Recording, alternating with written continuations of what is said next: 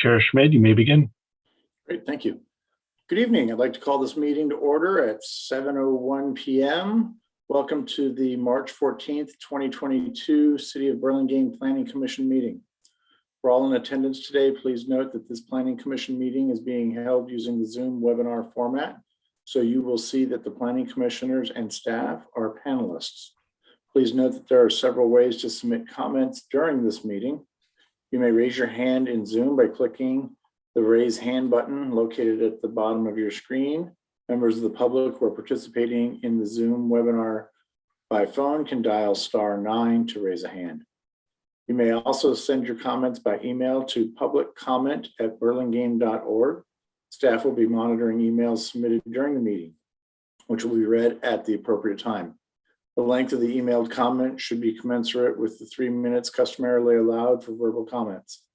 If you're the applicant or the applicant's representative, I will ask you to raise your hand when your agenda item is up for discussion so that we may be prepared for you to speak at the appropriate time.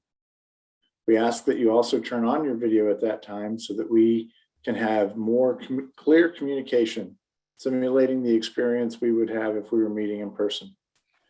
This meeting is being streamed live on YouTube and will be uploaded to the city's website after the meeting. Moving on to agenda item number 2, roll call. The record should note that Commissioner Toronis is absent this evening. Otherwise, the rest of the planning commissioners are present.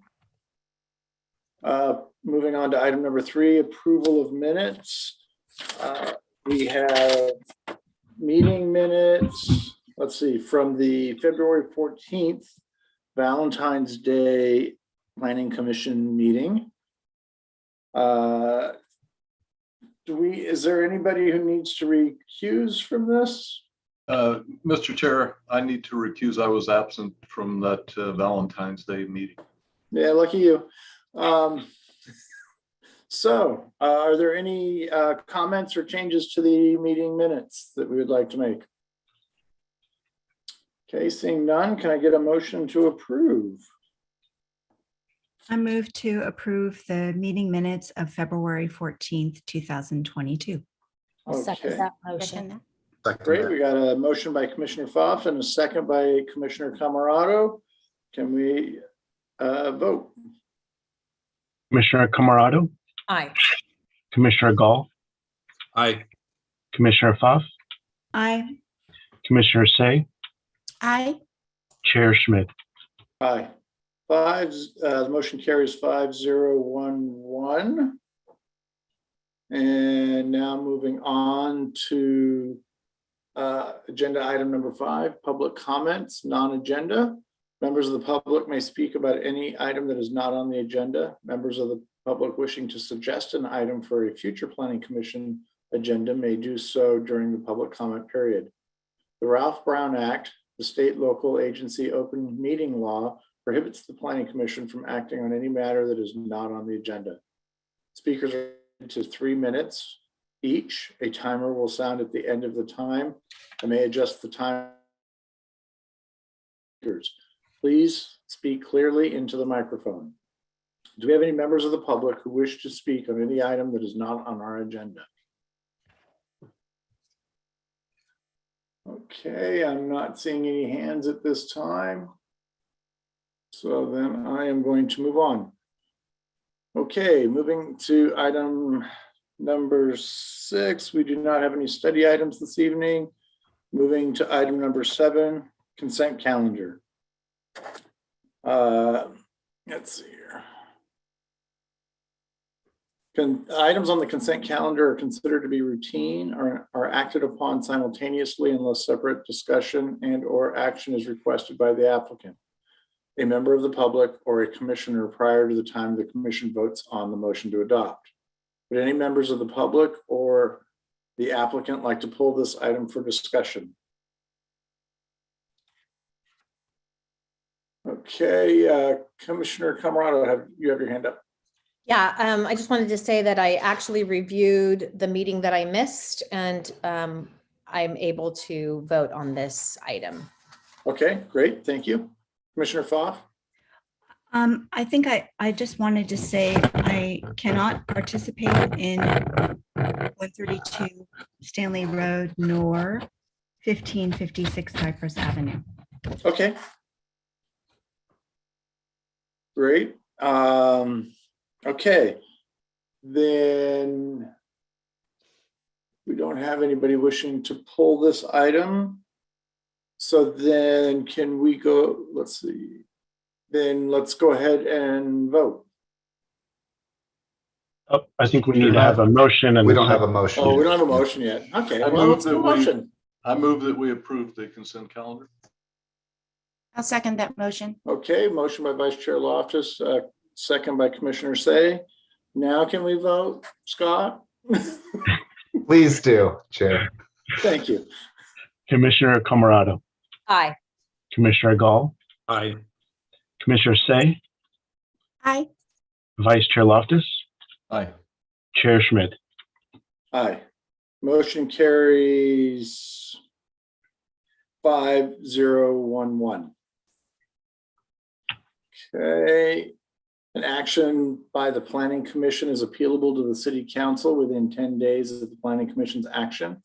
If the Planning Commission's action has not been appealed or called up for review by the City Council by 5 p.m. on the 10th day, the action becomes final. In order to be effective, appeals must be in writing and must be accompanied by an appeal fee of $708, which includes notice and costs. Congratulations. Okay, moving on to item number 8A, 128 Elm Avenue. If you're the applicant or the applicant's representative, please raise your hand so that we may be prepared for you to speak at the appropriate time. If possible, we ask that you also turn on your video at that time. Were any commissioners not able to visit the project site, or do any commissioners wish to note any ex parte communications regarding this project? Mr. Chair, I was absent for the meeting that this was reviewed at, but I did visit the site and reviewed the video. Okay. Thank you, sir. Okay, seeing none, let the record note that all commissioners present have visited the project site. Can we hear a staff report, please? Yes, thank you. This is an application for design review, special permits for declining height envelope, and attached garage for a new 2.5-story single unit dwelling at 128 Elm, zoned R1. The subject property is located in the Burlingame Park #2 subdivision. The properties in this area have the potential for listing on the National or California Register of Historic Places, and a historic resource evaluation was prepared for 128 Elm and concluded that the property does not appear to be individually eligible for listing either on the National or California Register under any of the criteria. Kind of just a background on the subject property. It's an interior lot. It's 52 wide by 210 feet deep, and there's an approximately 14.5-foot difference in elevation from the front to the rear property line. The applicant is proposing to demolish the existing single unit dwelling and detached garage and construct a new 2.5-story single unit dwelling with an attached garage. Total floor area would be 4,630 square feet, or 4,631 square feet is the maximum allowed. The new single unit dwelling would have a total of 4 bedrooms requiring 2 parking spaces, one of which must be covered. And the applicant is proposing a covered 2-car garage, and an uncovered space would be provided in the driveway. Given the 210-foot depth of this lot, it's not typical. The applicant is requesting a special permit for the attached garage, and that is part of the consideration for the application this evening. In addition, given the slope of the lot, the declining height envelope has been taken from the 15-foot front and rear setbacks, and even using this adapted code allowed change to the declining height envelope measurement, the project does encroach into both the left and right side for the declining height envelope, with 305 square foot encroachment on the left side and 85 square foot encroachment on the right side, which will require a special permit. This project does include a detached accessory dwelling unit, a 721 square feet. However, The accessory dwelling unit is subject to administrative review only and is not part of the Planning Commission review this evening. It does not count towards the lot coverage or floor area, so the totals provided to you in the staff report are not including the accessory dwelling unit. This application before you this evening is for design review and a special permit for declining height envelope for both the left and right side, as well as a special permit for an attached garage. This project first was before the Planning Commission at the February 14th meeting. At that time, the Planning Commission had some comments and concerns and gave direction to the applicant to return on the action calendar. The applicant resubmitted plans and a response letter date stamped March 4th. In summary, the original application included a floor area ratio variance. The floor area has been reduced by approximately 550 square feet, and the project's now compliant with floor area. The overall height was lowered by approximately a foot, and the encroachment into declining height envelope has been reduced on both sides. Staff has provided for you in the staff report suggested findings for design review, special permit for the attached garage, and special permit for declining height envelope, along with 15 conditions of approval.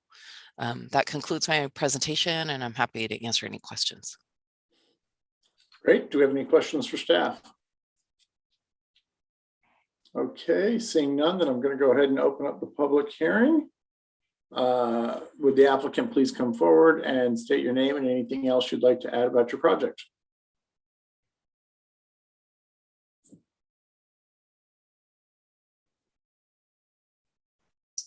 Hi. Good to go. Okay.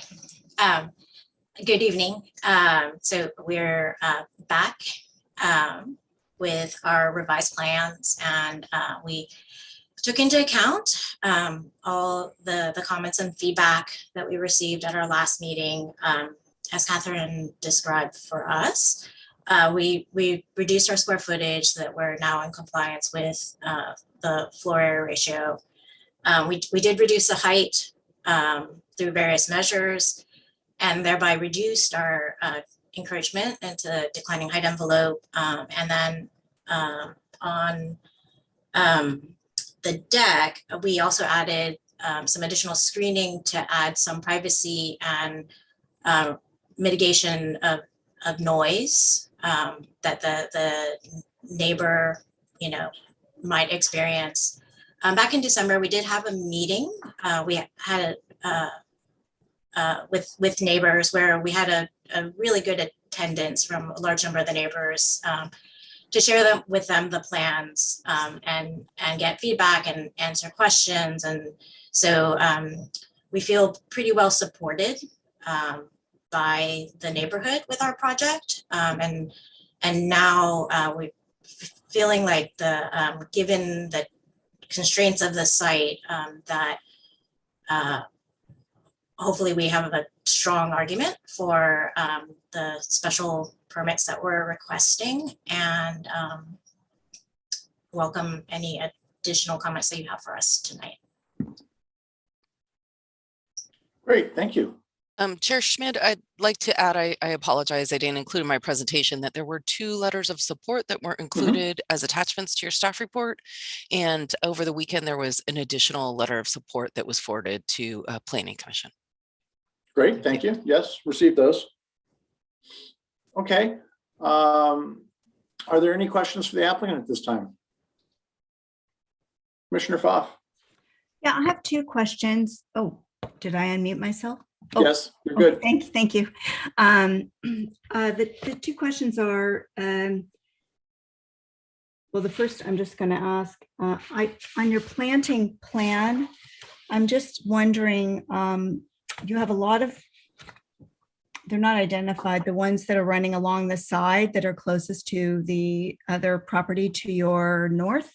Mm-hmm. And I didn't know what they were. Are they low bushes, or what do you have in mind? Those would be the Carolina cherries. So those actually grow pretty densely and fairly tall to create a really nice screening fence wherever those are planted. I'm sorry, I missed the name. Carolina cherry, is that what you said? Yeah. Is it an evergreen? It is an evergreen. Okay, very good. And the second question was, in your neighborhood meeting, did you get any attendance or someone from your north? Did they by any chance converse with you? They did. Beth, I'm sorry, I actually, her name is escaping me right now. But yes, so she asked some questions, and we answered them. There weren't comments about the design though that she had. Those were my questions. Thank you. Okay. I have a question on the elevation where we're looking at the garage doors. You have a series of 3 windows which look into the crawl space. Yes. Is that left over from when that was going to be the junior ADU, or is there a reason you're having windows into your crawl space?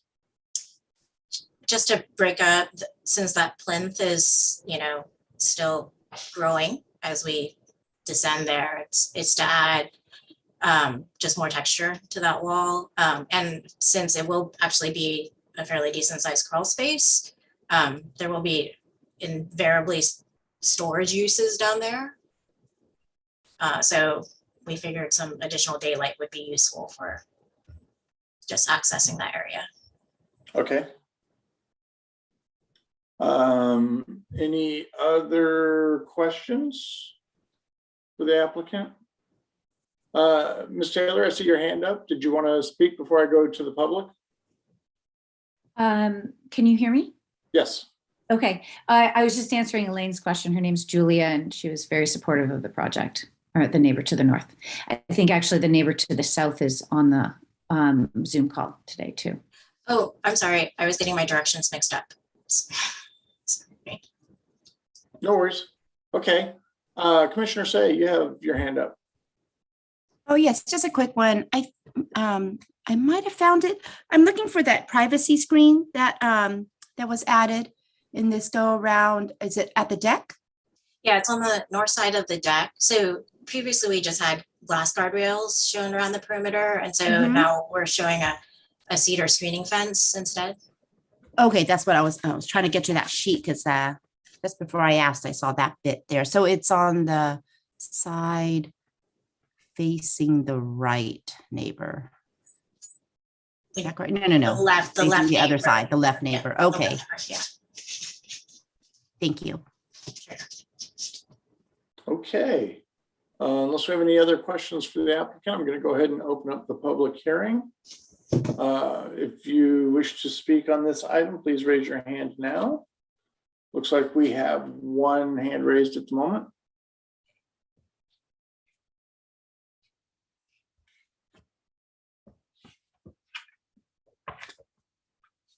Okay, you're in the meeting, Mr. Prock. Yep, you're good to go. Hi, thank you for allowing me a quick minute to speak on behalf of the project at 128 Elm. I live at 120 Elm currently.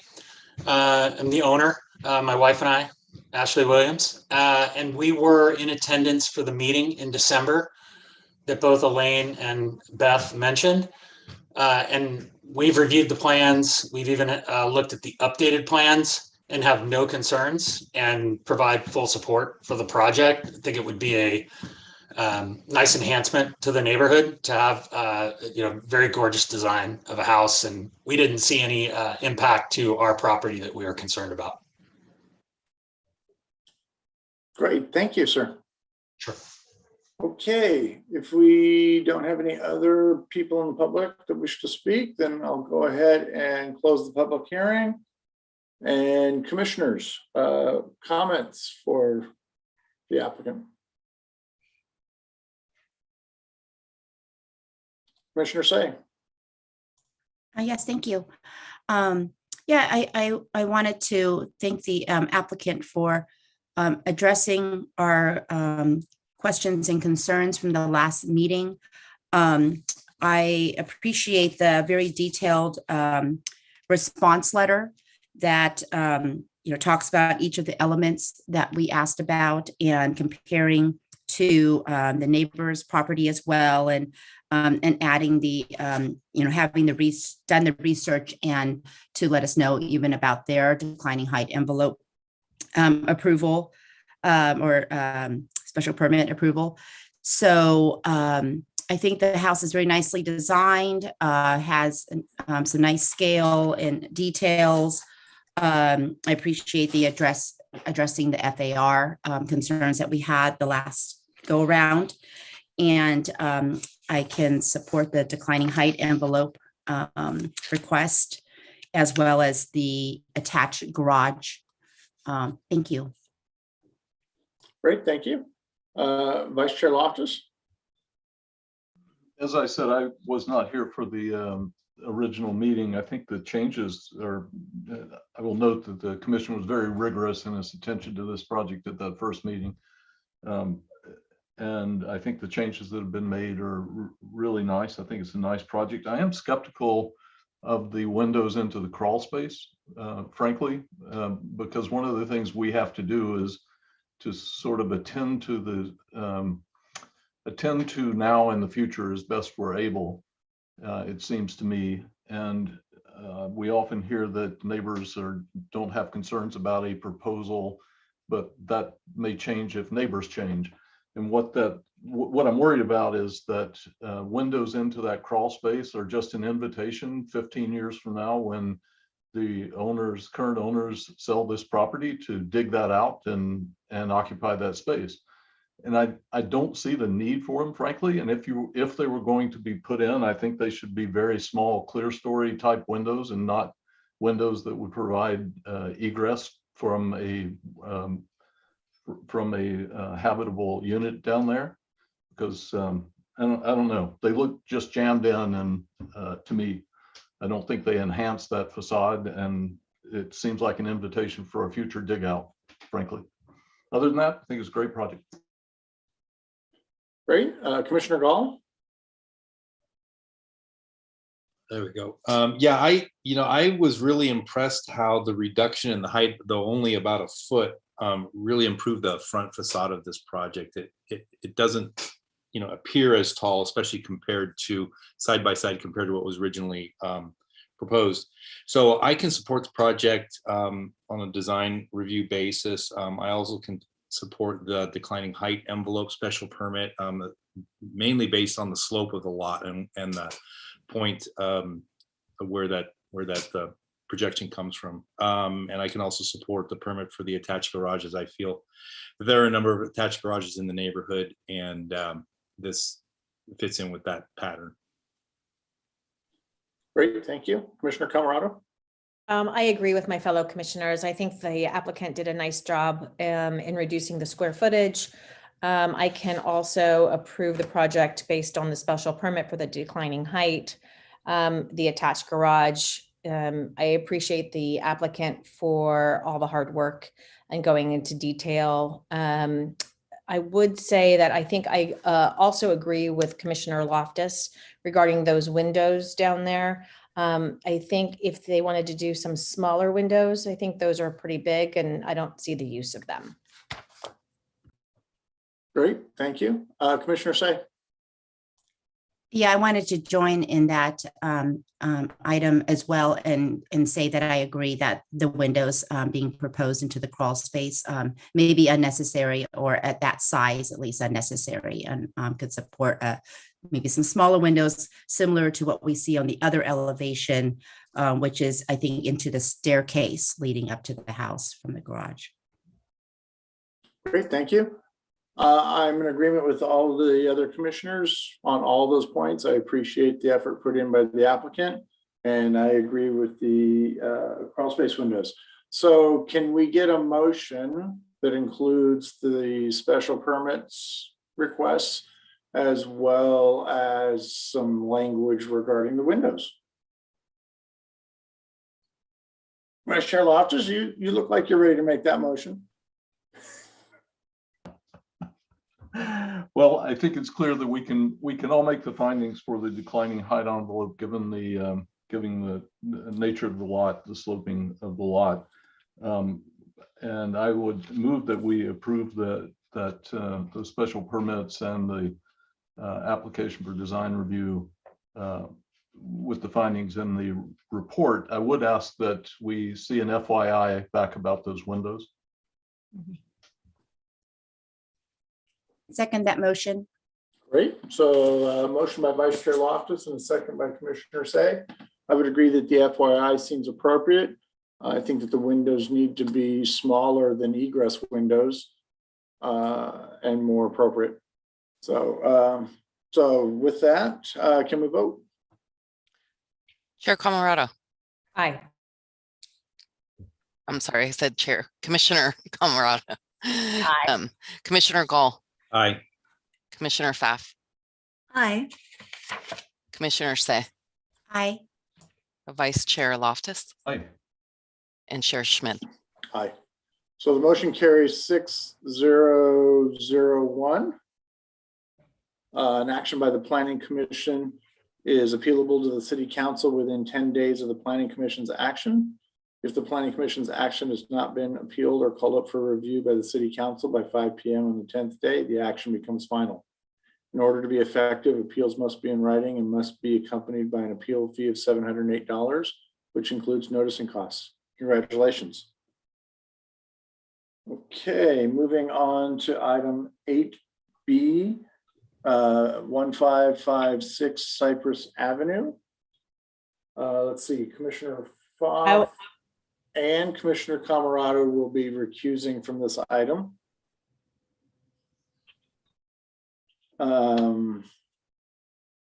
Okay. Will the applicant, if you're the applicant or the applicant's representative, please raise your hand so that we may be prepared for you to speak at the appropriate time. If possible, we ask that you turn on your video at that time.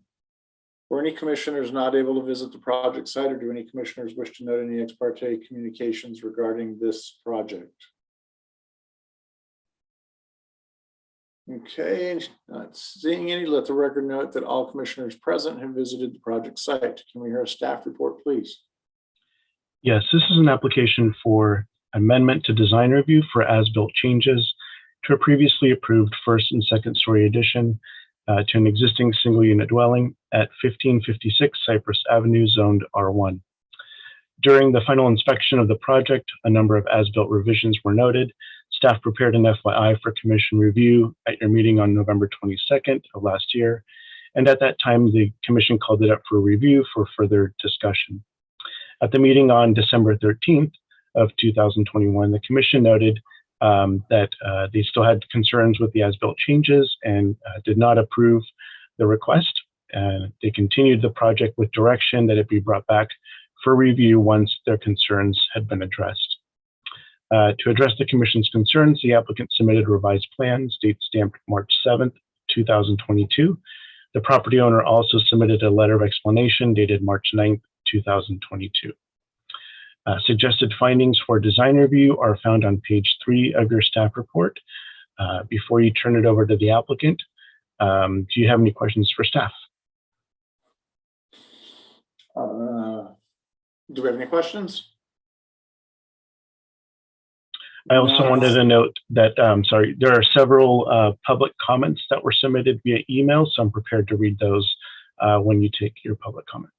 Okay, great, thank you. I don't think we have any questions for you right now.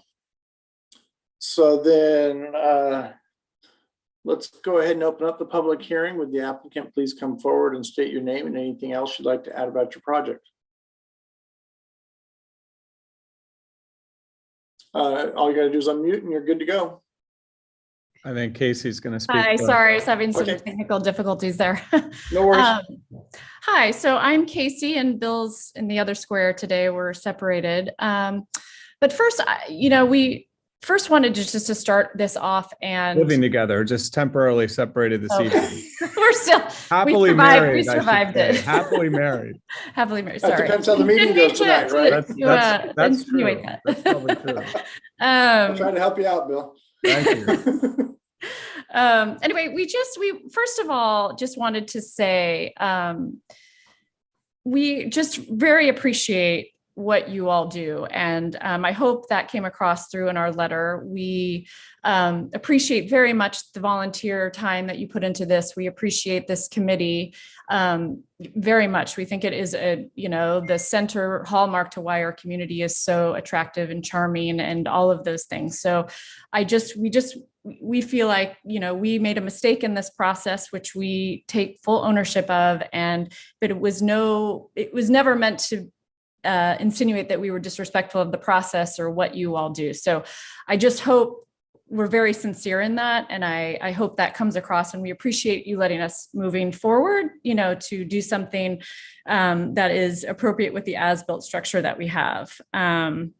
And then also, I just wanted to recognize too, we appreciated very much after learning what's involved with cutting through stucco, allowing us to try to submit a design first that didn't involve compromising the waterproofing and the cost and labor and all involved in that. So I just wanted to say those things from the start.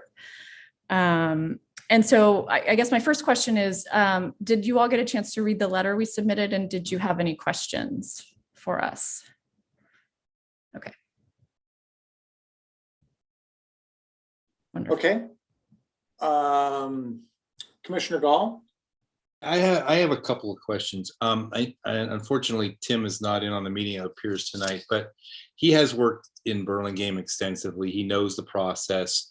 But does the contractor use, I don't know who the contractor was that you used, but are they a local builder or familiar with the Burlingame? Yes, they are a local builder. Their name is Garrel's Custom Homes. I don't know how many jobs he's done in Burlingame that have gone before Planning Commission.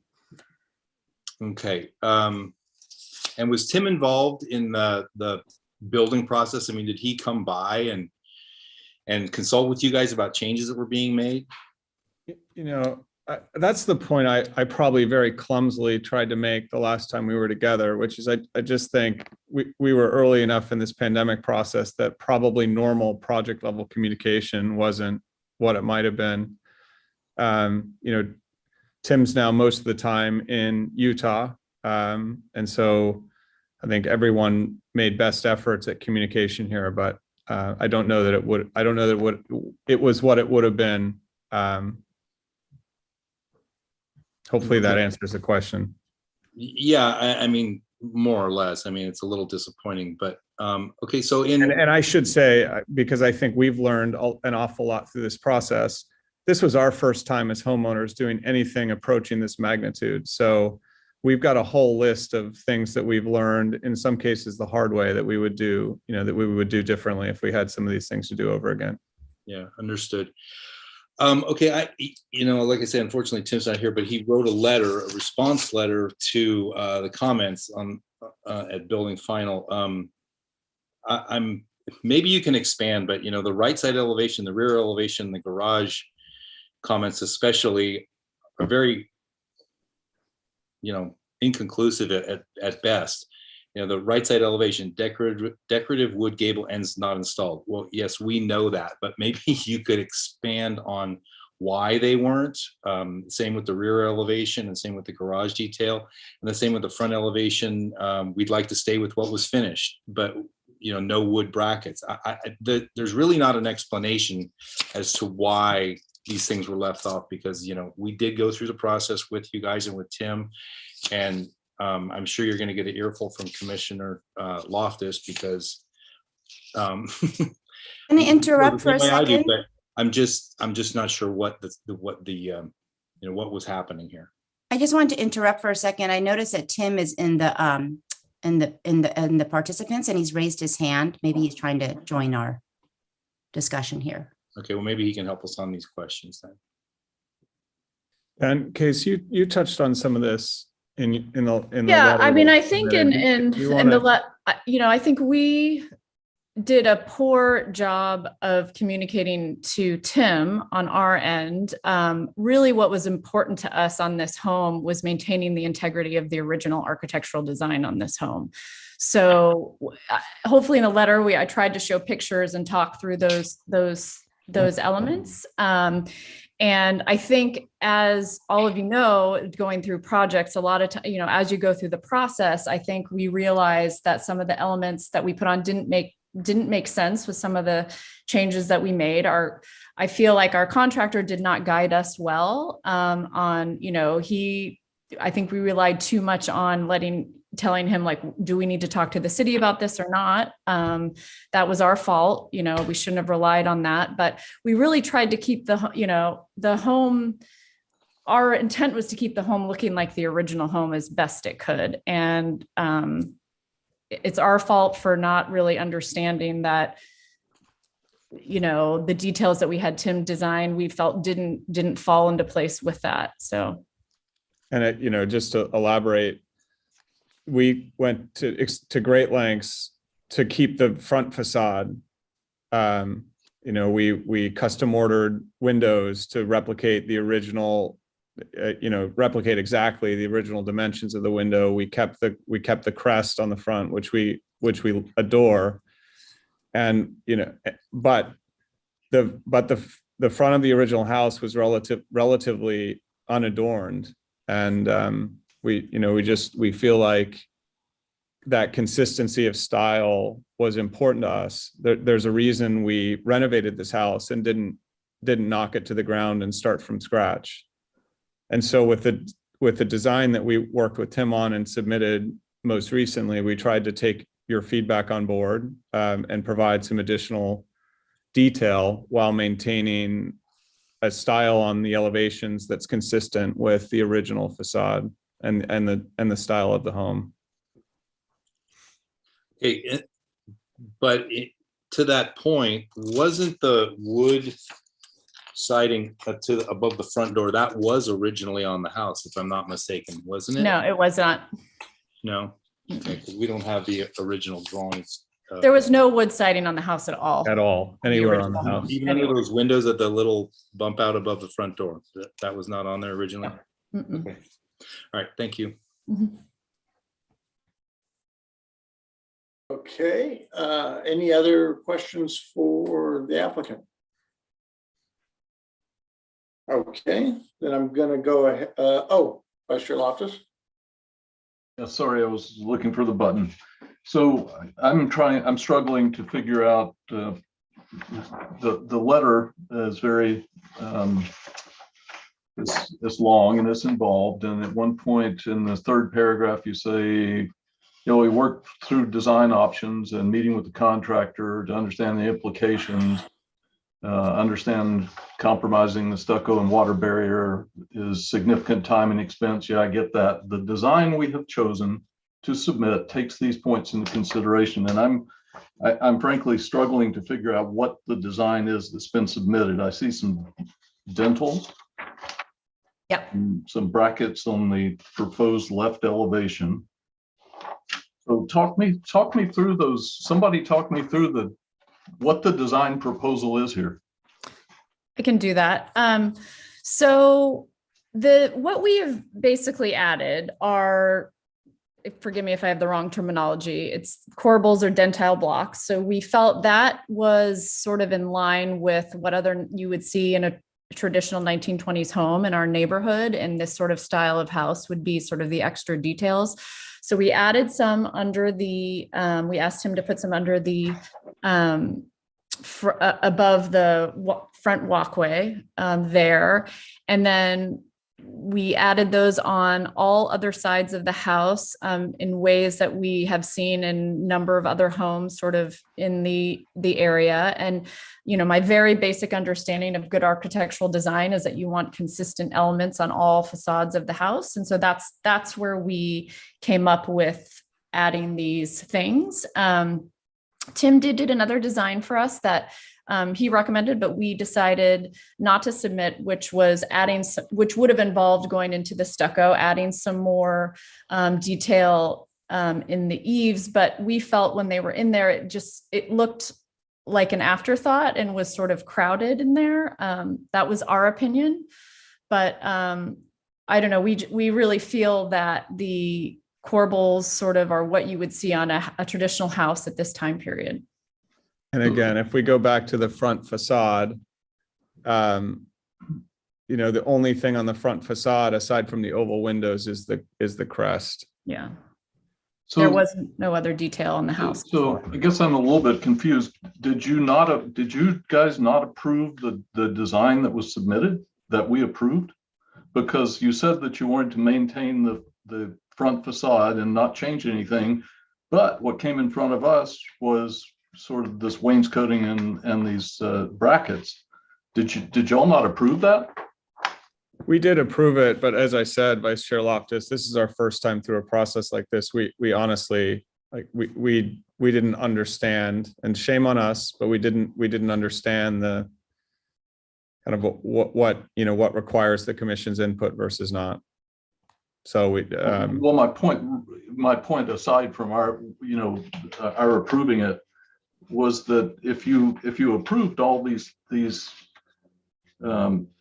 pediments, these sort of wooden pediments, then you didn't seem like you were trying to maintain the existing architecture. So it feels a little bit like a rationalization.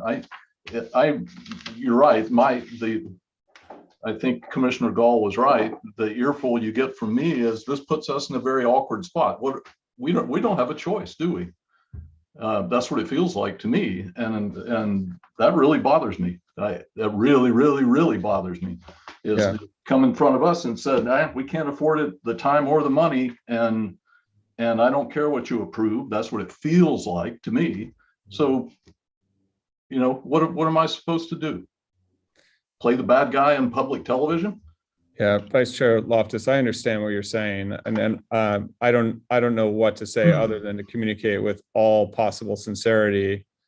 We love this home. There is a reason that we chose to renovate it versus knock it to the ground, and everything we've done through this process has been to try to maintain, mostly to my wife's credit, she's gone to enormous lengths to try to maintain the character of this house. And so while I understand what you're saying, I couldn't possibly feel more strongly that we've worked hard to try to maintain the character of this home. And I think as we got into the process, it became clear to us that the simpler facades were more true to the original character of the house. And as I said, it's our first time through a process like this. We certainly would know now maybe to spend more time on details like this on the front end. Okay.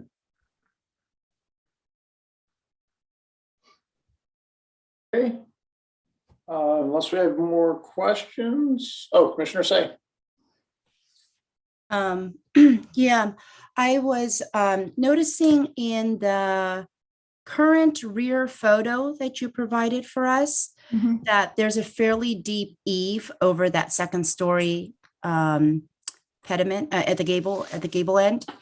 And it would seem that without any stucco cutting, that would be an easy application of the details that were originally originally approved for that particular application. Is that correct?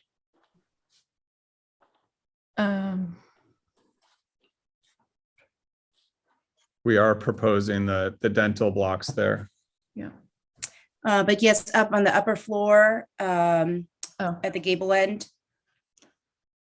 I know in elevation, it looks like it's flat and looks like it would be similar to the other gable ends that have no eave extension.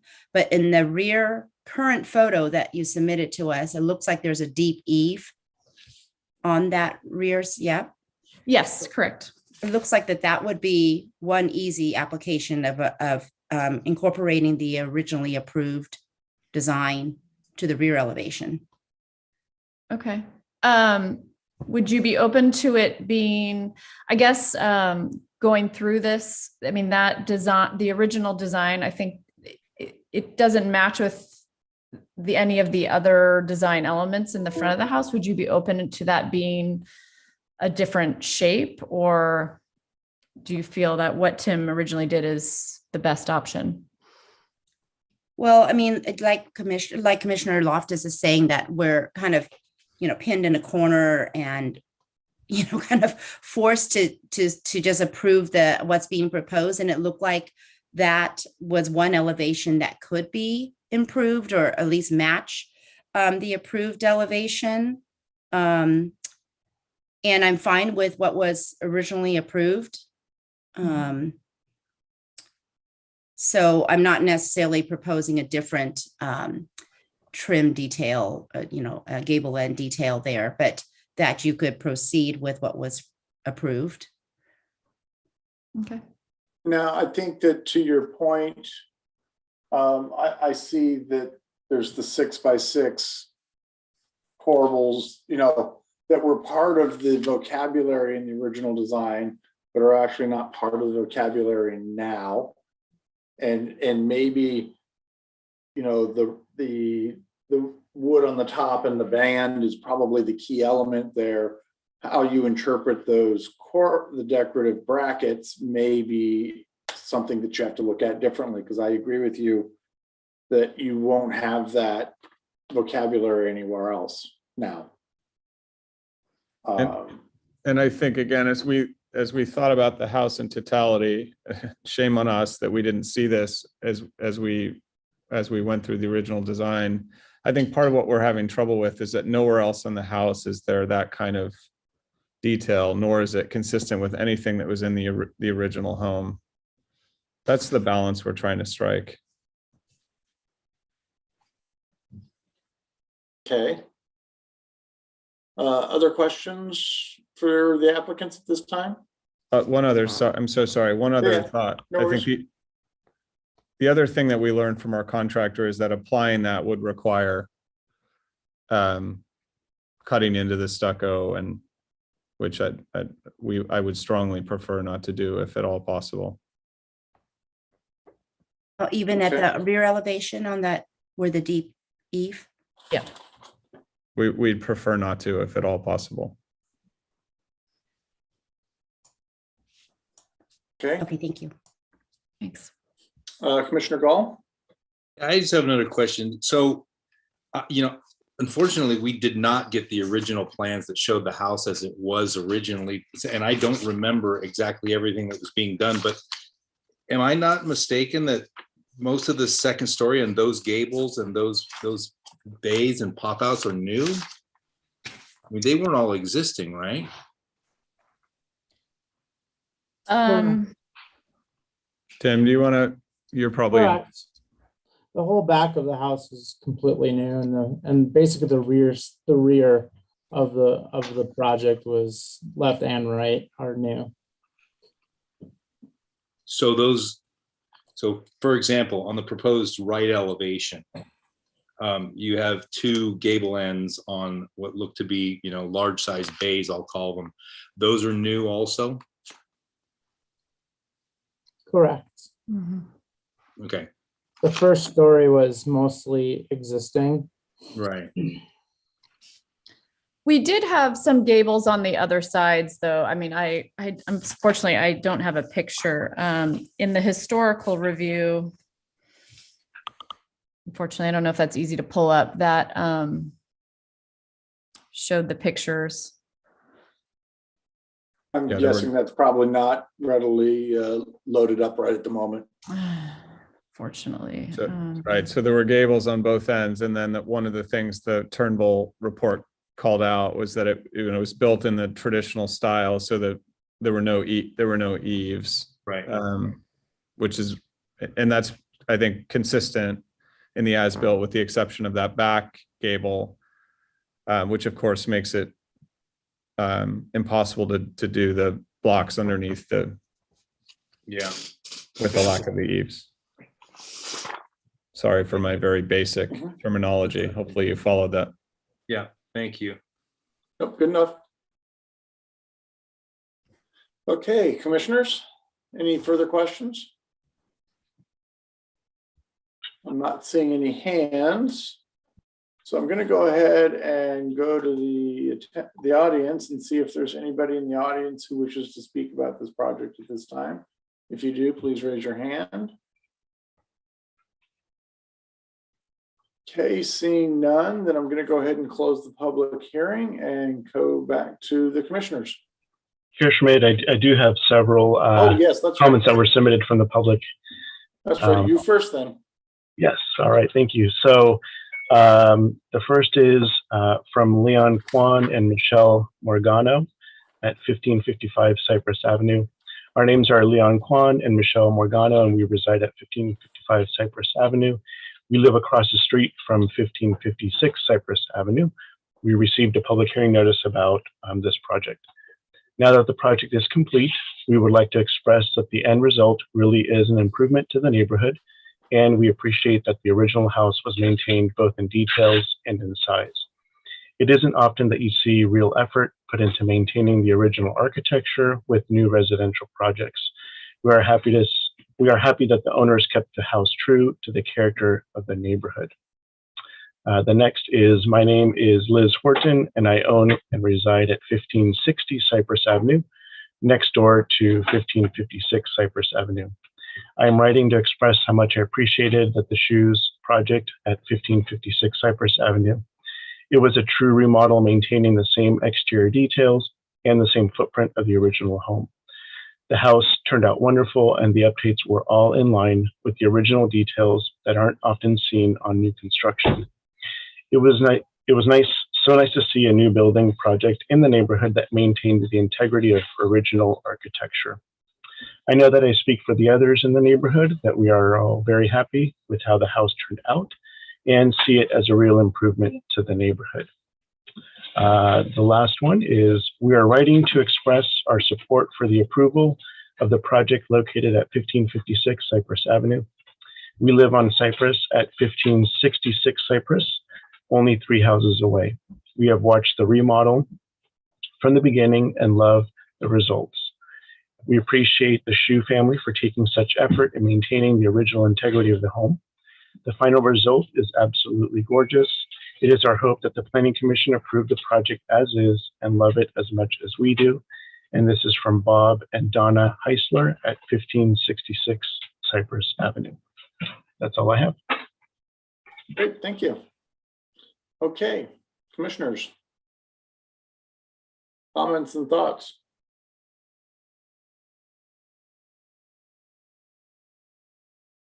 Commissioner Gall. Yeah, this, like Commissioner Loftus alluded to, this really puts us in a difficult situation because we did spend a lot of time on this, going through the whole application and all the details. It's unfortunate that Commissioner Toronis isn't here because I think, if I'm not mistaken, he's the one that did pull this because he had some concerns with it as well. He referred to the little portico above the bump out above the front door as a jewel box that really adds to the architectural integrity of the house and the overall design. And I agree with the applicant that adding the gable, the wood siding at the gable end on the rear may seem out of place because it wouldn't be on the other gable ends, but in the original design that was approved, all of those gable ends had the wood siding and the corbels and the dental work, and that's kind of what held this whole design together. I do find what the applicant is asking for, I find it a little bit plain and lacking the detail that we liked and we saw in the original design. I know you're going to get some of this from some of the other commissioners, but I'll just chime in early. But this kind of makes us feel like what are we doing? I could be watching TV with my son in the other room right now if we're going to be having applicants just do what they want when we sit here all night and approve these designs, and then the applicant, contractor, and designer just do whatever they feel like doing. I'm disheartened that the second story gables or bays were added and then just that detail was just disregarded. So my inclination is that it should have been done the way that it was originally. And there's going to have to be some concession made because I can't see letting this go the way it is and just saying, okay, it's fine, because we're setting ourselves up for more of the same. Okay, thank you. Other comments? Okay.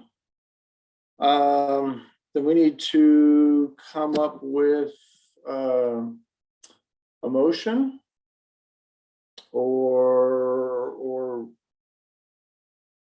guidance to the next step. So is there a motion that can be made that makes it move forward, or do we really want to go for a continuance and have them reevaluate based upon the feedback this evening? Commissioner Gall? Well, I think I need to see some of this go along the lines of what was originally approved. I don't think that what we have in front of us is approvable, at least not to me tonight. And I don't feel that, I mean, they knew that this was coming up, that it got called back, and there were no changes made or proposed changes made to come in line with the original design. And I think that there needs to be some effort made by the applicant and the owner and the contractor to bring it more in line with what we originally approved. So the best I could do is to continue it tonight, or deny it would be my other option, but I will defer to the other commissioners as to what they would like to do. Okay. Commissioner Say, Commissioner Vice Chair Loftus, any Commissioner Say? Well, I'm just in such a I feel like we're in such a difficult position because, again, this is not a, new team. I know the homeowners are new to this, to the team, but, and I'm not necessarily blaming Tim on this either, just saying that this is an informed team. And I feel like we just have no choice here, and I'm tired of always not having the choice, but to just agree with what is being presented to us. I also feel like, adding costs and cutting up a house and things like that also seems very wasteful. But at the same time, I want to carry through the integrity of the design that we approved. So I just don't know what to say, or I'm trying, I don't know what kind of hybrid approach that they could come up with that would be pleasing. I mean, I've been put in that same position as an applicant in the past and had to learn the hard way as well, and had to force a client to make changes to an approved design that wasn't carried out in the end, and I wasn't involved with it, the changes that were made. And I had to force my client to spend the money to make the changes that they made to the design and rectify them to match the approved design. And so, if I were to look at in all fairness in that sense, I would say that would be a fair approach. Like, that's what happened to my client and applicant. And so, what I would want to say, to be fair, that's the same thing that should happen here, because it's not, I mean, part of the team's uninformed, but part of the team is informed about this process. And I just don't know what to say, because I don't want to be that hard person to say, go do it. But I just have that experience, and I just want to share that. And it was hard for my client, and it was a waste of money, but they had to do it. And that's where I stand on that. I was trying to come up with a compromise with the rear elevation, even though I know that there are some gable ends that won't have that detail, but it seemed like the rear elevation was a place that it could be added. And it's actually a side that's viewed from the backyard and enjoyed, and probably seen pretty easily by neighboring properties as well. So I was trying to offer a compromise there. Okay. So I'm not seeing an appetite for a motion to approve as proposed. It seems to me that we are needing some more to move more to the middle of this. I can appreciate that adding the dentals is a path. I can also appreciate the challenge of getting the details in after the stucco. But I tend to agree with my commissioners that it's hard to not get any of the design pieces out of it at this point. So I think we need a better proposal. With that, it feels to me that we have a continuance here. with a show of nods, is that where we're at? And Chair Schmidt, if I may, and I don't want to make this go on any longer, so I apologize. But I think one thing that could be helpful is it looks like Commissioner Gall, Commissioner Say have talked about different ways that they think that this could get to an approvable way. But if we could explore a little more how those might overlap, what would really look like an approvable amendment at the next one, just to see, what's in common. I think that would be helpful. Okay. Vice Chair Loftus? Yeah, I've held my tongue. I'm trying to temper my comments. So here's where I am on this. We had a job to do and we did our job. I think the applicant was underserved by the professionals who sold him services, personally, sold them services. And at this point, I don't really care whether what gets put back in front of us is exactly what got presented to us the first time that we approved. But I know that what we see right now is the absolute minimum that could be done. And that's not sufficient for me. We're not getting anything back here. We asked for something that improves the project in a way, if it's not identical to what was the way it was improved the first time, in some other way. And what we got was the brackets, and I don't think that's sufficient. I know that people add things to the outside of stucco houses all the time. It's not as though it can't be done. You don't have to remove the stucco to add some stuff to a house. Somebody needs to go back and figure out something that makes some sense, that makes this palatable to the commission, because we did our job. And now we're being asked to do another job, which is to cave in, and I can't do it personally. So I would suggest come back with something that you can add on to stucco to make the house more attractive, because right now it's just plain. And it's not what we approved. Very simple. It didn't get approved. Okay.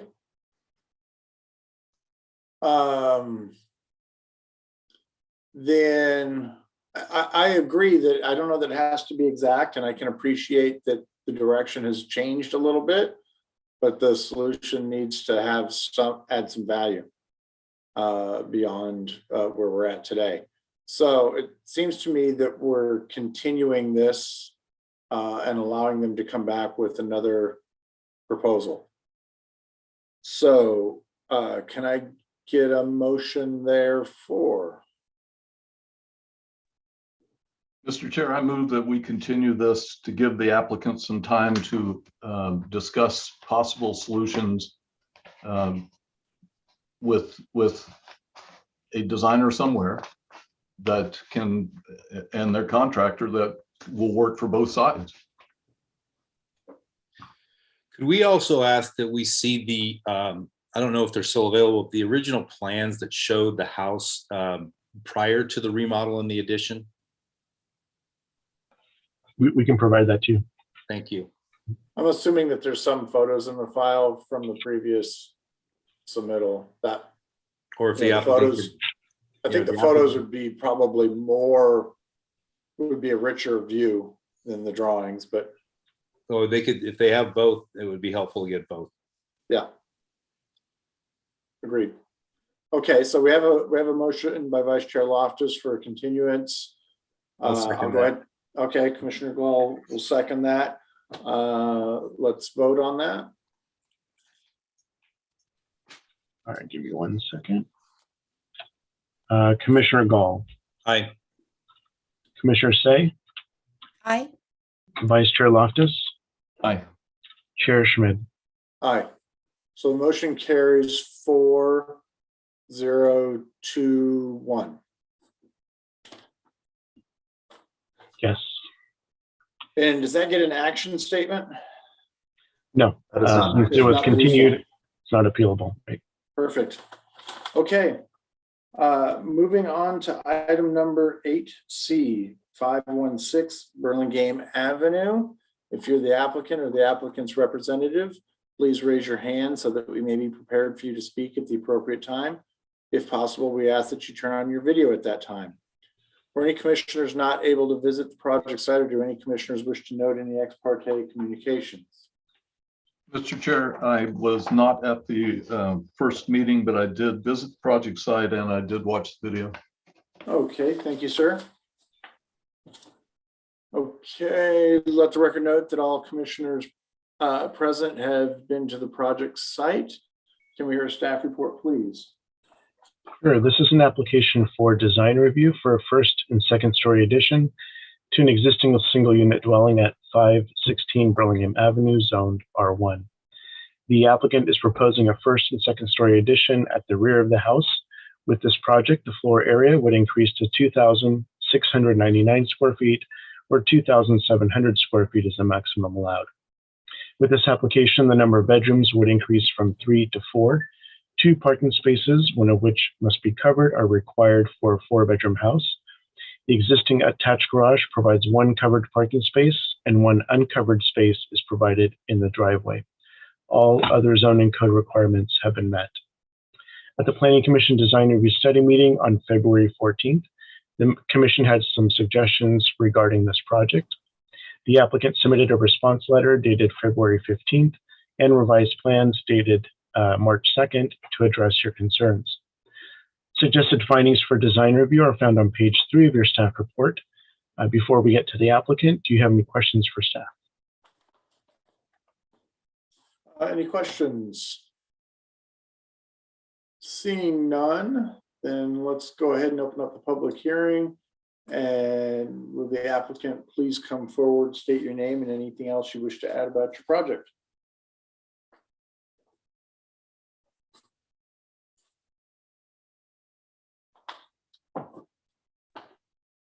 Good evening, Commission. Tim Radine's project designer. The owners, Canyons, are on as well.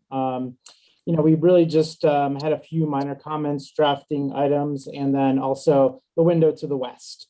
We proposed we kind of cleaned up the drafting so it was a little bit more easier to read. We're proposing, still having the transoms and doing a smaller double hung. The reasoning for that is that window looks directly basically into our ranch style home. It gets great afternoon sun because that is west. But the view itself is, we're trying to protect, number one, the privacy for the neighbors and for the Canyons. And then just bringing light in and making the windows smaller and creating more divides kind of breaks up the view. Still lets the light in, but kind of creates privacy. And then I'll kind of just I'll give the floor to you if you have any more comments, and answer them as we need to. Thank you. Thank you. Okay, commissioners, do you have any comments for the applicant? Okay, seeing none, then I'm going to go ahead and open up to the public and see if anybody wishes to speak on this item. If you wish to speak, please raise your hand now. We do have one public comment that was submitted via email. Okay. You're up. This is from Carol Fanucci, and she does not list her address. She notes this addition would be to the rear of my home on Dwight Road.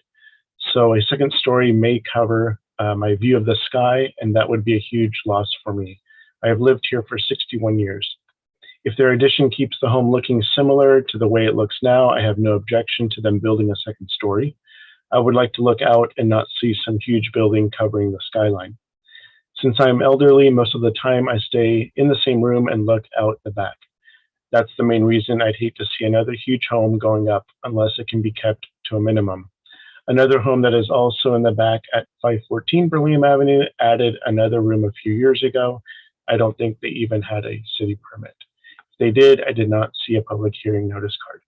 Thank you for giving me the opportunity to express my opinion on this addition. Again, this is from Carol Fanucci. That's all. Okay, great. Thank you. Okay, seeing no additional hands at this point, I'm going to go ahead and close the public hearing and come back to the commissioners. Comments? Okay, well, I'm going to comment on the window on the west side. Out of the two options, I kind of like the way the double hung version works together and kind of holds the rest of the elevation kind of in similarity versus the other one that is the larger cross. So that's for me. Otherwise, I felt that this worked pretty well with the structure that's there, and I found it approvable. Anybody else with comments at this time? Vice Chair Loftus. Yeah, I think that the project is pretty straightforward. I agree with the option on 3.0 as opposed to 3.0B, the double hungs. I think that's the one you were talking about. I know that Commissioner Taronis had some issues with the additional clear story height, but your comment that it was much more compelling in the three-dimensional drawing, I think was true. And I think it works okay, despite the difference in the head height of the windows. So I think it's a nice, straightforward project. Great, thank you. Commissioner Camerado? Yeah, can I just look at one of the side elevations? I was just wondering, is there some side shingles on one of those? No, next one. Proposed left, proposed rear, right. So those windows that are on the right elevation, right above there to the right, if top, that's right, top right elevation, those windows have no shingles on the side. Is there a reason that just kind of feels, yeah, that one and the one below just feels kind of awkward. I don't know if it would be impacting on the one in the middle, the window in the middle on the top, but that was just something that kind of caught my eye. But I'd like to see what my fellow commissioners think. Okay. Otherwise, it's a nice project. Yeah, so did you call my name? Sorry. Yes. Oh, okay, thank you. You're up. Looks like on the rear elevation, or at least in the proposed rear rendering. Oh, no, sorry, I think it's the rendering of the right side, proposed right side rendering seems to show some shutters on the window on the left of the rear elevation. And so I would agree with Commissioner Camerado that, you know, there's some that exist on the right side elevation, and then there's some new windows that are popped in.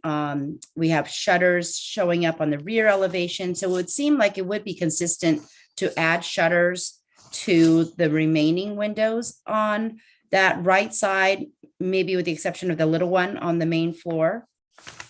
I think there's a hybrid going around the house, but it seems fairly consistent on the upper floor, at least, that there are shutters across all upper windows where space allows. And I also think that the designs come together very nicely, and I appreciate the renderings. They're actually very helpful in communicating the design. And I also do like the proposed transom windows over, I think it was the dining room windows. Okay, great, thank you. Commissioner Pfaff? Yeah, that's a good catch with the shutters. I hadn't really noticed, and I usually catch stuff like that. I completely agree. Need some consistency. I have a little confusion. I should have asked this before, but I didn't put my hand up fast enough. Is the area where the transom window is this a sort of a split level at that point? Is it raised? I think Tim's trying to come into the meeting again, if we can allow him in. It looks that way via the window pattern. Yeah. The head heights change across the. Okay, then that helps me. Yeah. Right. Okay.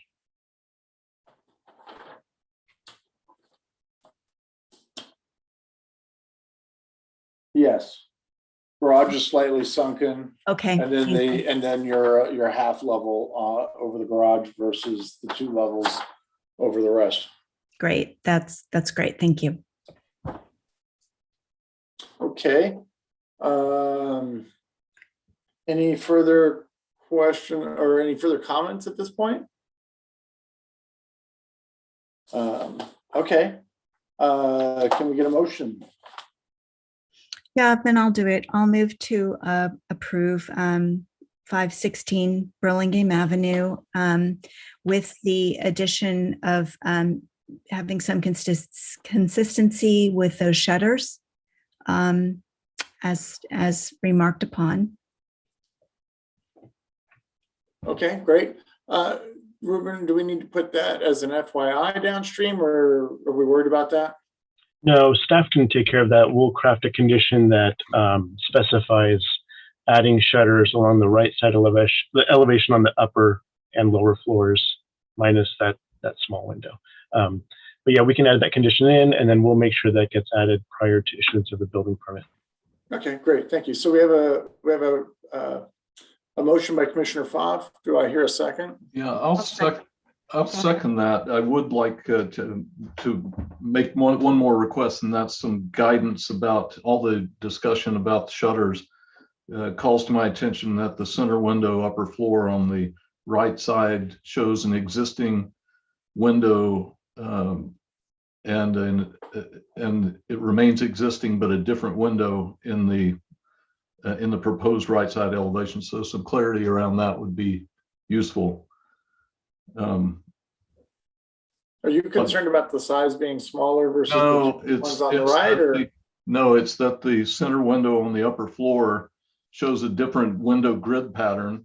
It says an existing window, and it remains an existing window with a different grid pattern in the proposed. And I don't know, I'm sure that the upper one's existing, but I have a feeling the other one's, the proposed is probably replaced, but I don't know. Maybe they're snap-in grids. I don't know. Yeah, good catch. But other than that, I second the motion. Okay, so we have a motion by Commissioner Pfaff and a second by Vice Chair Loftus. Any further discussion? Okay, I think we're good. So then let's go ahead and vote. Commissioner Camarado? Aye. Commissioner Gall? Aye. Commissioner Pfaff? Aye. Commissioner Say? Aye. Vice Chair Loftus? Vice Chair Loftus. Aye. There we go. Chair Schmidt. Aye. Motion carries 6001.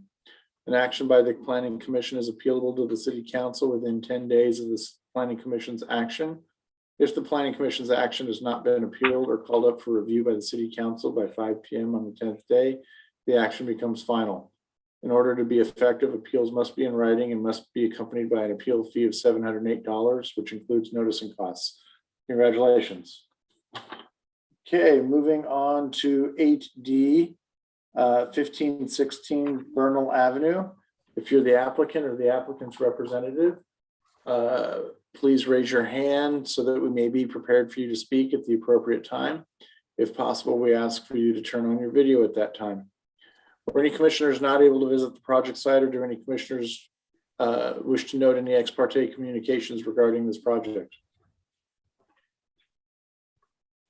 Seeing none, let the record note that all commissioners present have visited the project site. Can we hear a staff report, please? This is an application for design review for a new 2-story single unit dwelling and detached garage at 1516 Vernal Avenue, Zone R1. The applicant is proposing to demolish the existing single unit dwelling and detached garage and build a new single unit dwelling and detached garage. The total proposed floor area would be 3,420 square feet, where that is also the maximum allowed on this lot. 2 off-street parking spaces are required, one of which must be covered, and those are required for a 4-bedroom house. The proposed detached garage would provide 2 covered parking spaces, and 1 uncovered space would be provided in the driveway.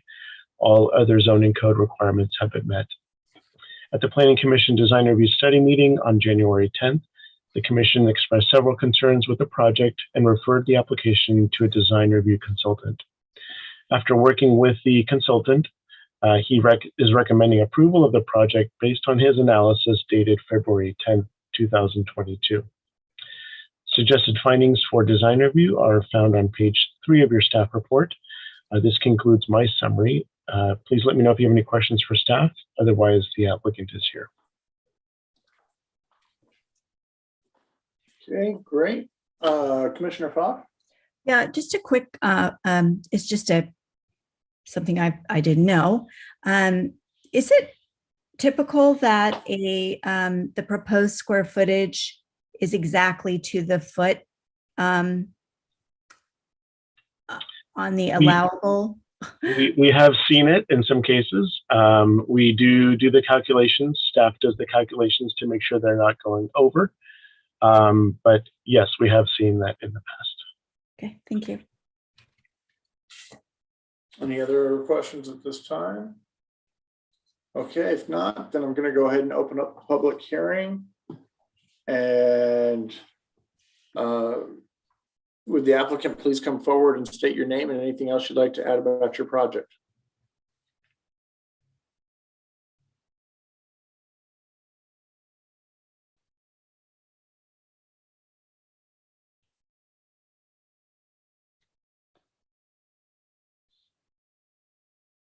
Okay, there you go. You're unmuted, so you're ready to go. Hi, good evening. Thank you so much again. We work with Jerry regarding the design, and we changed the design. Can you hear me? Mm-hmm. Oh, yeah, we are back, and we work with the Jerry regarding the design, and we go and change the style and reduce the size of the windows and the height of the elevate, means the height of the floor, to make sure that we meet the design requirements from the city. And we changed the stucco to the horizontal siding. That means that consistent the style to the style of the craftsman, because we change it to the craftsman style. After that, the previous meeting, we changed it. We worked with Jerry regarding this one, and I really appreciate it from Jerry that we worked. He works with us very continuously and very patient, and it was so good. Thank you so much. Great, thank you. Do you have any questions for the applicant at this time? Commissioner Say. Yes. On the garage, well, I've noticed all around the house that you have the decorative bracket in the gable ends, and in the garage it's missing. Was that deliberate or in just an omission, drafting oversight? All of them is at the side. Oh, you want to have a... Sorry, I don't get it. Could you please repeat your question? So you see the decorative bracket you have inside all of the gable ends. It's consistent around all sides of the house, and it's missing on the garage, and was just wondering if that was deliberate or just an oversight. Honestly, we don't talk about this one, but it's that if you want to continuously, we can add this one in the garage as well, because you are right, because it looks more continuously if we do something like that. Mm-hmm. Oh, great. And then I noticed you were good about locating or showing us where you would have some exterior light fixtures around the house. So a couple of additional areas that look like missing some potential exterior lighting is the side entry door, if you wanted to consider that. And also at the garage, there doesn't appear to be any exterior lighting around. Yeah, you are right. We are only put the front and the rear. We don't mean that I don't put anything in the side, but definitely I have to put from the side, especially the side door and the garage as well. For sure, I will add it. Thank you so much for catching this. Sure. And then just one last question. I think the rendering, either the rendering or the elevation is showing possibly a different size window in the second story that's above. Let's see, what room is that? It's like a living room. In the rendering, those windows look really large, kind of oversized for the scale of that second story. And the rendering, I mean, not the rendering, the elevation seems to show a little bit better size. And just wondering if you looked at your sill heights. I'm not sure what the sill height is there on the second story, and those second story windows, if you might want to increase the height of them. There's a little bit a scale. I feel like the scale is a little off.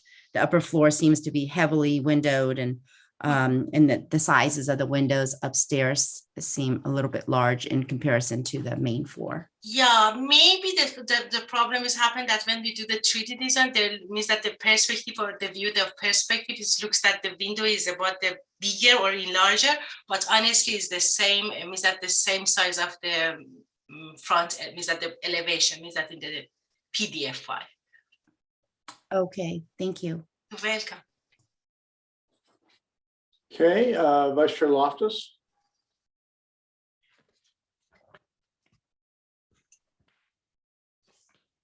Sorry, I found the button again. This changed a lot. Thank you. Welcome. Thank you so much for your recommendation. So a couple of questions. Tell me a little bit about the wood siding. It's real wood. You're proposing real wood because it's called out as wood siding, right? Yeah, but this one is means that we really want to put the real wood, but again, it's dependent on the owners that we work means that the owners want to put the real wood, but we suggested that put the wood siding there. Yeah. Okay. What's the dimension of the face of the siding? Yeah, we think about the 5 or 6 inches. Oh, it seems like it's drawn bigger than that somehow. Yeah, maybe because of the software that I use, maybe I have to change it to the sample. It's a little complicated. Okay, yeah, I think that's important because I think it throws the scale of the facade off. The face appears to be close to a foot, but I don't know. It seems big, and I think it's really important that you draw it correctly so that it doesn't make the house feel sort of like a dollhouse.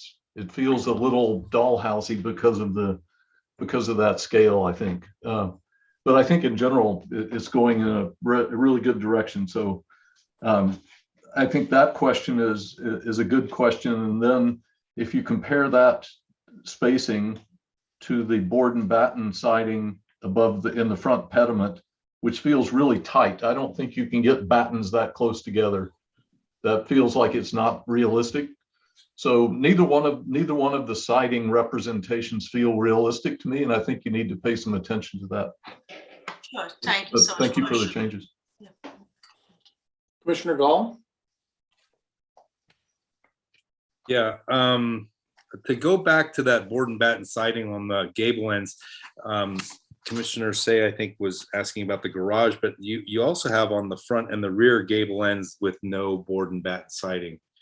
Would you, I mean, I can ask the other commissioners, but to me, it looks like those should have them as well because the ones on the sides are even smaller and they have it in there. So I think that those ones on the front and the back should also have the board and batten siding. And I had the same questions about the wood siding, but I will go on to the window trims. The only detail I saw is in the back around a rear door, and it's stuccoed foam, but I don't think that's really what you intend to do, is it? Sorry, I don't get it. So basically, what's the trim around the windows? The trim of the window? Yeah, the trim that goes around the windows. You've got, it looks like a, I don't know, some dimensional lumber. Sorry, I don't get it. That means that you ask about the trim that is about the wood, means that here, that in the means that in the top and in the bottom of the windows. Yeah, and on the side. Yes. Yeah, it's about the wood here as well. Yeah. Could you provide a dimension on that also in the next set of drawings? Sure, definitely, I can do that. Okay. Then one other question. You have on your proposed rear elevation, you have two different notes, I think, for your windows. On the right-hand side, it says aluminum clad wood windows with simulated true divided lights, which is typically what we see.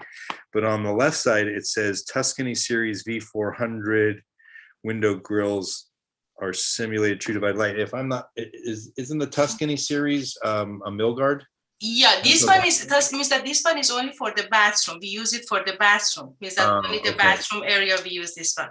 And sorry, this one is means that my fault is not because the owner takes me that it's not the rear word. They want to use it as a hardy cements here for the side, for the food siding. Oh, they want to use the hardy siding? Mm-hmm. Okay, again, if you could specify that with the dimensions and any corner conditions or pieces that may need to be added would be helpful also. For sure, definitely, I will do that. Okay, thank you. That's all I have. Commissioner Camerado? Yeah, so I'd like to just look at the landscape plan for a moment. So I'm trying to understand what's going to be, because doesn't it go up from the street? I think Commissioner Gall had mentioned that before. I can't remember who did, but right now you have all this pictures, the renditions with all these large trees on the side. But I'm not quite understanding what's going to be on that side of the driveway right there, if anything, or is it, because it's a pretty tight, yeah, exactly right there on that right side.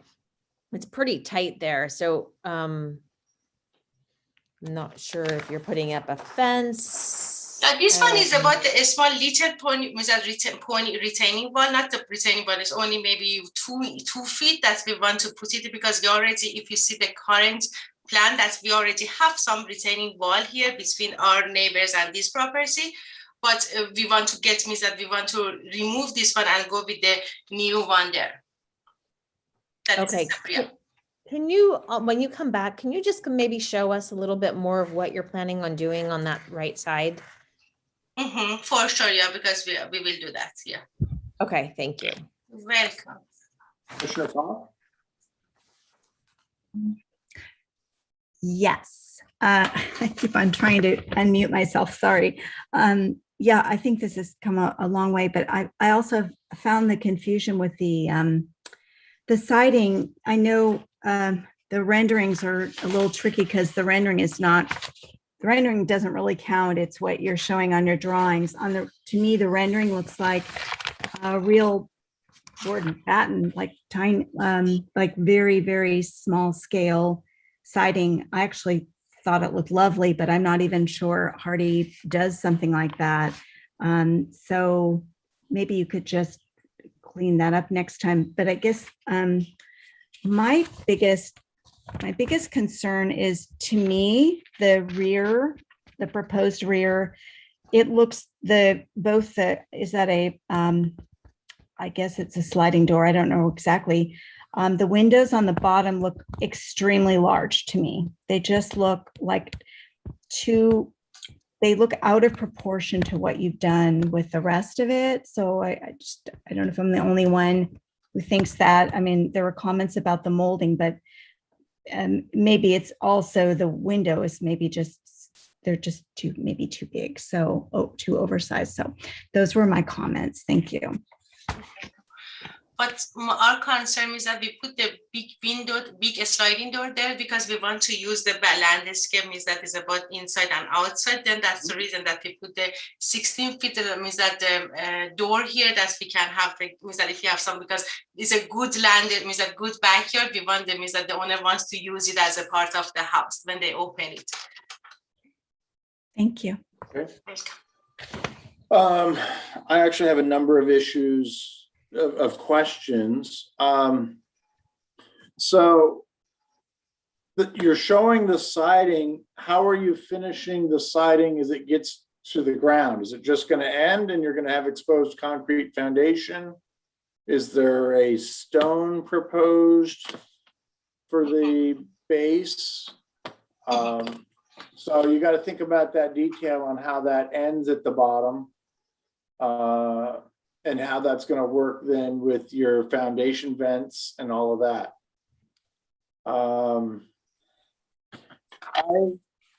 I was probably the most vocal about site issues the first time around, and I'm not really seeing that the civil plans address any of that.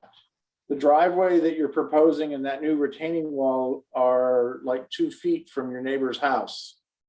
So when you go to dig that out, I don't know how you're gonna protect their house from falling into your driveway. Mhm. Actually, I think the owner is here, and I remember that the owner talked to the neighbors regarding this one. Maybe he can explain it to you regarding this, because this one is not the real retaining wall, it's only some cosmetic retaining wall between these two houses. But I think the owner is here and he can explain it to you as well. Okay. Sure, Behzad is here. Hi, this is Behzad Hajian. I'm the managing partner of this project. If you let me, I'm going to start with the last question about the wall. Basically, this is more like garden wall. This is not a retaining wall. It's not retaining anything. I took a couple of pictures and I believe I provided to the planners. So this is not holding anything. I had a conversation with the neighbor about that, and so removing that wall is not gonna impact the house, and so there is nothing really concerning based on the real situation we looked at. We might need like a wall like 1 feet or 1.5 feet probably to hold the garden, to hold the front yard, but other than that there is no concern about that. And like I said, neighbor and we are on the same page on that. So if there is any concern for this committee, I can provide more pictures, share with the planner or share with the public works or building department. But Well, I know that your plan looks to take out about 2 feet of where that wall is further to the right, and it's going to be within 2 feet of the neighbor's house. And there's a tree that's on that line that I think is going to get killed. Because just putting in my own driveway, I killed a tree that was a lot further away than the tree that you're about to go up against. So I'm concerned about the trees that are there on the neighbor's yard, and I'm concerned about the potential that I actually think that wall is retaining and providing resistance for their foundations. Sorry. The wall finishes before the house. So basically, the wall is between two properties at the front yard. So it is not, when it gets to gets close to the house, basically both properties are on the same level. So that should not be a concern. And we look at it very close. I personally look at it very close, and I talk to the neighbor about that. So trust me, it is not, if you see the actual situation, you would see that this wall is not holding anything when it gets to the actual house of the neighbor. I agree that it does substantially reduce across the vast majority of their house. I agree. It is probably in the first 20 to 25 feet from the beginning of the driveway that it's doing, there's a lot going on there. I'm not seeing anything in the drawings regarding the wall across the front and the 5-foot difference between the sidewalk and the house. Nothing in the drawing, the landscape or civil drawings represent that. Yeah.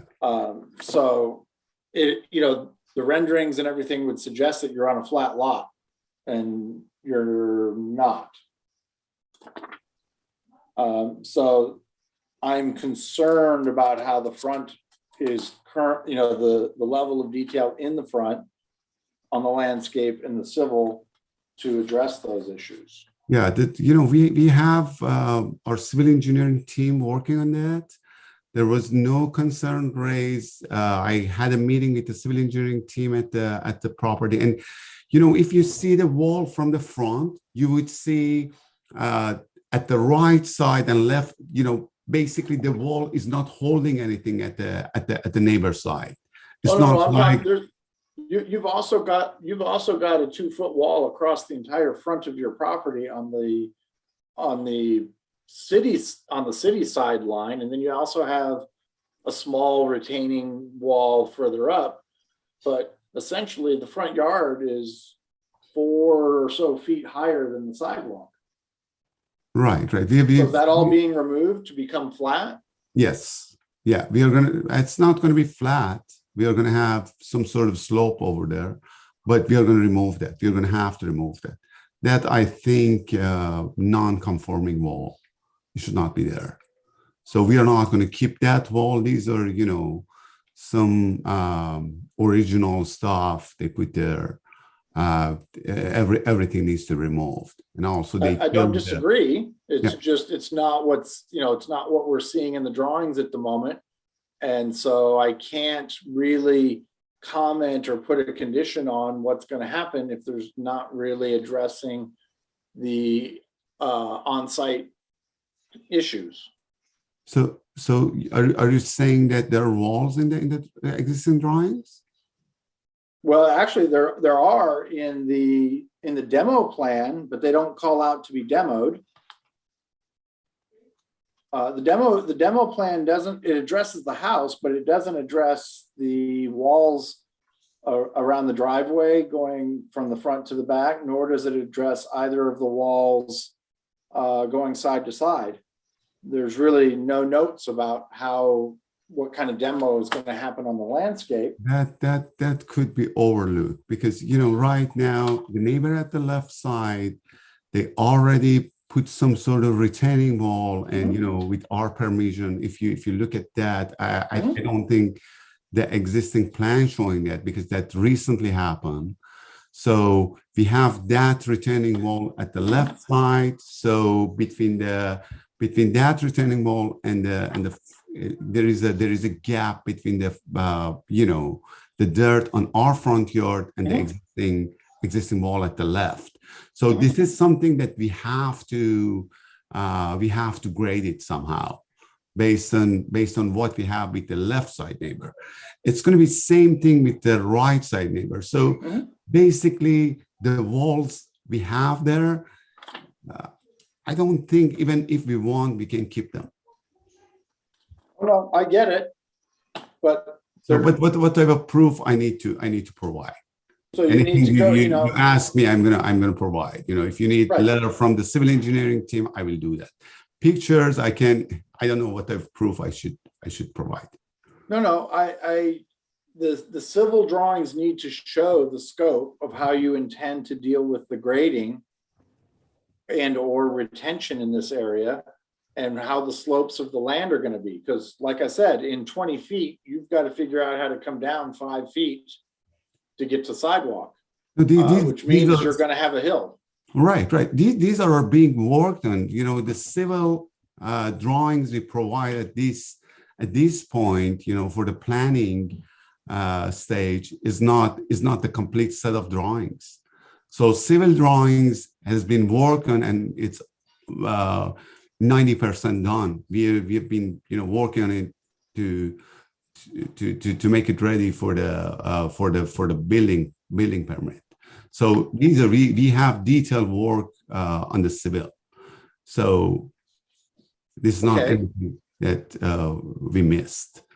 No, but what I'm seeing in the package in front of me doesn't explain to me how you guys are going to get from sidewalk to finished floor. I see stepping stones, but I don't see any elevations or topography or how you're going to manage the planting to do that. And I'm not seeing any in the demo plan, the removal of the retaining walls, either on the front or the side. All I'm seeing is a new driveway. Yeah. And so I think that there needs to be more detail there because I'm concerned about that. You know, when it's a flat front, I'm not usually that concerned and the stepping stones are fine and some planting. But in this case, because it is such a raised site and because it's such a tight neighborhood with very little space in between, you don't have the typical setbacks that we would have in some of the other lots. All of these houses appear to be, 2 feet off the property line, which is not normal in other parts of the neighborhood, but seem to be consistent in this part of the neighborhood. So I want to make sure before we give an approval that we've addressed the issues of site and how that impacts the neighbors. I totally agree with you on what's happening on the left side. I can see their new retaining wall and what they're doing to protect their driveway from the land that's on your side that otherwise would just dump onto them. Right. So we just need to see that. We just need to see that detail. Yeah. The detail has been worked on and it's ready. The only thing is for the planning commission, we were not asked to provide that. So everything is working on. So we just in terms of civil work, we provide very minimum based on what we were asked for. So, but it doesn't mean that it was overlooked or we didn't work on it. So everything, we have comprehensive civil work for every detail of the elevations or need of retaining wall, everything. So, and this is the conversation I had with the public works and civil engineering team of the city. So I can provide that, Well, there's going to be a number of issues that there's a number of requests that I've already seen from, questions from the other commissioners. So we will figure out how to give you the appropriate direction of what it is we're looking for on this. I guess that's probably the end of my questions. The rest will be comments. So, okay. Any other comments for the applicant, commissioners? No? Okay, then I'll go ahead and go to the general public and see if there are any comments there. If you wish to talk about this particular item, please raise your hand. We do have one email that was submitted. Okay, you're up then. This is from Francis Olson. I have a one-story property next to this new proposed development and want to be sure my house will not be dwarfed or lose sunlight, etc., with the size and placement of the new house. Thank you for your consideration of adjoining properties.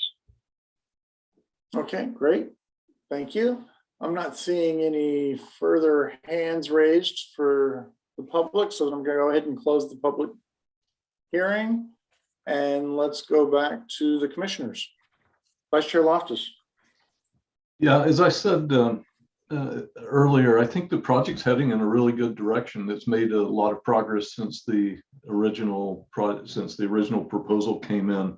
I think what we're looking for, and I sense it with your comments, your questions, Mr. Chair, I think what we're looking for is to see something that's close enough to be credible.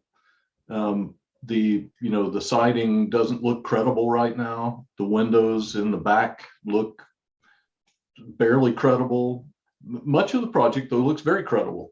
And there's just these funny parts that seem like they're misproportioned, or if I'm looking at the Google street view of the property, and your questions about what happens when that wall comes down are perfectly reasonable. And we just need to see something that's credible in that to solve the problem that's facing them, so that we don't end up seeing something come back to us later that's not built the way we approve it because it wasn't buildable in the first place.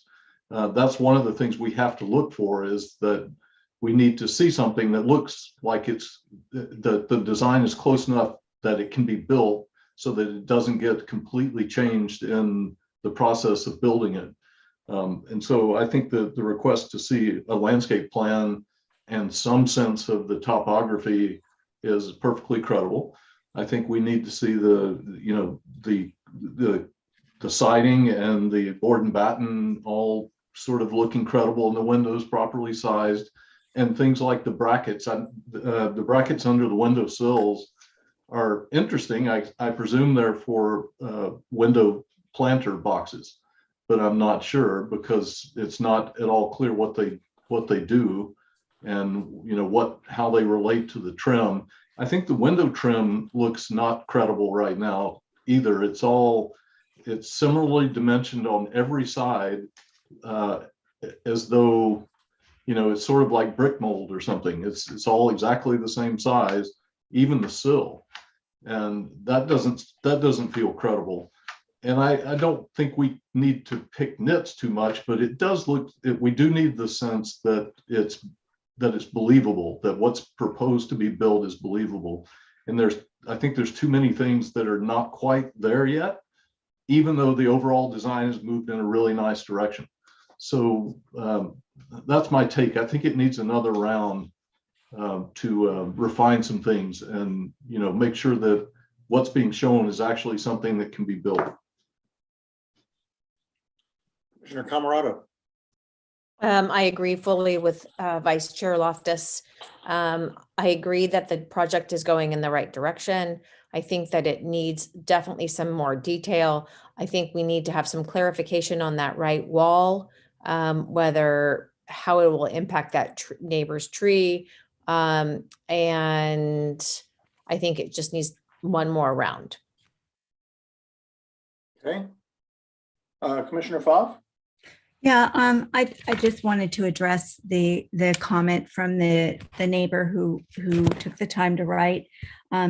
Just if it makes her feel any better, this is not that tall of a project. It looks like it's, I want to say 26. I just lost the page.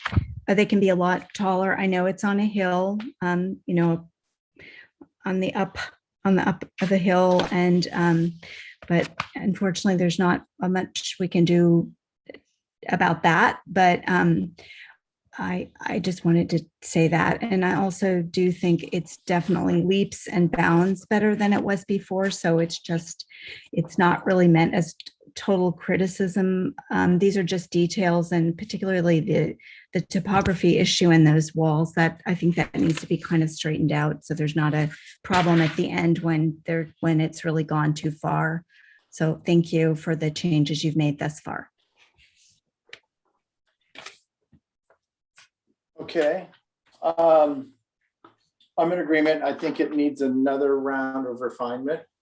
I think that the scale of the windows is probably too big. And I think if you really stop to look at those rooms and the way those windows and the walls work out, you're not going to have much room for a bed wall, and the sills are going to be too low, and you're going to have a lot of people looking in at you if you have the windows open. So I think that, there's something to be said for the occasional smaller awning window that brings in light and allows a view out high, but not necessarily a view through the room. So all of these windows are actually fairly sizable and making a lot of light coming in. So it's also going to mean a lot of heat. I think that the window trims, like Vice Chair Loftus said, they're all the same size, so they have no variation or hierarchy that you would see in a more traditional craftsman house. And so it's just not going. I can appreciate the large, doors at the back for the in and out space. That part probably doesn't bother me, but the other windows are they're big, and particularly the one on the side of the house where the stair is. That seems rather large as well. I think that some of the details need to be worked out. If this is going to be hardy siding, then you need to know how the corners are going to work, because you're going to come back and we are not going to be very happy at all. That is an area that we have always traditionally as a commission had troubles with, because it changes the look. So you need to really know what it is you're going to do. I think that the lighting, there's a lot of lighting shown. It needs to comply with the lighting code that we have. So you need to look at that carefully and be very specific about it. You know, as I look at the elevations and the sections, they don't reflect the site at all. I'm kind of looking at the section going, well, where is the street? Where is the top of curb? You know, one statement was made that this isn't a very tall house. It isn't a tall house when you're at the top of the hill, but it looks like it well exceeds 30 feet from the average top of curb. Because when I looked at the topography drawings earlier, it's 5 feet pretty much from the sidewalk to the finished floor. And on top of that, then we've got 26 feet more in there. So I think that that needs to be looked at for overall height, but I think we need to resolve the site issues. I think Vice Chair Loftus said it well, is that it needs to be credible, that we feel confident that what we approve is buildable, both for the client, but also for the neighbors. For those on earlier, I think we spent the better part of an hour on a project that didn't follow, and that's not the first time. So we do put a lot of effort into these and making them credible. I appreciate the 3D renderings, but that's not what that street looks like at all. And so I'm missing the entire effect of being able to see three-dimensionally how this is going to sit on the site. So I think that needs to be looked at. I did actually make a fairly sizable deal about the site and the wall during the last meeting in hopes that we would have more information for this meeting. So it's not something that if planning is, the planning department isn't asking, I'm asking, because I'm not going to be supportive if I can't understand how the front of that site is going to be solved. So definitely a huge improvement. I think we all recognize the effort that has been made to go from the first meeting to this meeting. But in order for us to feel confident, there needs to be more work to be done. So with that, is there somebody with a motion for continuance? Mr. Chair, I'd move that we continue this project to give the applicant a chance to address the several concerns that have been raised today. And thank you for raising the lighting question. The sconce that's shown on A401, there's no way that would comply with regulations which don't allow light to leave the property. As long as you can see a bare light bulb and there's no cutoff, it can't comply. So thank you for that. But I move that we continue it to give the applicant a chance to address, to sort of refine things a little more. I think they're getting very close. And I'm really pleased with the progress. A second. Great. We have a motion by Vice Chair Loftus and a second by Commissioner Pfaff. Did everybody get their chance? Great. Then let's vote. Commissioner Camarado, Aye. Commissioner Gall, Aye. Commissioner Pfaff, Aye.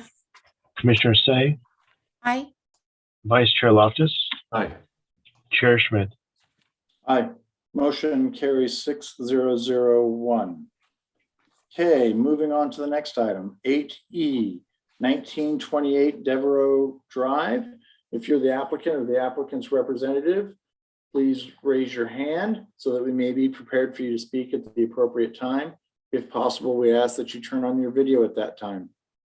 Were any commissioners not able to visit the project site, or do any commissioners wish to note any ex parte communications regarding this project? Okay, seeing none, let the record note that all commissioners present have visited the project site. Can we hear a staff report, please?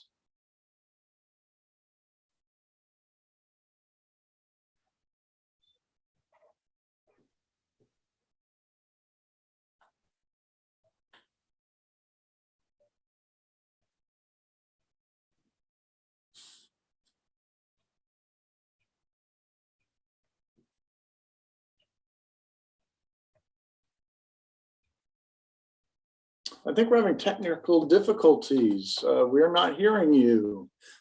Can you hear me now? Yes. Okay, sorry about that. This is an application for design review for a first and second story addition to an existing single unit dwelling at 1928 Devereaux Drive, zoned R1.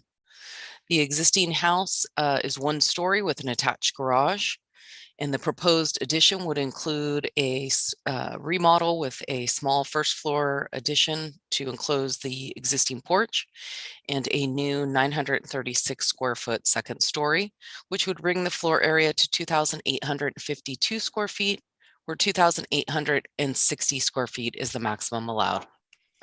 The existing front and left side walls are non-conforming in regards to setbacks. However, those will not be modified during the proposed construction, and all new construction meets current code regulations. There has been a condition of approval added to the project regarding retention of those non-conforming walls. With this application, the number of bedrooms will increase from 2 to 4. That does require 2 parking spaces, one of which must be covered and is provided in the attached garage, and the uncovered space is provided in the driveway. The proposed application is for design review. This project was first before the Planning Commission on February 28th. At that time, the Planning Commission had some questions and concerns, and the applicant has provided a response letter and revised plans date stamped March 4th, 2022. Staff has provided for you recommended findings for design review along with 16 conditions of approval. And that concludes my presentation. If you have any questions, I'd be happy to answer them. The project architect is also available this evening. Thank you. Great, thank you. Do we have any questions for staff at this time? Okay, seeing none, then I'm going to go ahead and open up the public hearing. Will the applicant please come forward, state your name and anything you'd like to add about your project?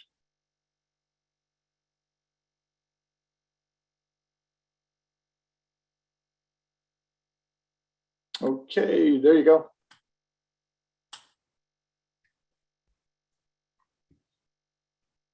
Yeah. Hi, everyone. We can hear you. Good evening. Nice to meet you again. It's yeah, I'm this is Oliver, the architect of this project. Really appreciate all the comments and your effort to put on this project. After the last meeting, we revised and addressed all the comments to the design. Some of the comments sounds like it's minor, but yeah, really appreciate that after we revised the drawing, it did improve the appearance of the building. So yeah, so really appreciate. Is it a good time to describe all the revisions right now? You can. Yeah, okay. First, on the front porch, the 2 columns, we revised from the previously it's a vinyl. Based on the comments, we revised it to be the fiberglass. And actually, yeah, the next one is actually the major concern of the commissioners is to happen on the north elevation. You can see on the second story, the 2 high windows for the proposed bathroom. Previously, it's a very small, but very skinny. And another issue happened here is that because the window trims needs to be consistent with the other windows, so so you can see the scale of the window size and the trim is not to proportion. So after what we did is to enlarge the window to make it higher, so like a person open the eyes. And the scale compared to the trim and the window is much better. Yeah, the next one is the actually a major change is that one of the comments is that said that the windows openings are too big.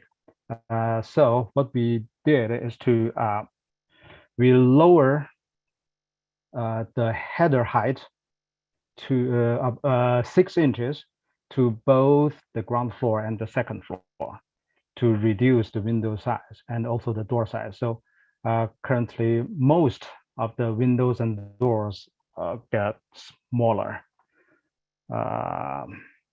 Okay, then let's go to the another thing we did to overall the whole building is the window trim. Previously we used the 2x6 wood trim to all around the windows. Right now we change it to be still the 2x6 on top, but all the other sides are all 2x4. So we reduce the size to make the proportion of the window and the trim, the relationship is much better. So you can see that. Okay, then let's go to the major concern from the commissioners. Is happened on the south elevation. The previous comment is that it's kind of a, if you still keep the old version of the design, you can see that the south elevation is we have a blank wall happen in the a little bit left side of the wall. It's because of the 2-story building. What we did is that first we add a window right to the left of the French door, the patio door. This happens to the interior. That's a hallway, and we also change the fenestration of the guest bedroom. So we add a window on this wall. So you can see currently there are no big blank wall on this side. Happen on the main body of the building. So that's what we did to the fenestration. Another thing is to, because this is a 2-story building, the previous comment it says that we can extend the roof of the existing bedroom 1 on the ground floor, which is happened on the right side of the patio door. We tried that, but we worked closely with our planner, Catherine. We tried to extend the roof, but you can see that the roof above the bathroom it runs pretty high. So it's not like that. So then we try to put the trellis instead of the roof. Eventually, we found that we used the trellis to cover both the patio door and the window to the hallway we added. And the length of this trellis is exactly the length of the existing wood deck on the ground. So this trellis fit perfectly to the deck. And then another reason we use the trellis that because it's a south elevation, it's gonna cast a very good shade on the wall, and together with the trellis, a lot of details to make this elevation really nice. And the horizontal line can break the ground floor and the second floor to further break down the scale of this wall. So yeah, what I want to say, we're trying to figure it out, how to break down the scale, the blank wall on this side. Yeah, I think we get it. Yeah, thank you. Thank you very much. Yeah. Okay, great. Thank you. Do you have any questions for the applicant at this time? Commissioner Pfaff. Yeah, if you could just, I'm not sure I could find the right page on my paper one, but If Catherine could just go back to the image we just saw with the new wall. Well, he fixed the wall with the trellis. Are you able to go back?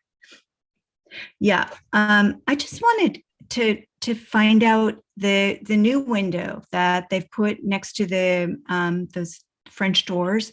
Oh, Is yeah. is that the same size as the two to the left, or is it supposed to be the same size, or is it just slightly larger? Or Slightly larger, slightly larger. Let me describe it. You can also refer to the on the same page, on the same sheet, the above elevation, the proposed west elevation.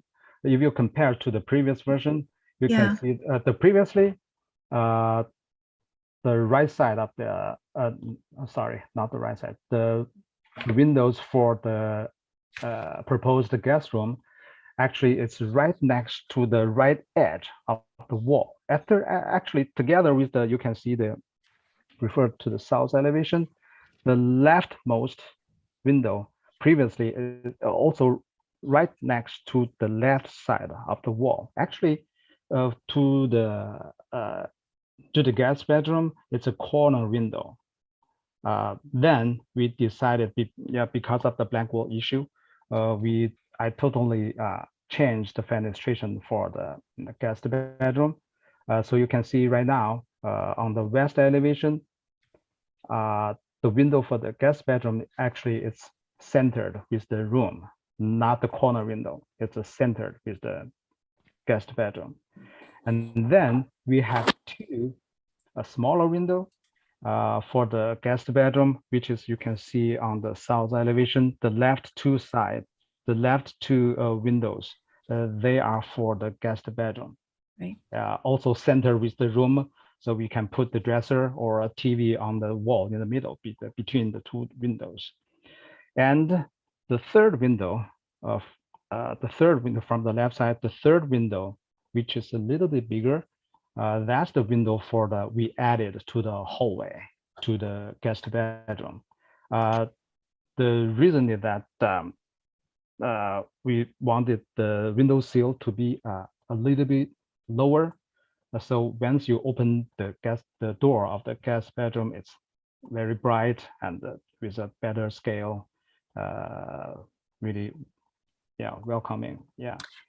In real terms, because I don't have my ruler right here, could you just tell me? I see the sill is lower, so but it is low enough that you can see it was not on purpose. I'm just wondering about the width. Are they 6 inches different, or talking about the width compared with the two on the far left on the south elevation? Is it about 6 inches? Yes, or 6 inches lower. Okay. Yes. Lower, but I'm talking about the width of the window. The width, let me see.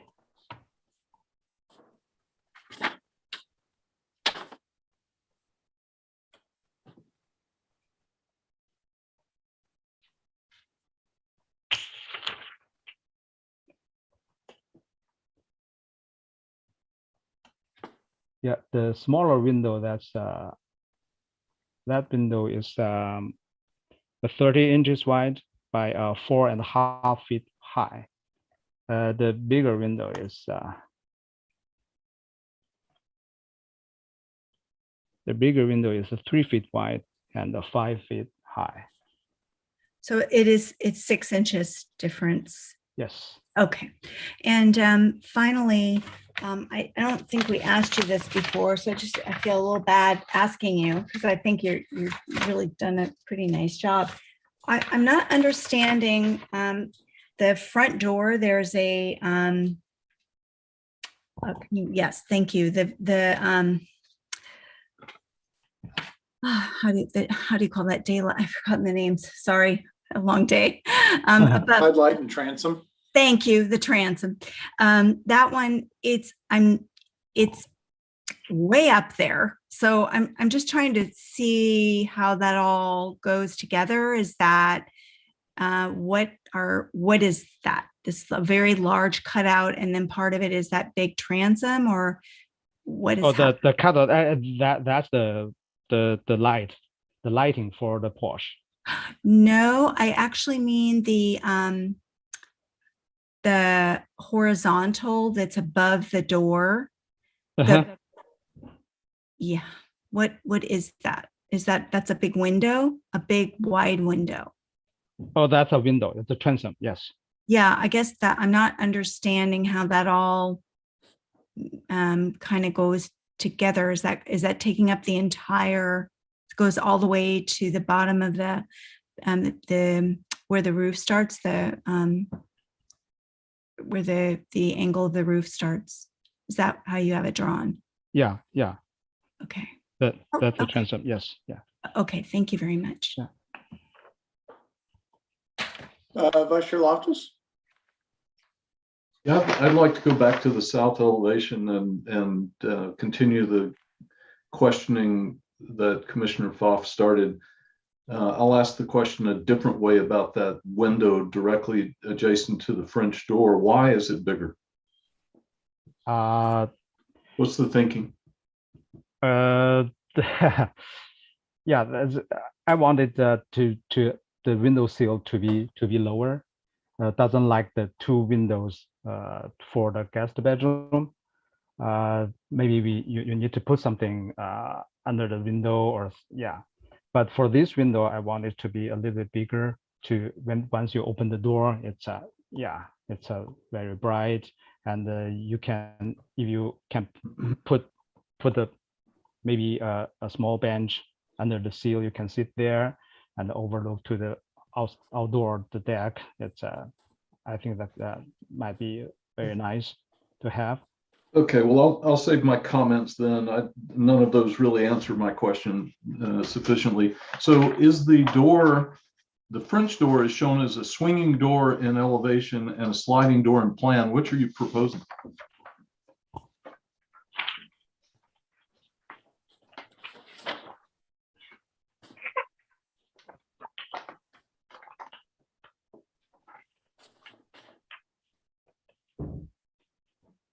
Oh, yeah, you're right. Thank you. Good catch. Yes, it should be. I like the French door. Yeah. Okay, yeah. Swing So door. sliding. The French door makes more sense, but we can tell because they're not the. Yeah. So yeah. Thank you so coincide. much. Thank you so much. Yeah, good catch. Yeah. So tell me also about the rail on the ramp. My observation would be the ramp looks like a temporary ramp that was put in because someone was elderly and they needed to fix something after the fact that was. And so what happens? There's this funny thing that's going on. Clearly the deck back there is lower than 30 inches, so it requires no railing around it. But suddenly there's a handrail that's unsupported by any rail, and it looks like a 2x4. What are you thinking there? I mean, there's not even any supports. Typically, you would see supports about every 5 feet, vertical supports about every 5 feet for a rail. Yeah. Just rule of thumb. And that's got none, and it spans, I don't know, 10 feet, and then there's something, and it doesn't flatten out so that it would be compliant with code. So that's not temporary, right? Tell the truth, that's the existing. I drew it exactly as the existing. So that's existing to remain then. Yeah, correct. I think I mark it up. That's existing. It says new wood handrail. That's not designed. The overall, actually the whole deck, including the ramp, are existing. Yeah. Okay, but you're putting in a new wood handrail. That's wrong. Okay, well, you can address it. I just wanted to, I'm trying to get a sense of what it is you're thinking there. Okay. So you can address that later afterwards. Okay, that helps. Okay, those are my questions. I'll save my comment. Great, thank you. Thank you. Thank you. I have a quick couple of questions.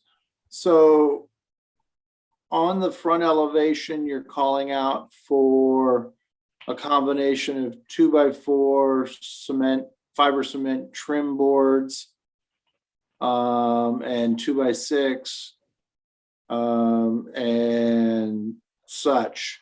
And I'm wondering if it was truly your intention to have them that deep. Most of our trims that we see are usually a 1x trim.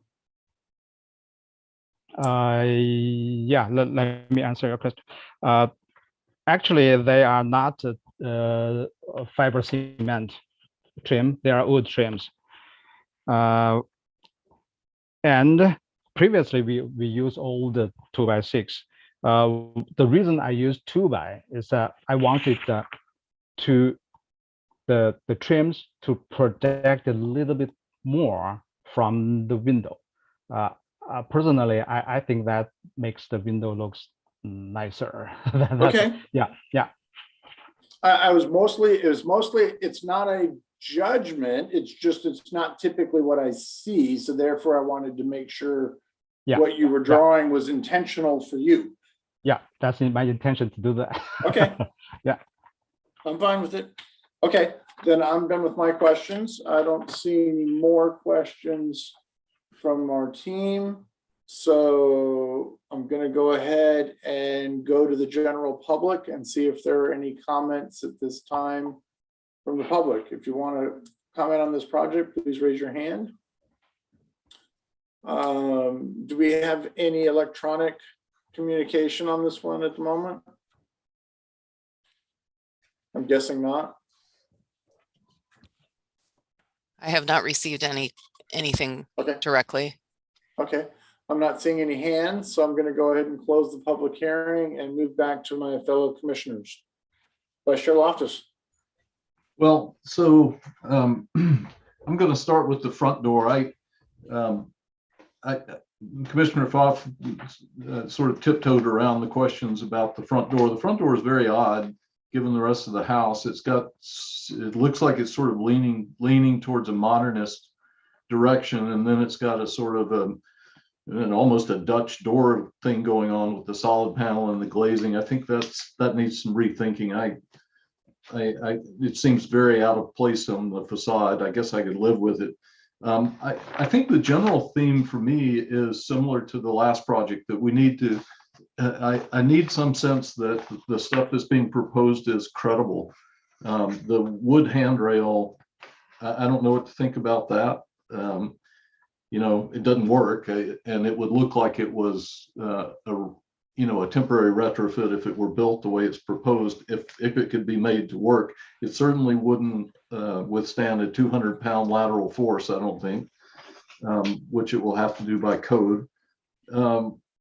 I don't see the reason for changing the window in the hallway. I think the addition of the window is fine, but there's no reason in the world that I can imagine that the window shouldn't be the same window as the two adjacent to it. I think that the answers were rationalizations. I don't think there's a real reason for changing it. The trellis is the trellis is sort of an interesting idea, but that whole area right there is just best term I could think of is just a mess. If you look at it from the front elevation or the west elevation and look at it from the south elevation, it just doesn't hang together. It feels like it was just crammed in there as a response to the plan check comments. I don't think it actually works personally. So, and then the window trim, okay, 2x4, yeah, maybe that works, I guess. Yeah, you could probably make that work, but it just doesn't feel like it's there yet. And not a lot has changed that gives me I appreciate the changes that were made in response to the comments, the windows upstairs, the bathroom windows, etc. But I don't have a whole lot of confidence in what I'm seeing right now. And largely it's because it just doesn't hang together. It feels like just sort of a patchwork thing. So I think it's, if I'd known we were going to end up here tonight, I think I would have suggested this go to design review consultant then, but I'm really hesitant to do it now. But I think it needs some more work. Okay, other comments? Then I'll go. I'm kind of with Vice Chair Loftus on this. I think that in a lot of ways, when I look at the elevations and kind of squint, I like a lot of the window patterning, and they're not oversized and they're not wrong. I feel like there's a lot of nice scale things going on here. But I'm a little concerned with kind of the trims and things, because I think if you held some of those trims up against the existing house and tried to kind of put together a vocabulary that works, I think that what I'm seeing might be challenging for somebody. And so I wish I was feeling more confident that what we're about, what we're looking at to approve, that it would be built that way and we would all be happy at the end. So I'd like to feel more confident as well. I think the trellis is a start in that area, but I don't think it quite goes far enough. It's kind of just an eyebrow when there needs to be something a little bit more substantial in that corner. But I think it, in a way it looks good in elevation in what I want it to be, but I don't think it's going to reflect that way when I look at it three-dimensionally and what it does to try and make that corner any better. I think that there's some opportunity to make the deck a little nicer, and I think it just needs a little bit more to it. So overall, I think it's going in the right direction, but I think that there is some room for it to get better. And really, I think it would be time well spent so that then what we approve can be executed and everybody knows what they're going to get. So that's my opinion. Commissioner Camerado. Yeah, I agree with both Vice Chair Loftus and Commissioner and Chair Schmid. What I'd like to say is that I do think that this would be a great candidate for design review. I know that they've done a nice job in trying to tie it all together, but I feel like it would just having somebody come right in and just help them out to finish the project would, I think, be beneficial and might get them just over that hurdle and instead of having them come back. So that's kind of where I'm thinking. So others weighing in on that?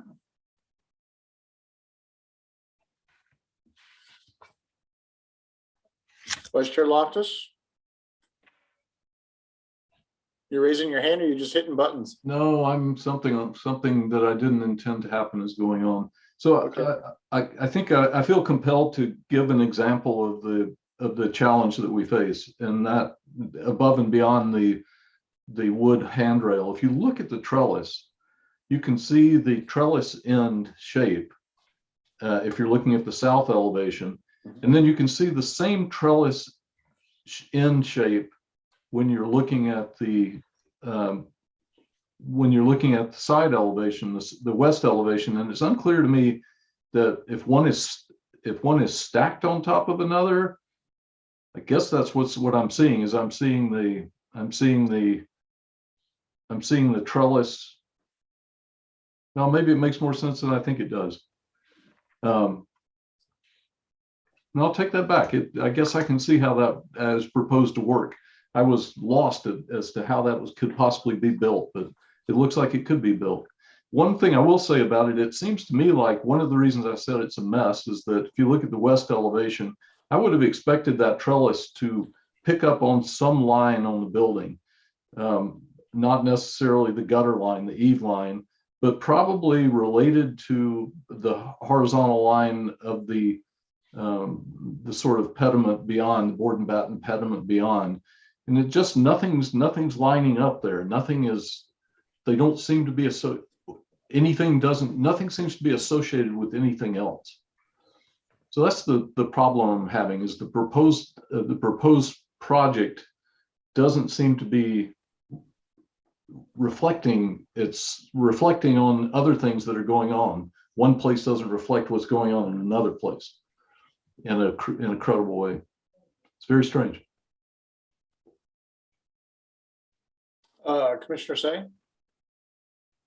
Yeah, I would say in response to what Commissioner Camerata was saying, that we've spent a considerable amount of time on this project now in 2 meetings, and I'm not clear if the applicant is understanding all of the changes cohesively to pull everything together. Maybe enough commentary has been provided to assist them, but since the design review consultant fees already a part of the fees have paid for the design review, it would seem that maybe for expediency and for consistency of design, that it would be a good idea to run it through. Hopefully it's not going to involve very much time, and have a design review consultant work with this applicant to kind of clean up the design, make it cohesive, make it all make some sense, and and hopefully the next time we can review and approve it and move it forward. So I'm seeing some nodding. It seems to me that might be a good motion that we all can get behind. And I don't look at it as a punishment. I look at it as us trying to find the best way forward to help our applicant get to the end game, and for all of us to be satisfied that our direction is understood.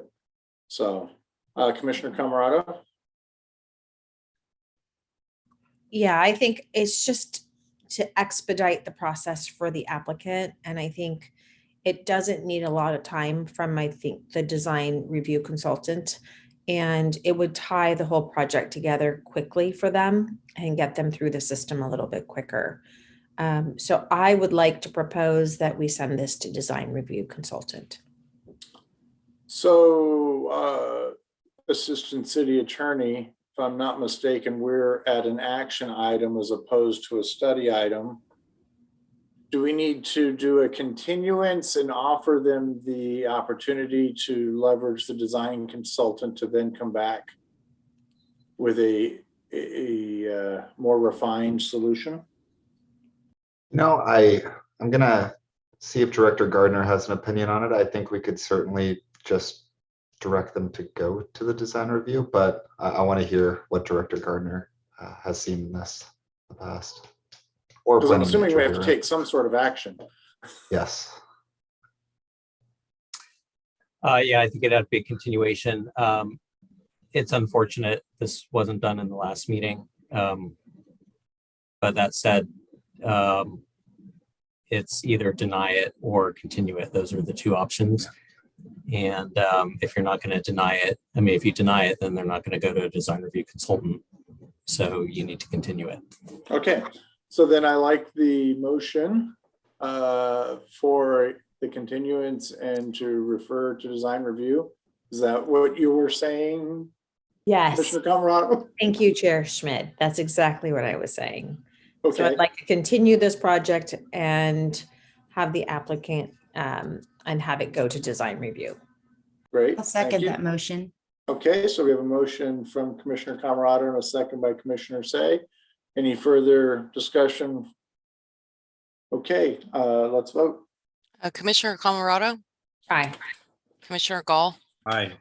Commissioner Pfaff? Aye. Commissioner Say? Aye.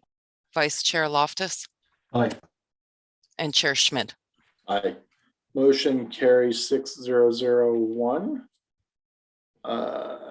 Okay, and so now moving on to our last action item here would be 8F, 1855 Rollins Road. If you're the applicant or the applicant's representative, please raise your hand so that we may be prepared for you to speak at the appropriate time. If possible, we ask that you also turn on your video at that time. Were any commissioners not able to visit the project site, or do any commissioners wish to note any ex parte communications regarding this project? No, let's record note that all commissioners present have visited the project site. Can we hear a staff report, please? Yes, can you hear me? Yep. Yes. Okay, this is an application for a conditional use permit for commercial recreation use in an existing building at 1855 Rollins Road, Zone the Rollins Road Mixed Use District. The applicant is requesting a use permit to operate a theater company, which is defined under the zoning code as a commercial recreation use. An existing building has 2 tenant spaces. They would be in the 1855 suite. The existing building is about 41,000 square feet in area, and the building has been vacant for approximately 1 year. Staff would note there is another pending application, which is coincidentally on your agenda this evening for redevelopment of the property. So this application is proposing to use this space for the theater company until the site has been demolished for redevelopment. Since the zoning code does not have accommodations for temporary uses, this is considered a conditional use permits with no limitation on duration. The applicant is the Piper Players. It's a nonprofit company operated for 20 years on the peninsula, providing families and children with an opportunity for acting, vocal, and dance lessons at the site. The applicant's proposing to use the site for rehearsals, classes, camps, and private instruction. There would be no public performances that take place at the property. All performances are at the Bayside Performing Arts Center in San Mateo. Piper Players would occupy approximately 13,845 square feet in area of the building. The other side is occupied by Beacons, which is located next door, and they use the other side, which is known as 1845 Rollins, for storage. There are no construction modifications required or proposed to the building, and staff would like to note that the chief building official, senior building inspector, as well as a fire marshal have been out to the site to confirm that. The site would be used, as I noted, for camps, rehearsals for the 2 main productions that they do yearly, as well as classes. The site would be most actively used between 4 p.m. and 8 p.m. on weekdays, and weekends between 10 a.m. and 8 p.m. Parents don't typically stay on site. They usually drop off and return, and there are 51 spaces allocated for the proposed use on the site. The application just requires a conditional use permit, and staff has provided for you some suggested findings along with 5 conditions of approval. And I'd be happy to answer any questions you might have. Thank you. Great. Do we have questions? Commissioner Pfaff?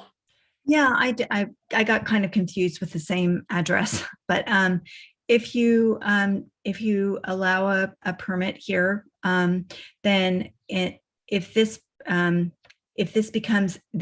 parcel becomes a new project, then it's just everything's null and void because the structure's gone, or is there something that lives on? Okay, very good. Yeah, so it runs with the land, but it's for the building that's there. Okay. It'd be on site. So once a building is demolished, then the use would go away. Thank you. Mm-hmm. So I have a couple questions. Commissioner Say, why don't you go first? You have your hand up. Oh, thank you. Just so on the same vein of thought, if the proposed development of this site doesn't proceed, then this permit for the use of theater company will continue into perpetuity. Correct. Okay. Okay. So you mentioned that the senior building official was on site. And so does this building have bathrooms? Yes, it does. And it meets exiting requirements for the occupant load that they're proposing. So that was the, that's why you'll see the plans that are provided are from the city files that the applicant was utilizing for reference.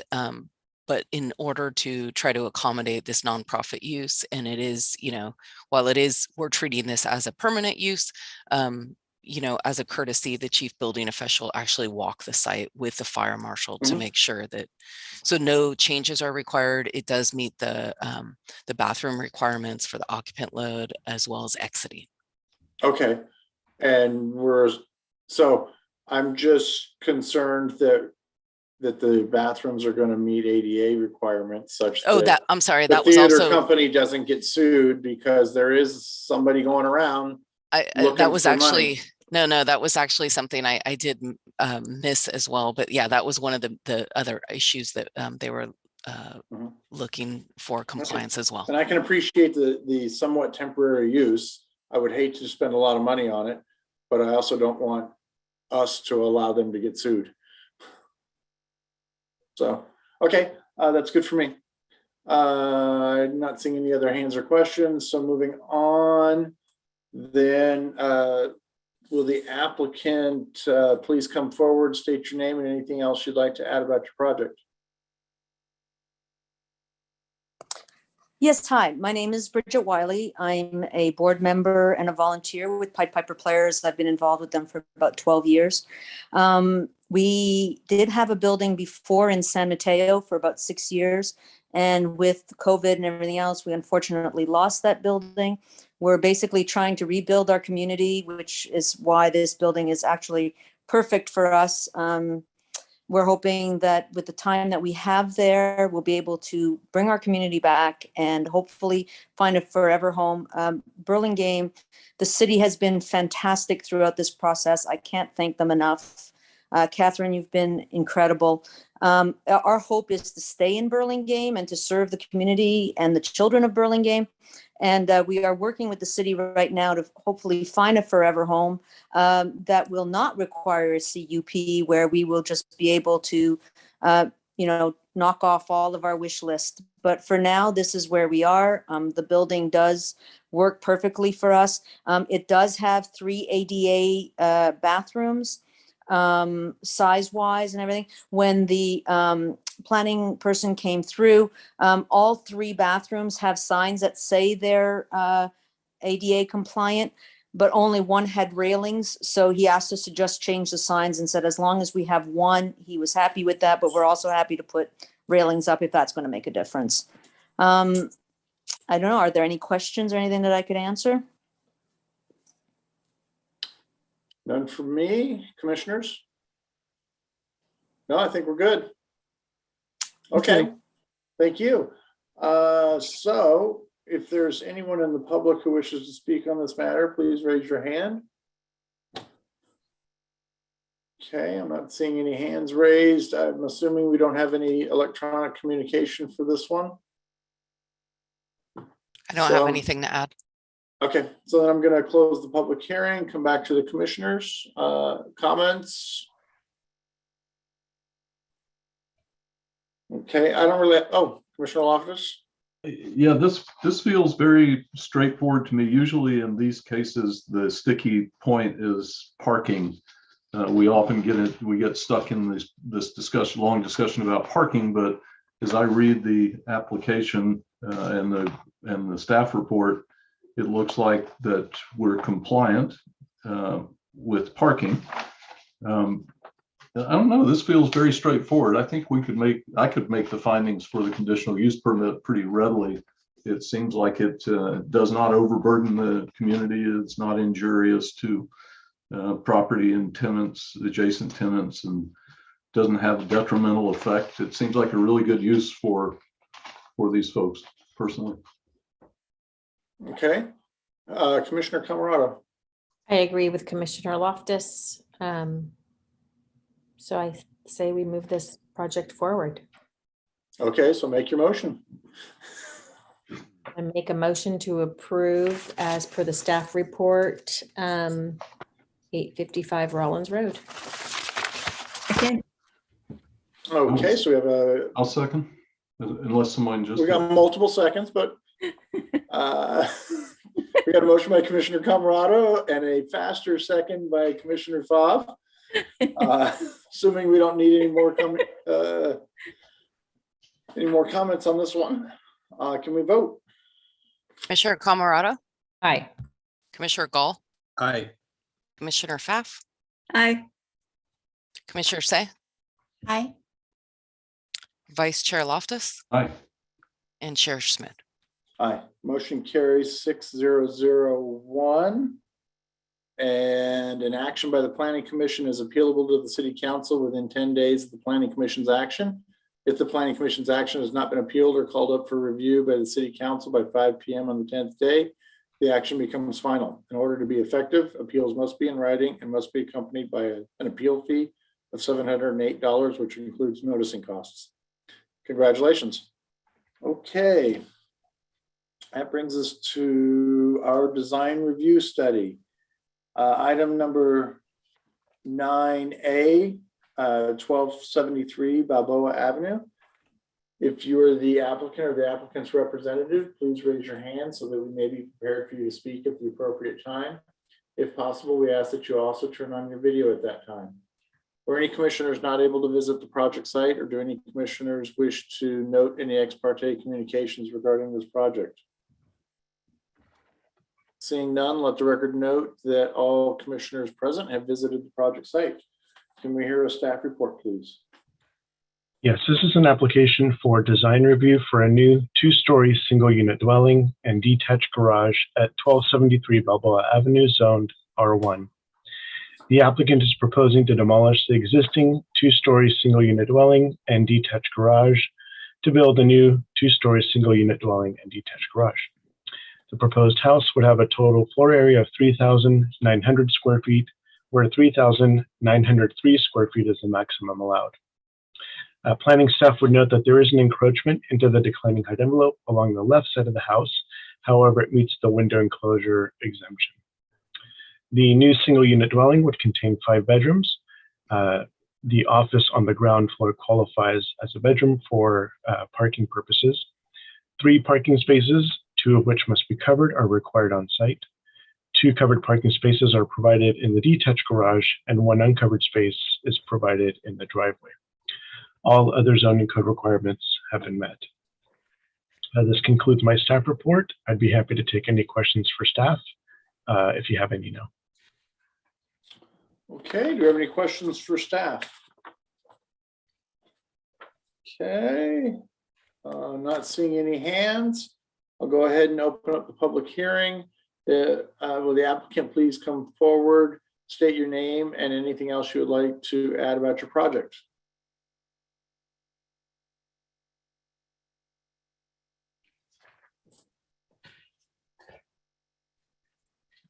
Hi, can you hear me? Yes. Thank you for the opportunity to present this project. I'm Peter Swan, and I represent the owners, Kevin and Betty, as the architect and applicant. I'll keep my comments brief. Kevin and Betty tasked us to design a new single-family home with more space for their family. So we worked together to develop a design that we hope is new yet contextual. So for example, we are incorporating a fairly steep roof pitch, typical more of a farmhouse style, with a front porch to articulate the front facade, along with other traditional elements like hung windows and board and batten siding. So in terms of landscaping, we are proposing 4 total trees consisting of a combination of coastal light oaks, western redbud, and an existing orange tree. We are happy to answer any questions that you may have regarding this project. Thanks again. Okay, thank you. Commissioners, do you have any questions for the applicant at this time? Commissioner Foff? Yeah, I did notice I was curious about the plant choices. I see you're moving an orange or transplanting an orange tree from elsewhere to the front.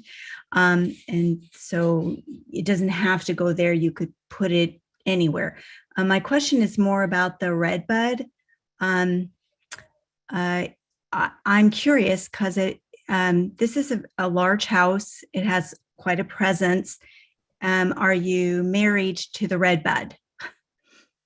I look at those as more of I don't have much space and maybe a narrow street tree or whatever. They're kind of diminutive.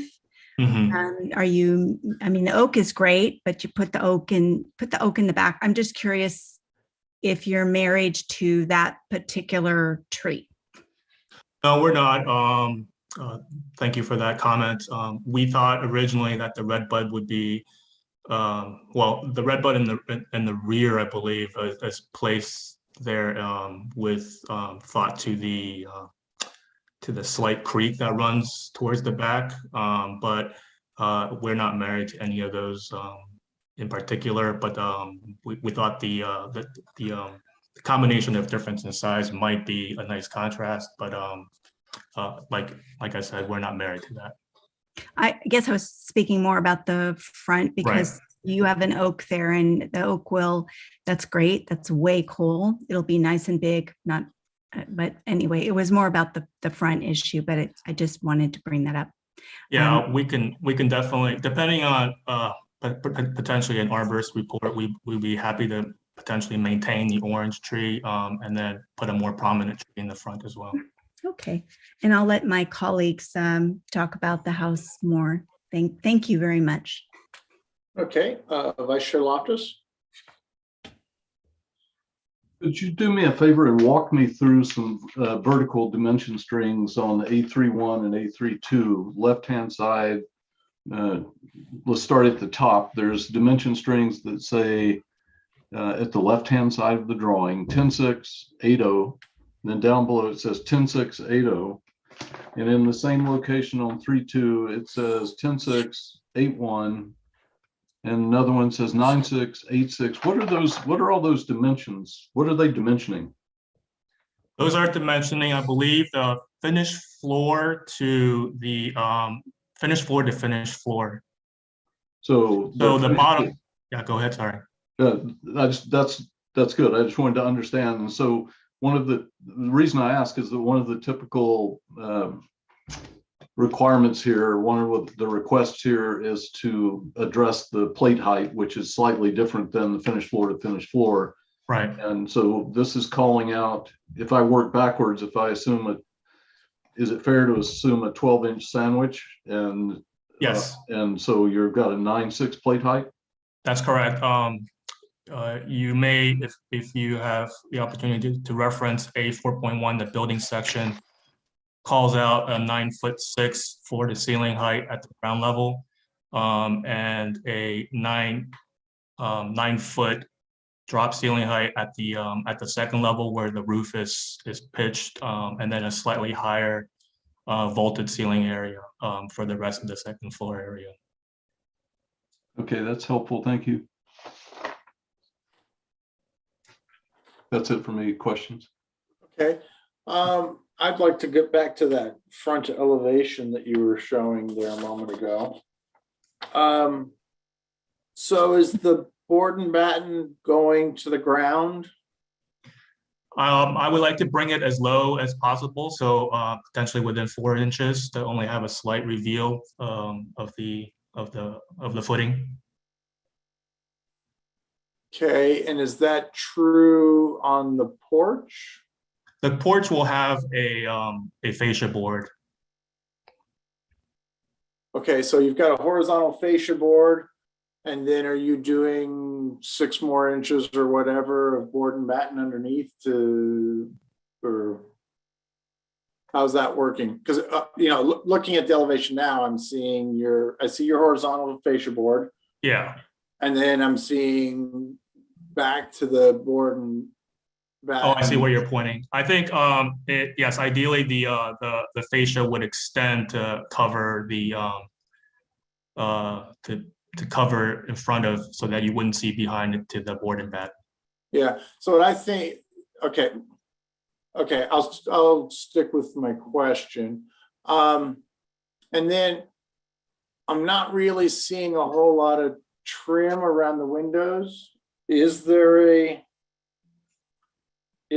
trim that the board and batten's dying into, or is it a cut opening? There will be a trim, but the idea is to take a cue off of the narrow battens that would be visible on the facade, and to have the casing of the windows be more of like a 2x1, a narrower stock type of casing around the windows to be consistent with that pattern of the facade, if that makes sense. Yeah, then how does that work with your sill of your window? The sill is of a similar dimension, so it won't be more of a thicker traditional sill. It would be kind of a picture frame casing all the way around. Okay, well, because you're gonna have to get some kind of drainage off that to push the water off and Yes, out. the rough framing will be sloped to receive the window, and so that will be sloped, and then the window itself will obviously maintain its own waterproofing. Okay.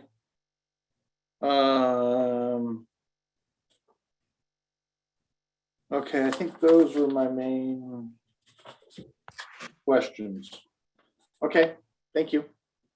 Commissioner Gall? Yeah, I had a question about the windows also. I was going to get to the trim, but Chair Schmidt already got that.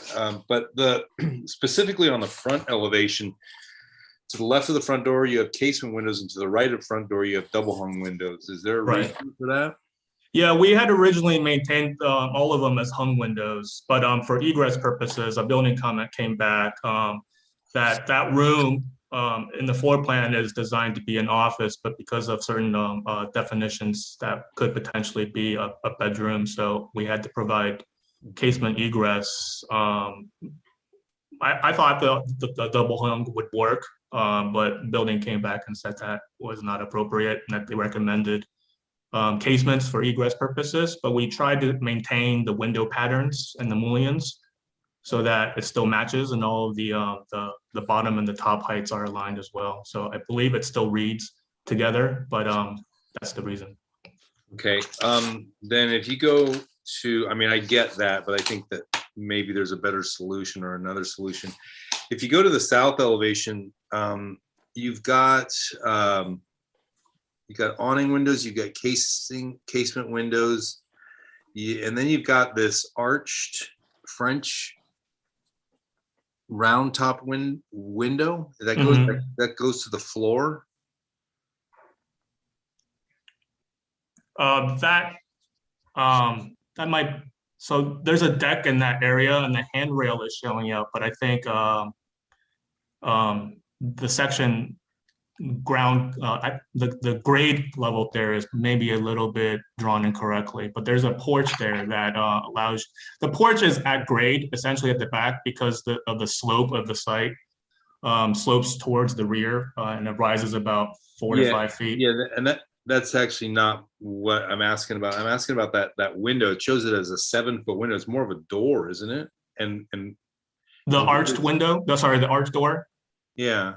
Yeah, that is a little bit part of an interior, hopefully an interior design where the space on the interior might be arched as well and a vaulted ceiling. So it's a little bit of an element that is just a one-off, but I think it's something that will match with the interior design of the house. Okay. But again, even though it's a different form, we've tried to line it up with the other doors as well. Okay, all right, thank you. Okay, Commissioner Say. Thank you. Yeah, so on that arched French doors, you're saying that you may be designing a barrel vaulted ceiling inside that dining room. Is that exactly? Yeah. Yeah. That is meant to kind of coordinate with that. I see. Is there a reason why your door heights are 7 feet as opposed to taller with a 9? Let me see. What's your plate height? 9.6? 9.6. That's right. Well, no, our plate height, our floor to ceiling height is 9.6. So we wanted maybe just a tad more than a 6.8 door, but I don't think it's high enough to accommodate any higher. Okay, and so on your rendering, you show the front door as a pair of French doors, I believe it is, and then on your elevation, it's shown looking a little bit like an industrial door or like a almost barn door. Like, which is your intended front door design? Let me double check on how the rendering looks. Sorry for that inconsistency, but the front door should be I think more of a raised panel door, so potentially 2 panels. I think that's not clearly shown on the front elevation, or at least I think, yeah, it's not clearly shown, but. So it's I've not seen supposed that. to look like what's in the rendering, the French Mm, doors? No. Okay. And then so you have a lot of kind of vertical accentuation, you know, in the design of the house with a vertical board and batten siding, and the standing seam metal roof has kind of vertical lines. Is there a reason why the grids on your windows aren't oriented in a way that accentuates that kind of that direction? A lot of your grids seem to be horizontally oriented in shape. So I think, I mean, if you look at the front elevation, the double hung windows are essentially each sash is divided into 4s. So, and then the ones on the left to the front door are mimicking the mullion style. Maybe I'm not completely understanding. I guess I'm just wondering if you wanted to, I mean, this is sort of a modern farmhouse, I think you're saying, for the style of the home.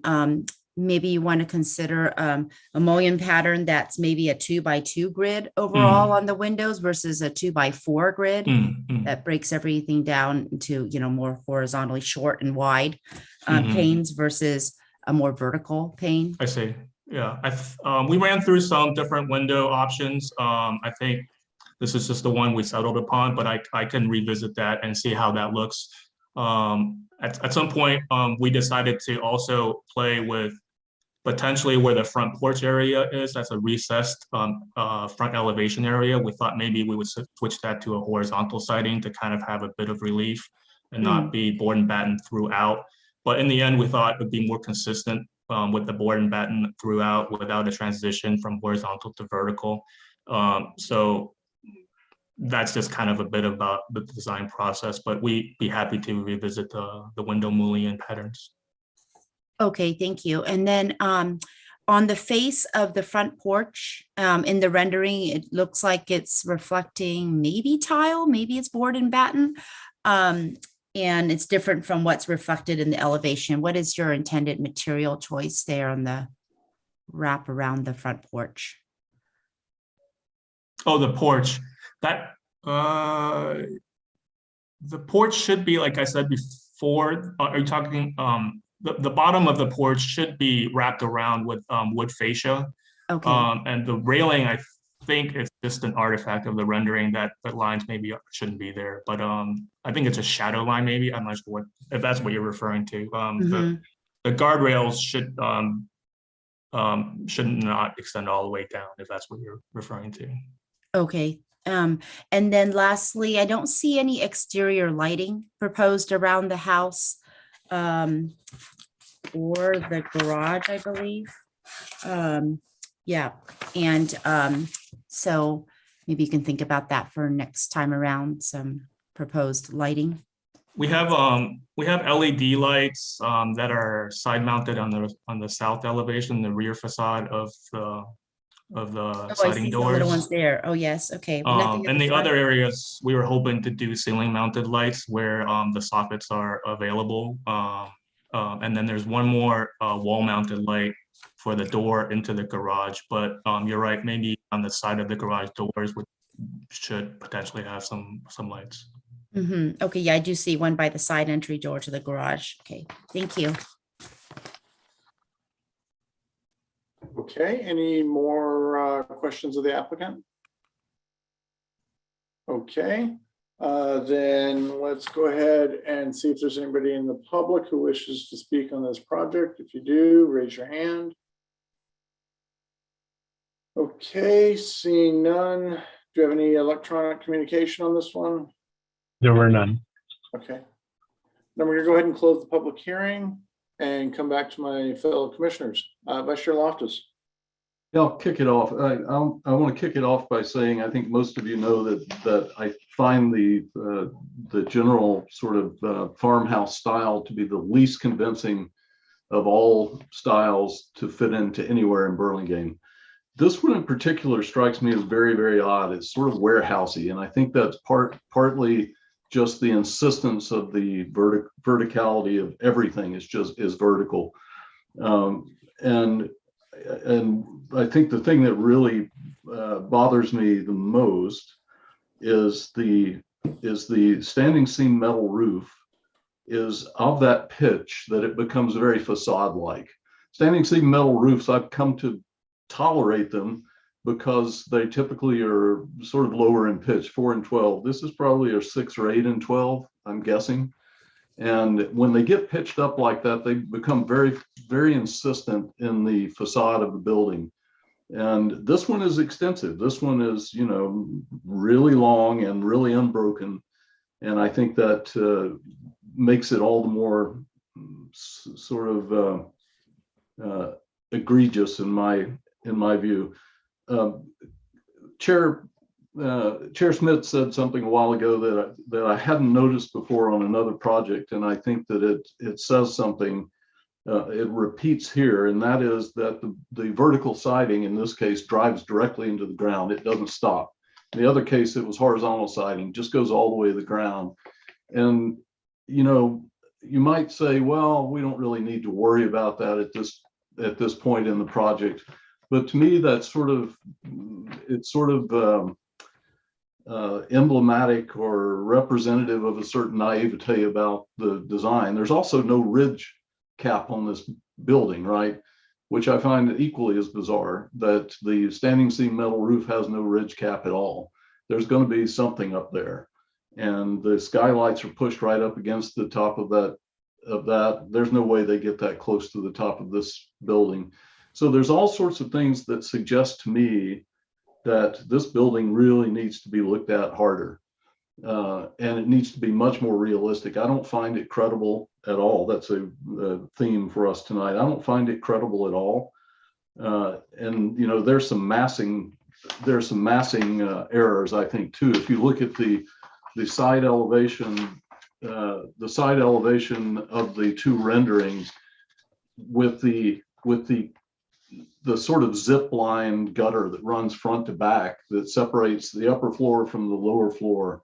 And it's very sort of wedding cakey, right? It's just you stack one pancake right on top of another one, or one layer of the cake right on top of another one, with no sort of gesture to try to break up that horizontality. I might have expected, you know, that upper bay to hang down, to saddlebag down over to break that line, but it doesn't. It does on the other side. There's a sort of saddlebag on the other side. But there's no trim. There's no trim. The vertical board and batten runs right to the ground. You know, I'm going to suggest this goes to design review consultant. Maybe that's premature, but that's my opinion. It needs to go to a design review consultant because it needs some real attention to more realistic details. I find it very lacking in detail, frankly. Commissioner Gall. Yeah, it's interesting that you came up with the warehouse, because I have that written on 2 different sheets on my plans. The verticality of the board and batten siding coupled with the standing seam metal roof, not to mention the 4 skylights on either side of the ridge, make it look very much like a warehouse. And then the one that really hit it home for me was on sheet A51, the garage, especially with the dual garage doors. It looks like a storage unit to me. So I think that's going to need some help. I agree with the comments about the window trim, that something needs to be shown there. And I also think that the window types need to be addressed a little bit more clearly. You've got a real jumbling of, you know, awning windows and double hungs and casements and arch top French windows. I don't see any rhyme or reason to it. Yeah, and the verticality of the board and battens is a little extreme. There's no breaks, there's no belly bands. There's, you know, that you would typically see a break at the plate line So you don't have these lines that go all the way up. You have it where it's a little bit offset, but on some of the sides and also at the front at a gable and on the side of the gable. But there should be a horizontal board there or something that breaks that, not just the two materials coming together. It doesn't. Yeah, I'm leaning with Commissioner Loftus. I think that maybe a design review consultant could help on this one. Commissioner Camarado. Yeah, that was the first thought when I opened up the packet, that it was very vertical, very top heavy. And I just think that this is a great candidate for design review consultant. So I agree. Okay. Commissioner Say. Yes, thank you. I agree with my fellow commissioners. I think that the neighborhood has a bit of a variety of style. This one, could potentially fit in. I feel as it's designed, it looks like it would belong more out in a rural environment than in the middle of Burlingame. And I think the verticality needs to be addressed. There's a lot of vertical lines that is really accentuating just one direction. It's oversimplifying the look of the house. And I think some of the heights, I think there's a tall kind of brow area over the windows to the right of the front door. That seems like that should be accounted for, maybe by the design review consultant. And just the sizes of the windows in relationship to the plate heights of the two floors. So I agree that this would be a good direction to go and to get some assistance and help expedite this project going through the process. Okay, Commissioner Pfaff. Yeah, I definitely agree with all that's been said. There is to me, it looked sort of like a dance hall or a community theater out in Grass Valley or something. And it's not meant to be mean. It's just, that was the first thing I thought of when I saw it.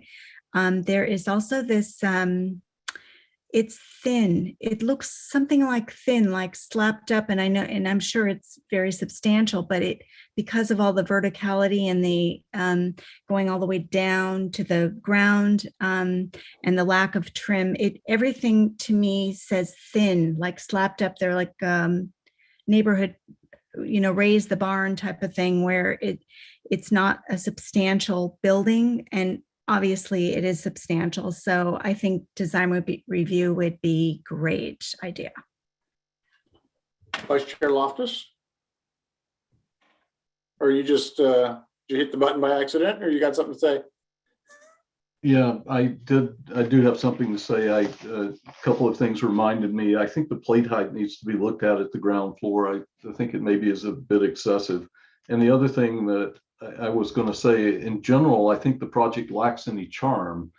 It's completely charmless, and even the round top window, which is sort of where all the charm was trying to go, is not very charming. It's just it's a semicircular shape on top of a square sort of thing. And so that was my point. I don't know if you wanted to comment, Chair Smith, or if you want me to make a motion. Give me a shot at this. Yeah. I agree with what most of you have said already, but I'm going to give some specifics that worry me.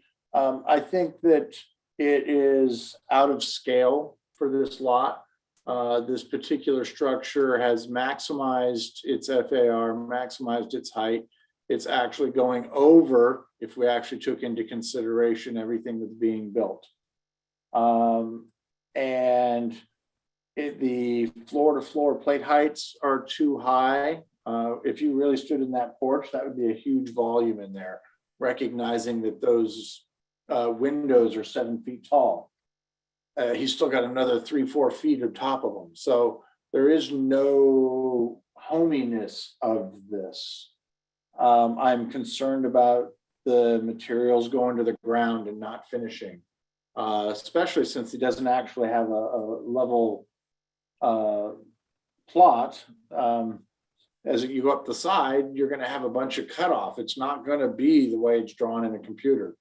So I think that there needs to be some thought about how that finishes off. I'm concerned about the porch and all of the materials around it and the railing. I could foresee us really having a difficult time with this after it's built because I'm not seeing the materials, and I could see a really poor tile being put on there and it will look very unattractive. So we need more specificity on all the materials around that front area. I don't think I can just say, ooh, it'll be fine being, wood fascia. I think we need more than that. I think the volumes need to come down. There's a 12-foot second floor open area. That's just not something that we see in these homes. And it would be 16 feet if it didn't have to put in the ceiling in order to deal with the floor area ratio that would have taken as a double count. I think we need colors. A standing seam metal roof of this size and magnitude, the wrong color, it's going to look horrible. I went by another modern farmhouse that just finished not that long ago. That's 100% white, no charm, no trim. It was poorly done, and it looks it. And we've had people call it out. So I think that when you have something like this that's trying to be so different than the other things in our neighborhood, you have to do it well to make it work. And there actually is one on Balboa, I want to say somewhere in the 1300 block that looked a lot nicer and did a lot better job of combining materials and a better composition. That might not be a bad one to look at for some inspiration. The no trim thing, it's going to be no detail. So I don't think that we're going to like that. I agree with Commissioner Gall, without a belly band or other horizontal trims to provide scale to this, it is a warehouse. So I think that it does need a lot of work. And I just think it's too big for the lot that it's on, and it needs to be rethought out. So now, if you want to make your motion, I'm done ranting. I move that we send this to design review consultant. Second. Okay, motion by Vice Chair Loftus, a faster motion by Commissioner Camerado, or a second by Commissioner Camerado. And do we have any further discussion? Seeing none, let's vote. Commissioner Camerado, Aye. Commissioner Gall, Aye. Commissioner Pfaff, Aye. Commissioner Say, Aye. Vice Chair Loftus, Aye. Chair Schmidt. Aye. Motion carries 6001. And that's all I need to do. Let's see. Moving on to item 9B, 1561 Drake Avenue. If you're the applicant or the applicant's representative, please raise your hand so that we may be ready to speak to you at the appropriate time. If possible, we ask that you also turn on your video at that time. Were any commissioners not able to visit the project site, or do any commissioners wish to note any ex parte communications regarding this project? No, let's Yes. Commissioner Say. Raise my hand. Yes, I had an opportunity to meet with both Paul and Robin Edmondson, the homeowners. They were kind enough to give me a little bit of a tour on the inside of the home as well as the outside of their property. Okay, great, thank you. Okay, then can we have let's see. Yeah, everybody's been to the site, so can we have a staff report, please? Yes, this is an application for design review, side setback variance, special permit for declining height envelope for a second story addition to an existing single unit dwelling at 1561 Drake Avenue, zoned R1. The subject property is located at the cul-de-sac of Drake Avenue. The site has an irregular shape and measures 9,261 square feet in area. Mills Creek runs through the rear portion of the property. Due to the upward slope along the left side of the property, the existing house has 3 separate living levels. The applicant is proposing a second-story addition that would be located over the main living level, which is currently 1 story and located at the rear of the house. No new construction is proposed over or near Mills Creek. The proposed addition would be approximately 990 square feet and bring the total floor area to 3,768 square feet, where 4,064 square feet is the maximum allowed. With this application, the number of bedrooms will increase from 3 to 5 and will require 3 parking spaces, 2 of which must be covered and are provided for in the existing attached garage, and the uncovered space is provided for in the driveway. Given the unique shape of the property and the location at the terminus of Drake Avenue, there are several existing non-conforming setbacks currently. And the proposed second floor addition would also have a 5-foot setback where a 7-foot setback is required for the new upper floor, and therefore the applicant is requesting a left side setback variance.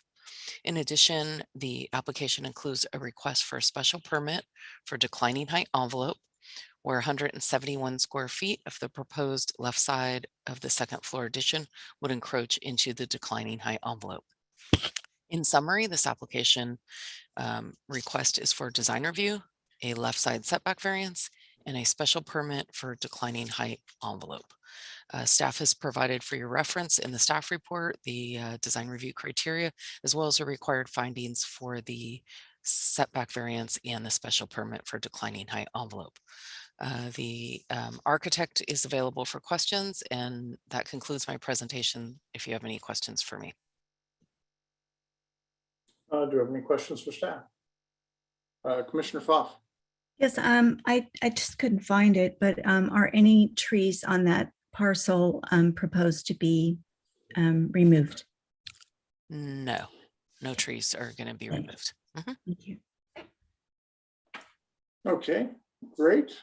Then if no more further questions for staff, I'm going to open up the public hearing. Will the applicant please come forward, state your name and anything you would like to add about your project?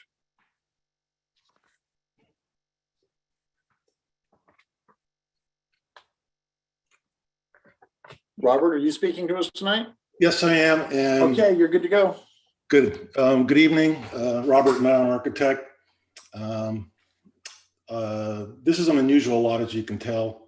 It has some existing conditions that we've tried hard to accommodate with respect to the current zoning regulations. The owners have spoken to the neighbors and they're in absolute support of the project, and we feel it'll be an asset to the neighborhood. As Commissioner said, she was out at the project today, and I believe she had a comment about the declining height envelope being shown on the plans, and that's on A13 in case you're looking for it. A little hard to see on there. And then also there was a comment about the front elevation, and just trying to address that right now before we get into it about the blank wall. That's currently where the kitchen is going to be proposed at the lower floor. And there were some windows that were there that don't work with the layout and the door that we are going to make into the whole kitchen layout. And the extenuating circumstances we feel about that part of the facade is such that there's an existing 6-foot fence that the house that faces directly on that wall. So there's really no way to see the wall. And when you're looking out, it's actually not very appealing to look at a fence that's 6 foot tall. So in this sort of situation, the fact that we don't have windows on that facade, it really doesn't actually show up in any way that you can see that from any vantage point that it's going to be that type of a wall, because you're walking at an angle to see it. So that's my comment for that. I'm here to answer any questions. And the homeowners, Paul and Robin, are also here and they can help answer. And our builders here also. I think Jeff's still hanging in there, Jeff Lindstrom, and here to answer any questions. Great. Thank you. Commissioners, do we have any questions for the applicant or their team? Commissioner Foff. I wonder if you could just go back to the elevation we were looking at where you said there are no windows, the lower floor. Yeah, that would be front. Yeah, that's right. I'm not, so where the door is. Yes. Yeah, is that kind of looks narrow and small and very, to me, it looks kind of tall. I'm just wondering if it's that I'm not understanding the rendering, or I guess I'm not understanding exactly what's happening up by the roof. It looks kind of, compared to the house, it looks a little too, like, not generous, I guess is. Well, what we did is currently there's an 8-foot ceiling, and there's a series of rooms with the kitchen divided into the living room and divided into the dining room. So there's a series of walls, and we're going to remove all the walls and raise the ceiling only in this area here where we're putting the second floor up to 9 feet. So we took the opportunity to straighten, position the door more centered a little bit at the entry, raise the ceiling to 9 feet, and then put a proper roof on it, because the roof that's there doesn't actually connect to anything. And then replace the columns on the existing stoop, and then give it a peaked roof instead of just a shed. The shed really doesn't do much, and it's partially open to the sky. So we felt this was a little bit more substantial. And then again, we're going to replace the door there too. And that door width is, what is the dimension of the door altogether? The width and the height? It's I believe it's still a standard door. It's a 3070. Okay, thank you very much. Okay, any other questions? Okay, seeing none, I'm going to go ahead and go out into the public to see if there's any comments. If you have any comments, please raise your hand. Okay, do we have any electronic comments on this one?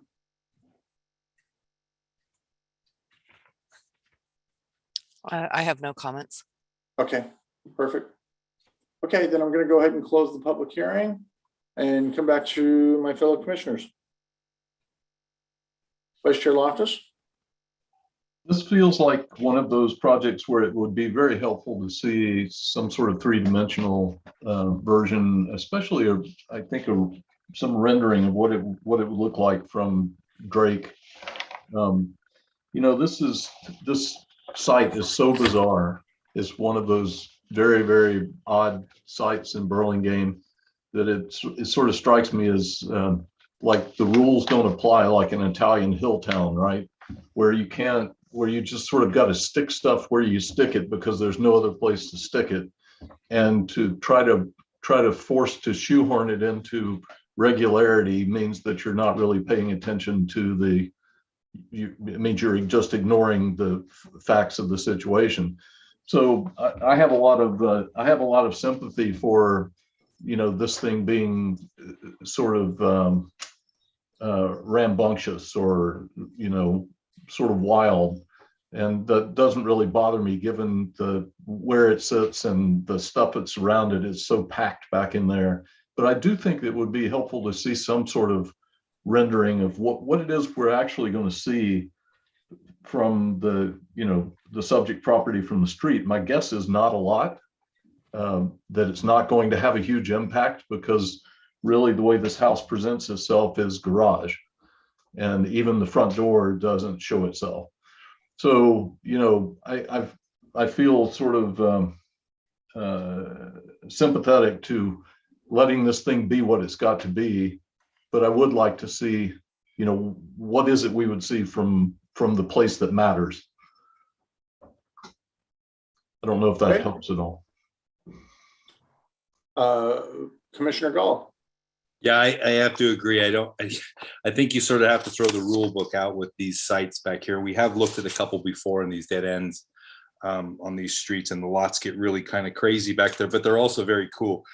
Overall, I really like the design. I can support the side setback variances just because of the conditions of the lot. And you're a little bit handcuffed. I don't think that they're going overboard with their square footage. They're keeping it well underneath the floor area ratio. I can support the special permit for the declining height envelope on the left side of the house because it's kind of has to be that way. It's not a square house on a square lot. So I think we need to take that into consideration. And I agree with Commissioner Loftus. I think a perspective would be helpful the next time around, or rendering of some sort. But based on driving down that street, I think that everything's kind of jammed in there, and this does not appear to me that it's going to be intrusive or invasive of the neighbor's privacy. So I'm in support of the project. Commissioner Say. Yeah, thank you. Well, I agree with my fellow commissioners, and want to give a lot of credit to the architect for actually attempting all of these elevations. I think I would have pulled out all my hair and trying to figure out what each side looks like as one flat view, because of course you can't see any of these views anywhere from around the house. I think the house, as you approach it, has a lot of charm. It's initially or currently a very nicely designed home. And I would guess that, when we see that rendering, that we're going to barely see the little tips of the roof, fairly low slung roof that is being proposed for that addition upstairs. And I did appreciate that the homeowners shared with me their plans for their kitchen design and including how their cabinetry is going to be laid out, which kind of substantiates the reason why there's no windows on that one left wall on the left elevation, or the front elevation in this case, but it's really on the left side. So I can totally support the side setback variance just because they really have no choice. And as well as the special permit for the declining height envelope. I think they've done a nice job of keeping the addition concise and in the core of the home where they could possibly add on. It would be nice to see a rendering. I don't think it's a deal breaker for me if there isn't one, but it would be nice to see one before we go to action next time. Thank you. Commissioner Camerado. Yeah, so I have a couple of comments. So one is, as Commissioner Pfaff mentioned, I think there's something going on with the front door that I don't know if it's because of the style of the front door, or if it's the peak, but I'd like to see something a little bit different there. I don't know if I feel like it needs to be a little bit wider. I'm not quite sure, but I feel like the front door needs a little bit of work. As it relates to that blank wall, I'm not opposed to having that blank wall there. I think it would be a wonderful opportunity for two things. And this is not a deal breaker, but either some vines or something on that wall to kind of break up this whole massing of that wall. Something really pretty, maybe some sort of a trellis there. Or the other option is we've had projects that have come before us that have put kind of fake windows in. Although we haven't, this again isn't being seen by the front, but just some thoughts to give some idea to that blank wall, because you are still walking up to that house and you're going to have this huge wall to the left. And I appreciate that the applicants want to have it for their kitchen, and I don't suggest putting in windows, but maybe there are some other things that the applicant could look forward to do on that wall. Great. Commissioner Say.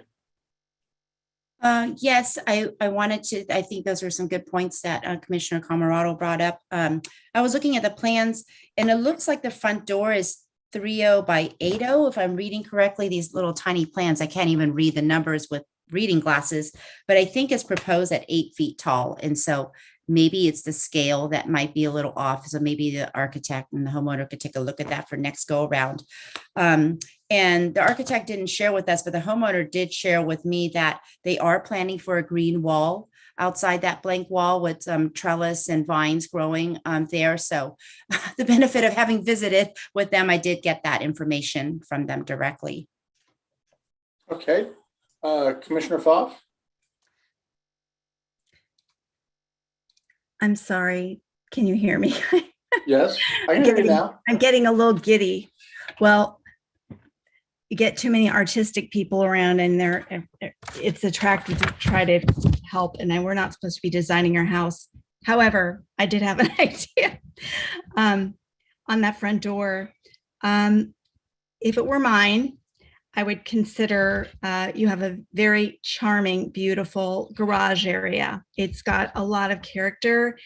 And what would happen if something like that would be the door?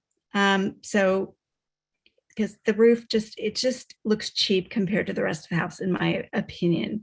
But something like that with that beautiful arch and the columns that are not oversized, they're just very nice. It's perfectly proportioned in the garage area. If you had something like that and could even push them out, like even if your door is not really wide, but you can push out this portico or whatever you want to call it, that would help take up some of that blank wall and be something like really substantial, like you've arrived. This is our front door. Even if nobody can see the front door, you can actually see the front door. So that was just my little comment. Thank you. Great, thank you. I like the project. My concern when I was there was just the second floor windows that face the neighbor. I know it is tight in there, so as long as everybody's kind of knowing what's going on there, then I'm not worried. I think that there is an opportunity for the porch. I don't know if that it's a driver for me, but I definitely agree that the existing condition is not attractive and is not arriving. So I do think there's some opportunity to maybe make the porch piece a little bit bigger. It could involve the very nice bougainvillea that you have in the front. You know, you've got some really nice plantings that enhance this structure. And so I think that there's potentially an opportunity there to do maybe a little bit more with the porch area. It's also sometimes nice to have a little extra porch area because somebody's dropping something off, your packages. So it's not just about protecting the person standing at the door. It's also about having a little extra space there. So opportunity. The blank wall doesn't bother me at all. I think it's a great landscape opportunity, but not something that I think we want to drive how it finishes. It's an opportunity. And I don't think this blank wall scares me at all. So I think it's a great solution. With the creek in the back and the deck and all the structure going on the back, I would just encourage, as you look at a second story addition, that you get your structural engineer involved early, as there's going to be some costs back there. So that's just advice. Do we have a motion? Vice Chair Loftus, if you're going to make a motion, you got to unmute. My space bar didn't work that time. I move that we bring this back on regular action. Okay. I'll second that. Okay, so motion by Vice Chair Loftus and a second by Commissioner Say. Can we get a vote?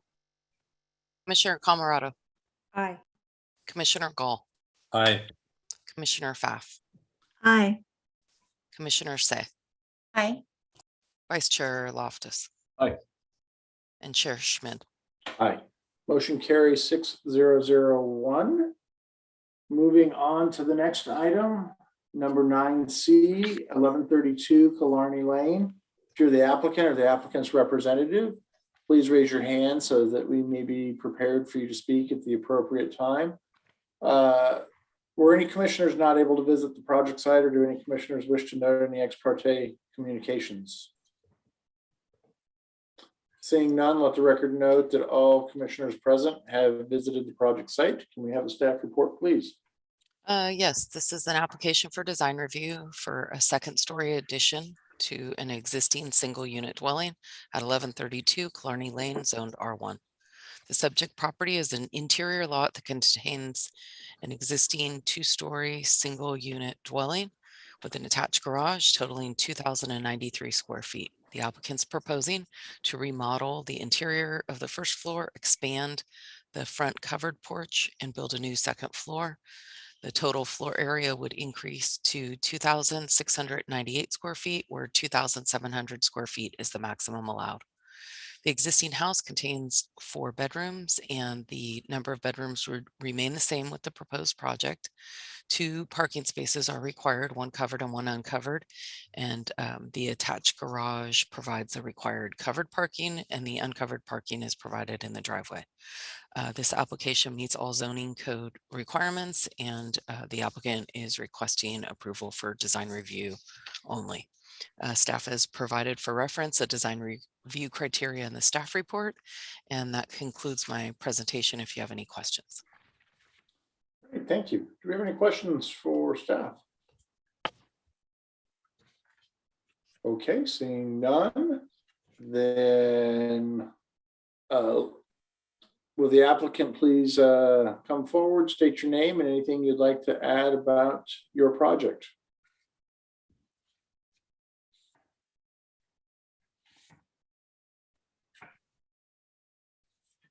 Hi, Bob. Looks like you're ready to go. Hello, can you hear me? Yes, we can. Hi, my name is Joseph Sable. I'm with Arrow 11 Design, and I worked with Bob and Diane Crisolo on the project. They're here with me in the room. I'm here to answer any questions about the design and help facilitate any of your comments and questions as well. Thank you very much. Great, thank you. Do we have questions? Commissioner Pfaff? Yes, I just wanted to ask about the your use of the shingles. Was there a reason why you chose shingles for this particular neighborhood? Sure, I think the selection was generated by the client's desire to have that kind of craftsman style aesthetic for the project in general, and that they're proposing real wood shingles painted at this time. Okay, thank you. Commissioner Gall. Yeah, a couple of questions. I think I know the answer to the first one, but you have some conflicting notes on sheet A6 about the window type. The new windows would be wood aluminum clad, simulated true divided light, Marvin signature equal. That's correct? That is correct. Yes, sorry for the inconsistency. Yes, thanks for pointing that out. Thank you. But then are those 2 windows on the front facade on the first floor? You've got a note, 2 different notes on them. Would those be replaced with new windows? It's an existing opening in an existing wall, but we're going to replace it with a new window as called out. Okay, so it'll be all new windows all throughout then. That's correct. Okay, great. Then the other question I had is relates to the chimney on the right side elevation, or the lack of chimney. I know that's a bump out for a fireplace, but I think a chimney is a nice architectural detail, even though it would not. I mean, you could vent it through the top. You have to have a vent for that. It's a zero clearance fireplace, I'm assuming. That's correct. Actually, is this considered a new house? And can you, I guess you've already got gas, right? Well, anyways, my point is, would you consider doing a even a faux chimney there, just as a detail, as opposed to having a bump on the side of the house? I think our concerns would block the windows on the second floor. I think the owners, of course, obviously would be open to all considerations that the commission members would put forth this evening. I think one of the initial thoughts was we don't want to necessarily block the light getting into that second story window that may be potentially projected blockage from any kind of aesthetic architectural chimney cap there, depending on the height, of course. That would, the chimney being a zero clearance, it wouldn't need to clear the roof or anything. You could just go up a couple of feet. Anyways, if it's something you would consider looking at, I think it would add to the look of the house, as opposed to just having a box, seemingly attached to the side of the house. Okay, that sounds good. Thank you for that. Vice Chair Loftus. Yeah, how the big sliding glass doors in the back? I see that in plan there are 3 panels, in elevation there are 4 panels. How big are those things? They look commercial size. like 5 feet wide or something like that? Yes, I think they're, I don't have the specifics in front of me, but yeah, the idea was to minimize the frames so we could maximize the glass. So we could connect the great room out to the rear yard experience. So I think the intent was to minimize the frame size to maximize the light, but they are definitely some large spans back there. So they're not nano wall or something like that that just opens up completely. They're sliding glass patio doors or something. That's correct. Yes. They stack, they either split in the center or they all stack to one side, 2/3 open or 1/2 open, depending on the final. But right now it's going to be their regular sliding glass doors. That's correct. And I see that you've got a vinyl window next to that in the little hutchy looking thing. That's vinyl to match existing. So you're leaving some vinyl windows in and then putting some aluminum clad wood windows in as well? Unfortunately, that's an inaccurate. Unfortunately, I forgot to update. Okay. It's all going to be aluminum clad. That's just okay. Yeah, I was trying to figure. And then the sliding glass door, I presume, is going to be, what is that? Is that a vinyl or is that wood aluminum clad as well? It's going to be aluminum clad as well. So we're going to be consistent with all the materials for all the openings. Okay, thank you. Thank you. Commissioner Say? Yes, thank you. So where's my question? Sorry. I apologize for the bad light here on my video. Sorry, I'm not in shape. My apologies. Oh, that's okay. What is your proposal for exterior lights around the house and the garage? I think we're leaning towards LED, all LED, with a fixture aesthetic consistent with the proposed design. So there'll be wall mounted sconces? Yes, yes. Okay. Could you show those locations next time around with the proposed? Absolutely. Thank you. Yes. And then on the side elevation, you have a side door entrance. Any consideration for a little weather protection over that side entry door? Little roof or something? I think that's a fair comment, but I think at this time the side door is not going to be used a considerable amount, and the clearance for that area is pretty tight. So I think really we want to use it for kind of an occasional use, mostly just for the light to get in there is one of the design intents there. Okay, thank you. Thank you. Commissioner Gall.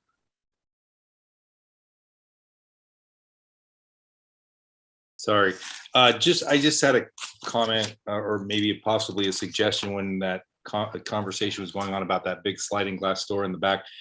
Yes. I don't know if you're familiar with it, but you can stack those things and pocket them all on that wall to the left on the exterior elevation, which is very dramatic, and the door just disappears. It thickens the wall, but it can be done, and it's not an inexpensive solution, but it's a nice solution. Yeah, I think that's a great suggestion. I'll definitely let the homeowners know about that. Thank you for that. No problem. Okay, I just had a couple small questions.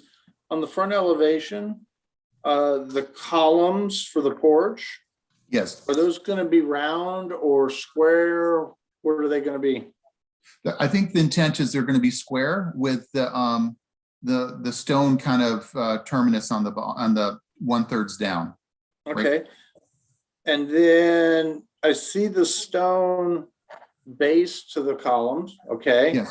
So then from the porch down, what are you doing? From the porch column down? Well, so right, you've got the floor of the porch, and you've got 1 or 2 steps down to the ground. So what do I see when I go from the porch down to the ground? Got it. I understand. Thank you for clarifying that. Yes, right now we're going with kind of a horizontal painted fascia with an offset. So it's going to be horizontally clad down to grade at this point. So it'll be a solid kind of porch aesthetic with a horizontal painted wood material. So you're going to take wood down to the dirt? The minus the foundation that's required in that area. Yes. Okay. Yeah.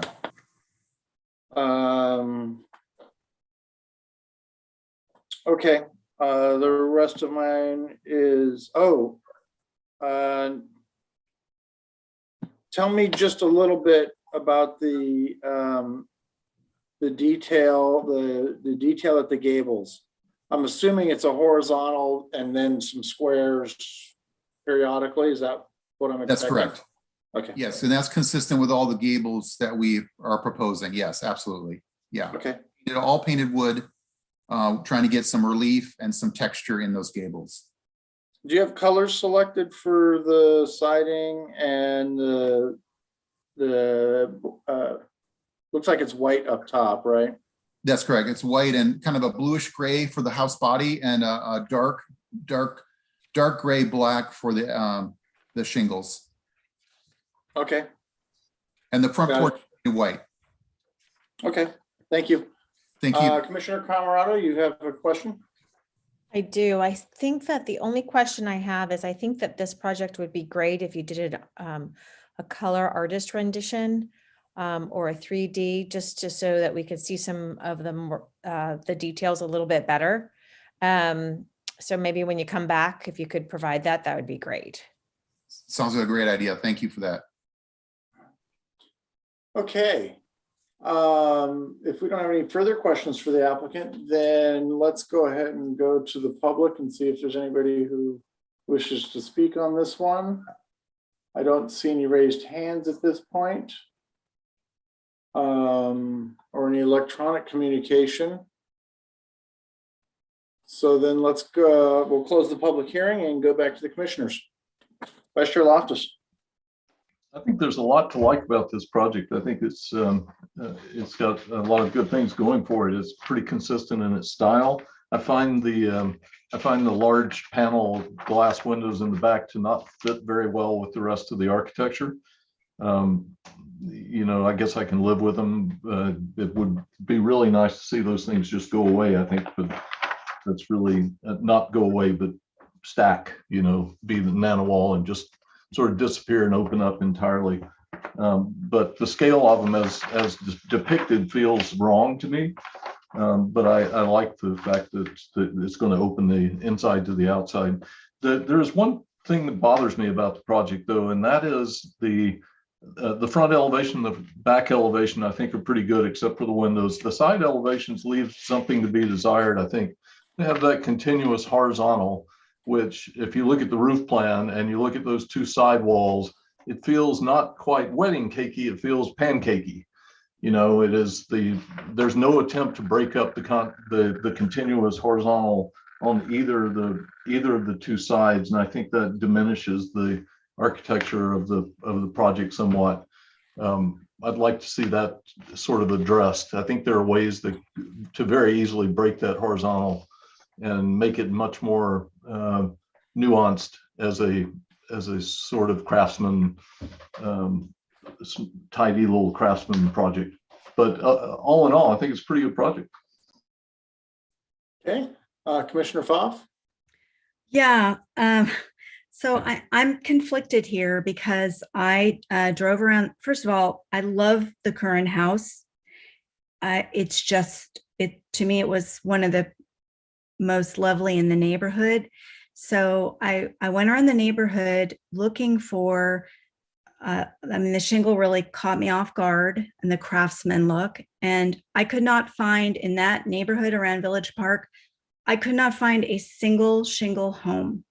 And so I'm looking for something to bring it back down so it sets in that neighborhood. And wondering, because it's not only shingle, it's very aggressive. It's that, how do you call that? They're like axe split or something. It's a special name.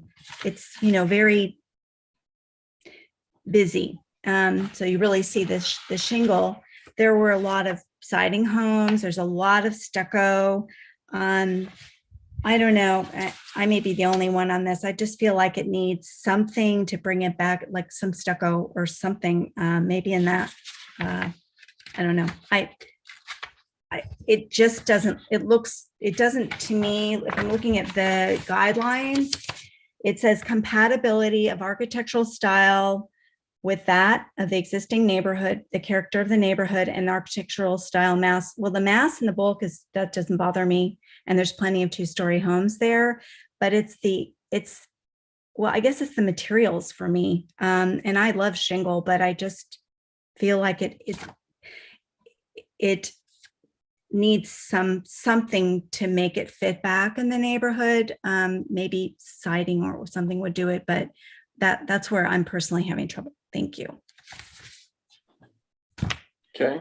I agree that neighborhood is a more stucco and horizontal siding typically, but there's other, I've seen, shingle homes in some of the other Ray Park neighborhoods.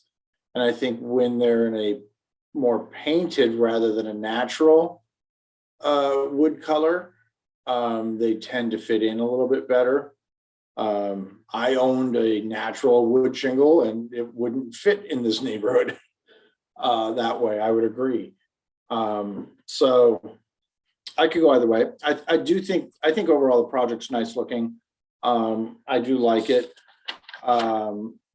And I think that really my comments are not so much criticisms of what we've got. It's just that we need to probably see a little bit more for the final.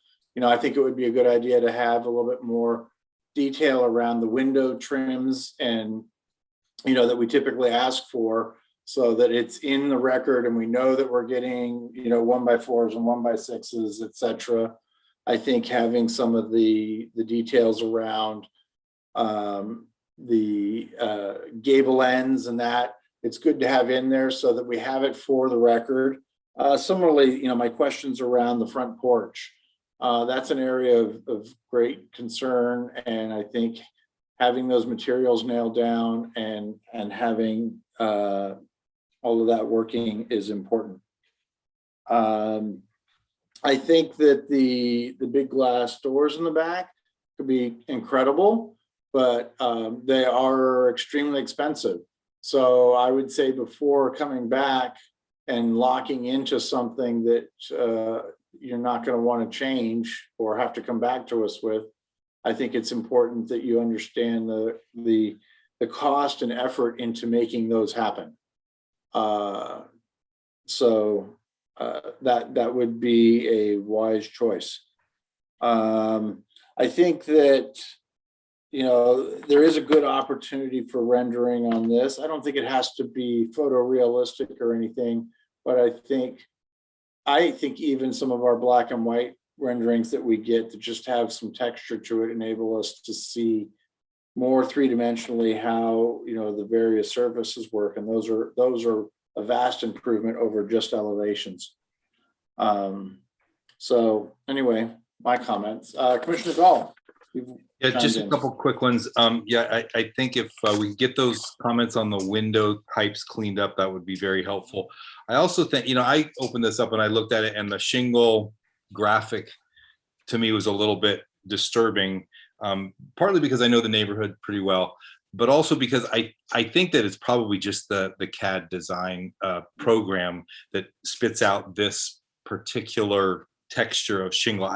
My guess is that the shingles would be a traditional shingle that would be square cut on the bottom, and they would appear in very horizontal rows.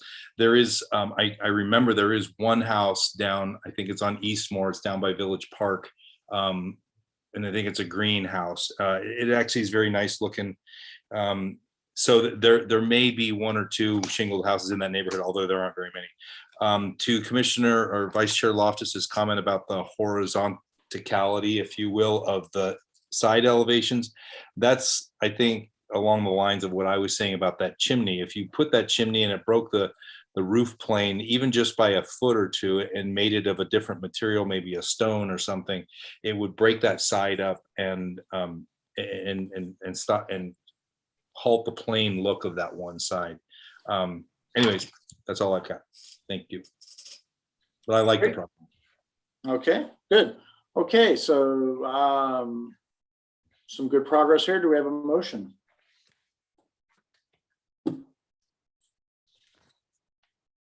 I'll make a motion to bring this project back on regular action. I'll second that. Great. Motion by Commissioner Gall, second by Vice Chair Loftus. I'm not seeing any additional comments. So let's vote. Commissioner Camerado, Aye. Commissioner Gall, Aye. Commissioner Pfaff, Aye. Commissioner Say, Aye. Vice Chair Loftus, Aye. and Chair Schmidt. Aye. Motion carries 6001. Okay, getting towards the end here, we are at item 9D, 1855 to 1881 Rollins Road. If you're the applicant or the applicant's representative, please raise your hand so that we may be prepared for you to speak at the appropriate time. If possible, we ask that you turn on your video at that time. Were any commissioners not able to visit the project site, or do any commissioners wish to note any ex parte communications regarding this project? Okay, seeing none, let the record note that all commissioners present have visited the project site. Can we hear a staff report, please? Yes, and in the interest of time, and because I know the applicant has a presentation prepared, I'll try to be brief. The proposed project is for a new 5-story, 405-unit, multi-unit residential development at 1855 and 1881 Rollins Road, zoned RRMU. The project site is comprised of 2 parcels that would be combined to create a 4.1-acre site. The site would have frontages on both Rollins Road and Broderick Road. Of the 405 units, 34 units would be designated as affordable for low-income households. Unit sizes range from 559 square feet to 1,548 square feet. There are a total of 538 parking spaces proposed and an attached garage at the rear of the building. An additional 6 surface parking spaces are located near the lobby entrance at the front of the site, and those spaces are intended for guests and deliveries. The applicant has elected to develop consistent with Tier 3 development standards. Projects using Tier 3 standards must provide at least 3 community benefits. The applicant will be discussing those further in their presentation. The applications that are being requested for this project at this time include design review, density bonus to allow 68 additional units, density bonus to allow incentives and waivers to development standards, those being for lot coverage and rear setback, and a vesting tentative parcel map will be required for the lot merger to combine the lots. I did want to briefly provide some further clarification on the density bonus concessions and waivers.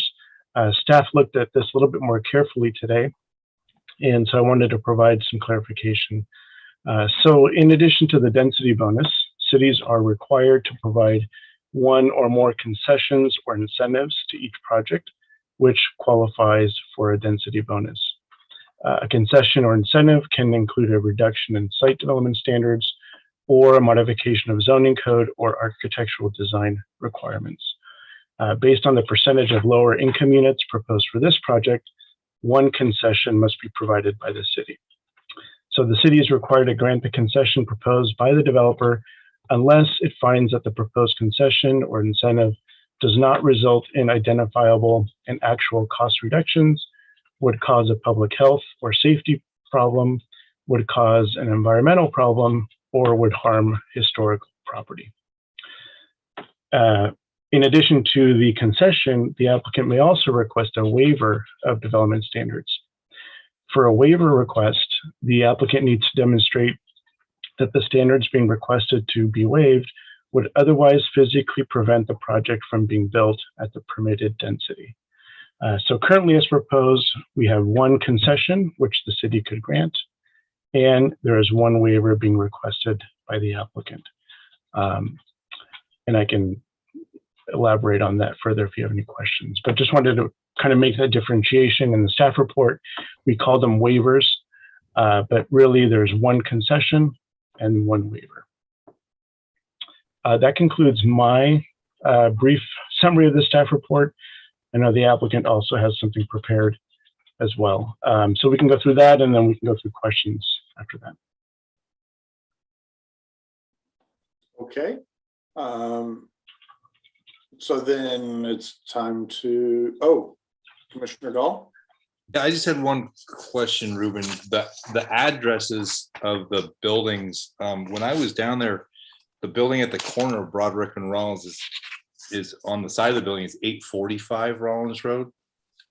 I mean, is that I think it's 1845. 1845, yeah. 1845.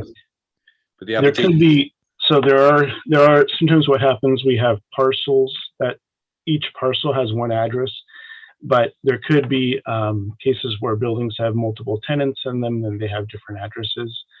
Perhaps the applicant can also provide further clarification on that. okay, thank you. Commissioner Say? Yes, so because I'm serving on the CAC for the North Rollins Road specific plan, and I know that that's in still draft mode. I was just curious if that draft plan has been shared with this developer, and how any of the kind of specific plan objectives are being presented or applied to this project. Well, so anything that's currently being worked on now would not apply to this project. This project was submitted already prior to adoption of the specific plan. And actually, this project was submitted under the old zoning code, so it's being reviewed under the old code. Whether the applicants have seen the proposal for the Rollins Road specific plan, I'm not quite sure. I'm not sure if the project planner shared that with them or not, but anything that's in that proposed plan would not apply to this project. Okay, interesting. Thank you. Okay. If we're ready, then we'll go ahead and open up the public hearing. And would the applicant please come forward, state your name and anything else you'd like to add about your project?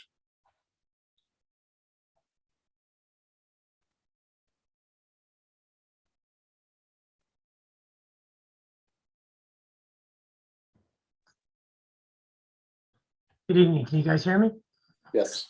And I see in. Okay, great. So so Chair Schmid, Vice Chair Loftus, members of the Planning Commission, we thank you for your time tonight, especially at this late hour.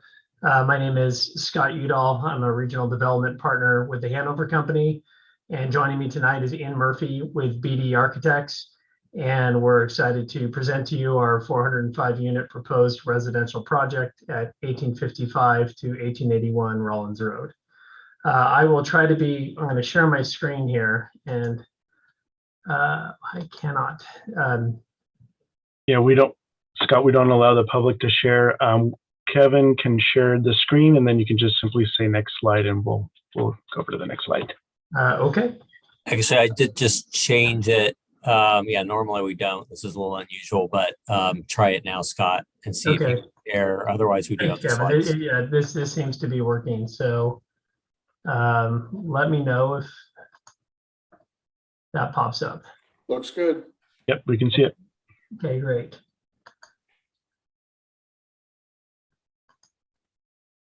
Okay.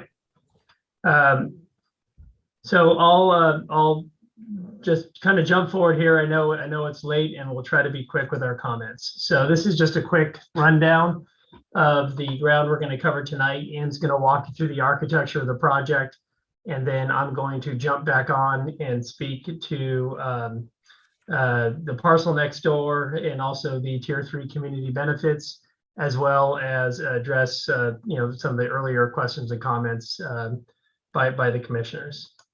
But before I turn it over to Ian, this is just a quick aerial view of the project. These are our two parcels, and Commissioner Gall, there is an 1845 and 1855 Rollins Road, but it's comprised of this one building. So these two parcels make up the assemblage in the 4.8 acres of the site. You can see Rollins and Broderick. This is the Millbrae city border. And so this site is actually, of all the parcels in the North Rollins specific plan, this development site is the closest to the Millbrae multimodal Caltrain and BART station. So we're excited to be introducing a project of scale this close to transit. And it's mentioned in the staff report that we are in discussions with Union Pacific Railroad regarding this sliver of land next to our project. And I'll touch on that a little bit later in the presentation. But first, I will turn it over to Ian to walk you through the building. And Ian, I'm just happy to keep going through the slides as you dictate. Thanks, Scott. Thanks again to all the commissioners for being with us late tonight and reviewing the project with us. We're happy to have the opportunity. The project is just shy of 5 acres with 405 units, as Scott mentioned, heavily weighted towards 1, 2, and 2 bedrooms with some studios and some 3 bedrooms, as shown on the screen here. We have 544 vehicle parking spaces, which is a ratio of 1.34. We're planning for the city reach code of 10% EV-ready stalls to be provided on the project and 203 on-site secured bike parking spaces. And we can go to the next one. As you can see here in our site plan, the project is a wrap structure. So it's a 5-story type 3 wood structure adjacent to a 6-story type 1 parking garage. We've located the majority of the site amenities along the street frontage on Rollins, and that opens up onto a large public plaza that we're proposing on one side and provides line of sight all the way through to the largest of the courtyards, where there'll be a large pool area and 2 large loggias attaching to the smaller courtyards to be programmed separately and give defined uses. The project is ringed by vehicular access on the southwest and the north, abutting the drainage easement and culvert. And we can go to the next slide. And that project pretty much stacks up. You can see that the vast majority of that amenity space facing Rollins is double height space that'll be further defined in the elevations and the renderings. Next slide. This plan remains pretty much consistent. We can cycle through these. Up to the roof, 1 roof level. This is our landscape plan, where you can see that we've, in most cases, gone beyond the minimum setback with kind of large amounts of landscaping at the Broderick frontages as well as at the Rollins frontages with intermittent plazas called out here as Plaza A, Plaza B, and Central Plaza C. Next slide. This is sort of a touch and feel of the landscape that we're planning for the project and some of the kind of outdoor amenities. These are actually all pictures taken from other Hanover projects done in the Bay Area. So this is a very good representative sample of the work that we expect to do here. Next slide. Here are 2 of the elevations. The top elevation here is facing Rollins Road. And starting in the kind of lower right-hand corner, you can see the double height glazed amenity space kind of defined in the darker material and taller glass. And then that's topped with sort of a specialty corner treatment, this sort of ribbon of metal that we'll see kind of how much articulation and how evocative that is in some of the renderings. And then we have a more rigorous pattern for the architecture as it marches down Rollins. In the lower elevation, we can see the garage, which is pulled to the very back of the site, which kind of hides it from any public street view and inherently screens it from public view. The materials that are being proposed for the project is a combination of stucco, Allura wood look siding, fiber cement siding, tile for the base materials in large part, vinyl windows, glass railing, aluminum storefront, and that metal ribbon that we're going to look at in more detail later as an ACM metal panel. Next slide. And then here, the upper elevation is that south elevation facing Broderick, which again has a reprise of the end cap of that metal panel, and then that kind of more rigorous architectural element broken up by kind of darker recesses. Next slide. And then here we have the view from kind of the main entry lobby and the largest of the public plazas. And we can see that the building steps back right at the lobby to provide an overhang and to indicate that that's the primary entrance. We really were trying to do something special with the corner treatment that was kind of eclectic and industrial and contemporary, in keeping with the goals of this neighborhood area, and maybe had sort of a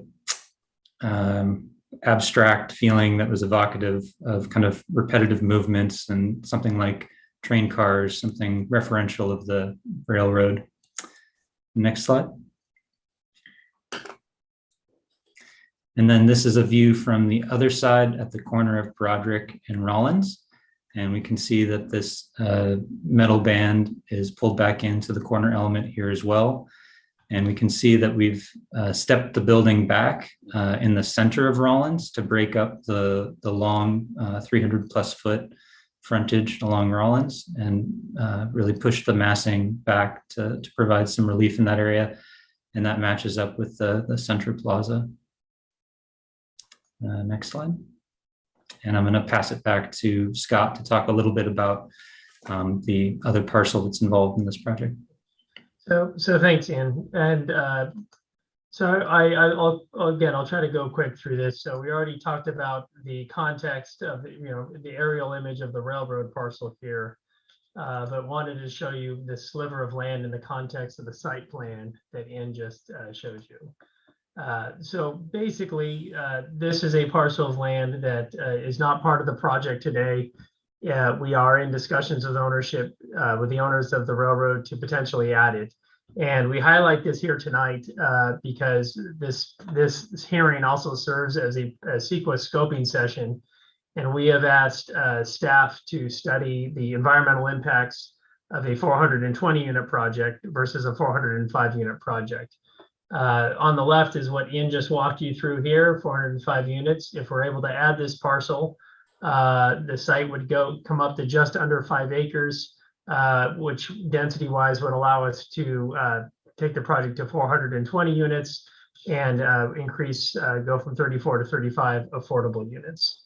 Ruben mentioned the development standards, and the way we position them is these are two separate requests for development waivers, but whether they need to be a waiver or a concession, we can discuss that further with staff. With that said, I just wanted to walk you through them briefly. The city's lot coverage standard is 60%. As proposed tonight, our lot coverage is 61.1%, and hence the density bonus waiver request. However, if this railroad parcel is added, our lot coverage, by virtue of the lot area getting larger with the footprint remaining largely unchanged, the lot coverage would drop down to below 59%. Similarly, we have a rear setback to the railroad parcel from our parking garage of 10 feet. That's less than the published rear setback of 20 feet, and hence another density bonus waiver. But again, with this parcel added, the request for a waiver would go away, as we would be over 30 feet away from the outside property line of the railroad parcel. I should note, though, in both of these scenarios, that the closest the residential units get to the rear property line is close to just under 35 feet. So the residential units themselves are spaced, appropriately back from the rear property line. And then finally, just to walk you through the Tier 3 community benefits, as Ruben mentioned, the project is proposing 10% low-income affordable units on site. These units will be affordable to households making 80% AMI, distributed throughout the project, and with an affordability period lasting 55 years. In addition to that, the project will feature a robust transportation demand management plan that will be designed to shift 25% of mode shift from car usage, private car usage, to alternative forms of transportation, including transit, bike, pedestrians, and car sharing. And that plan is typically done in parallel with this project's traffic study. So when this project comes back before this body for final approval, the TDM plan will be completed and available for review. And finally, we're proposing 3 new public plazas along the Rollins Road frontage. The requirement for the Tier 3 community benefit is that we propose a plaza that is 50% greater than the minimum requirement of 1,500 feet. The Hanover's plan is to actually propose 3 public plazas, the largest of which is 250% larger than the code minimum at 3,824 square feet. And so this is, as in showed you in the renderings, this is at our main lobby entrance on the northeastern side of the project.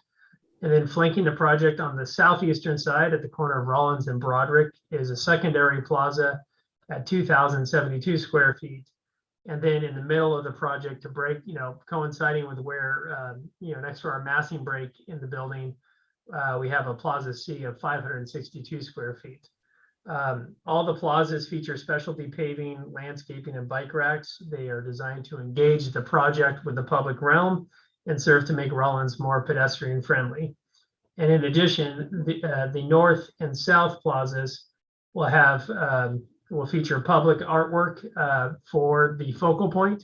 Hanover is in discussions with a Bay Area artist firm called Hibakozo that we have worked with in the past.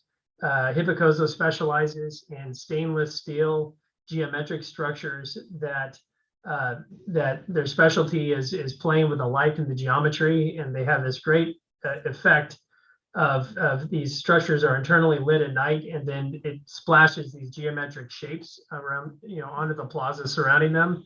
And they're a great feature just for the project, but also for the public. And it's a creative way to keep these plazas active and safe at night as well, and engaging to the public. So we view this as an exciting feature, not just for people walking by, but even as people are driving into Burlingame on Rollins Road, to kind of see this as you come in is something that we're excited to continue to process this design with Hibakozo. Just for a quick scale, this sculpture at the main lobby would be about 14 feet tall. Over here, this sculpture would be 9 feet tall. So large pedestrian scale, and we're establishing a hierarchy from the larger plaza, down to the smaller plaza on the southeastern corner.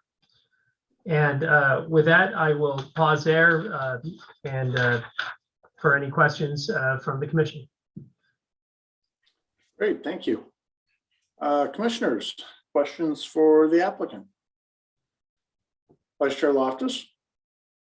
Since I love the plazas, and I like the sculptures, and since you mentioned, you used the word safe there, I want to just confirm that you're not concerned. I want to confirm whether or not you're concerned about safety on those public plazas, and whether you have any intention of coming back to us and asking to lock them at night, because we had a request made recently by a developer 18 months after we approved the project to gate those public plazas, which I think is a travesty.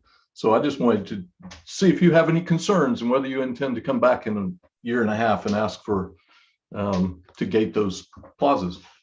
Yeah, the answer is we're always concerned about safety around our projects, but we have no intention to come back and ask to somehow gate these plazas. They're designed to be open to the public. They're at the boundary of the property. Hanover built 2 public plazas recently, actually featuring artwork from Hibakozo. And again, I think the key is to make them engaging, get eyes on the plazas, have them well lit, solve those safety issues through design. That's great. They are the public realm, and that's what we're conceding something to. We would be conceding something to y'all for that reason, that you're giving us something back to the public realm, and then to take that back seems wrong to me. So thank you for that. Commissioner Gall? Yeah, have you guys considered any type of retail as part of this project, or something that public would be a little bit more interactive with? We looked early on at, at the very infancy, at the infancy of the project, Commissioner, we did look at the viability of, a small coffee shop, for instance. The challenge that we see is that the, location here is going to be very difficult to get even at the corner of, say, Broderick and Rollins, is that it's just an isolated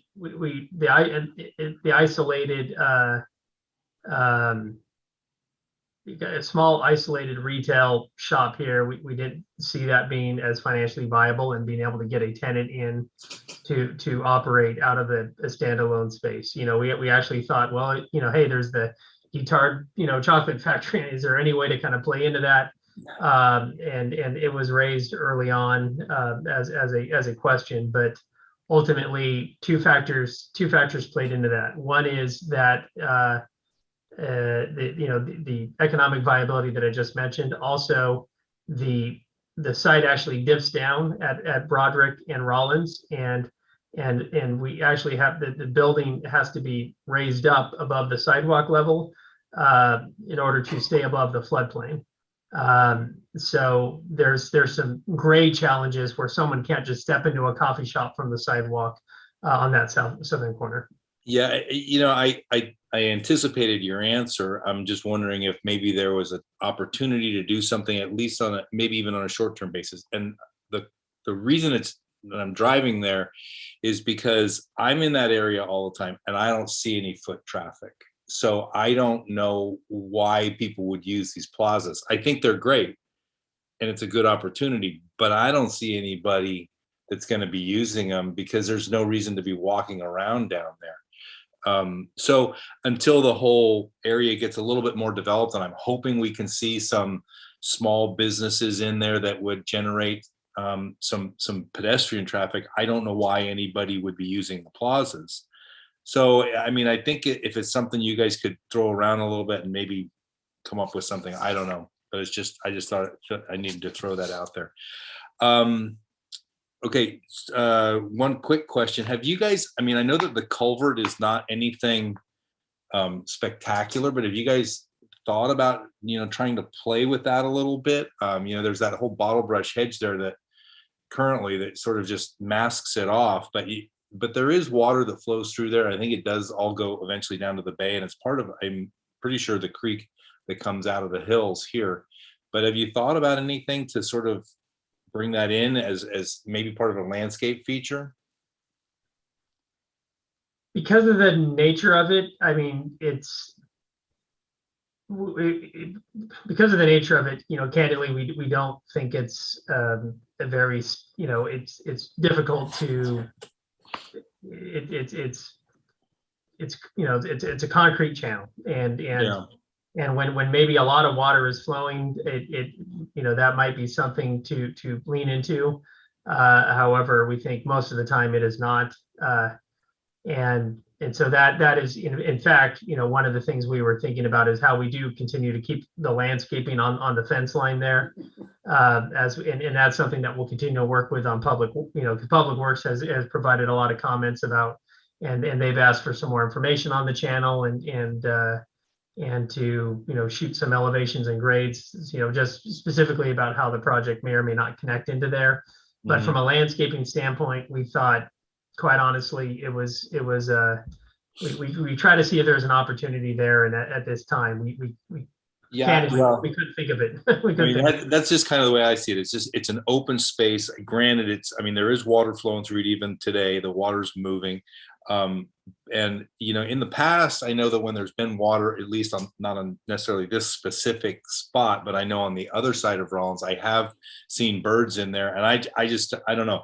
I'm just wondering if there's an opportunity there to maybe develop something that might, like I say, you've got open space there that you could take advantage of. Yeah, I mean, we'll take the comment into account, you know, and again, talk to our landscape team and just make sure we're exhausting, you know, making sure we're not passing up an opportunity. Okay, and I only just have one more short line of questioning, and this is because I've dealt with this and had to work with some clients that I have about the affordable units. So they're saying, you know, 80% of the median income. So do you have an idea of what these places might rent for? I mean, let's just use the studio for an example, because the problem that I've been confronted with by other people is they say, well, yeah, okay, so the median income is 102,450. That means you got the 80% of that is $82,000. But then if you're trying to get $3,000 a month, that's $36,000 annually out of an $82,000 salary. You'll never rent them. So I can, I don't have the rent up, but I could probably pull it up as I'm taking other questions, but let me answer your question about the relationship between the salary and the rent. The BMR, below market rate affordable rents are established by the city, and they're equal to 30% of the annual salary. So for example, if the annual salary was 82,000, the rent that can be charged is equal to 30% of that salary divided by 12 to get to the monthly, minus a utility allowance. So that basically 30% of that salary is to be used to cover not just your rent, but also your utilities. Okay, all right. And then if they don't rent, they just sit dormant. I mean, correct. We are required. So there's a, you know, and I think that the city has a contract with, I think Housekeys is still the agency today, but you know, the city, you know, if this project were to get approved, we would then sign an affordable housing agreement with the city of Burlingame, obligating, you know, that these units will remain affordable. Okay, thank you. Sure. Commissioner Pfaff.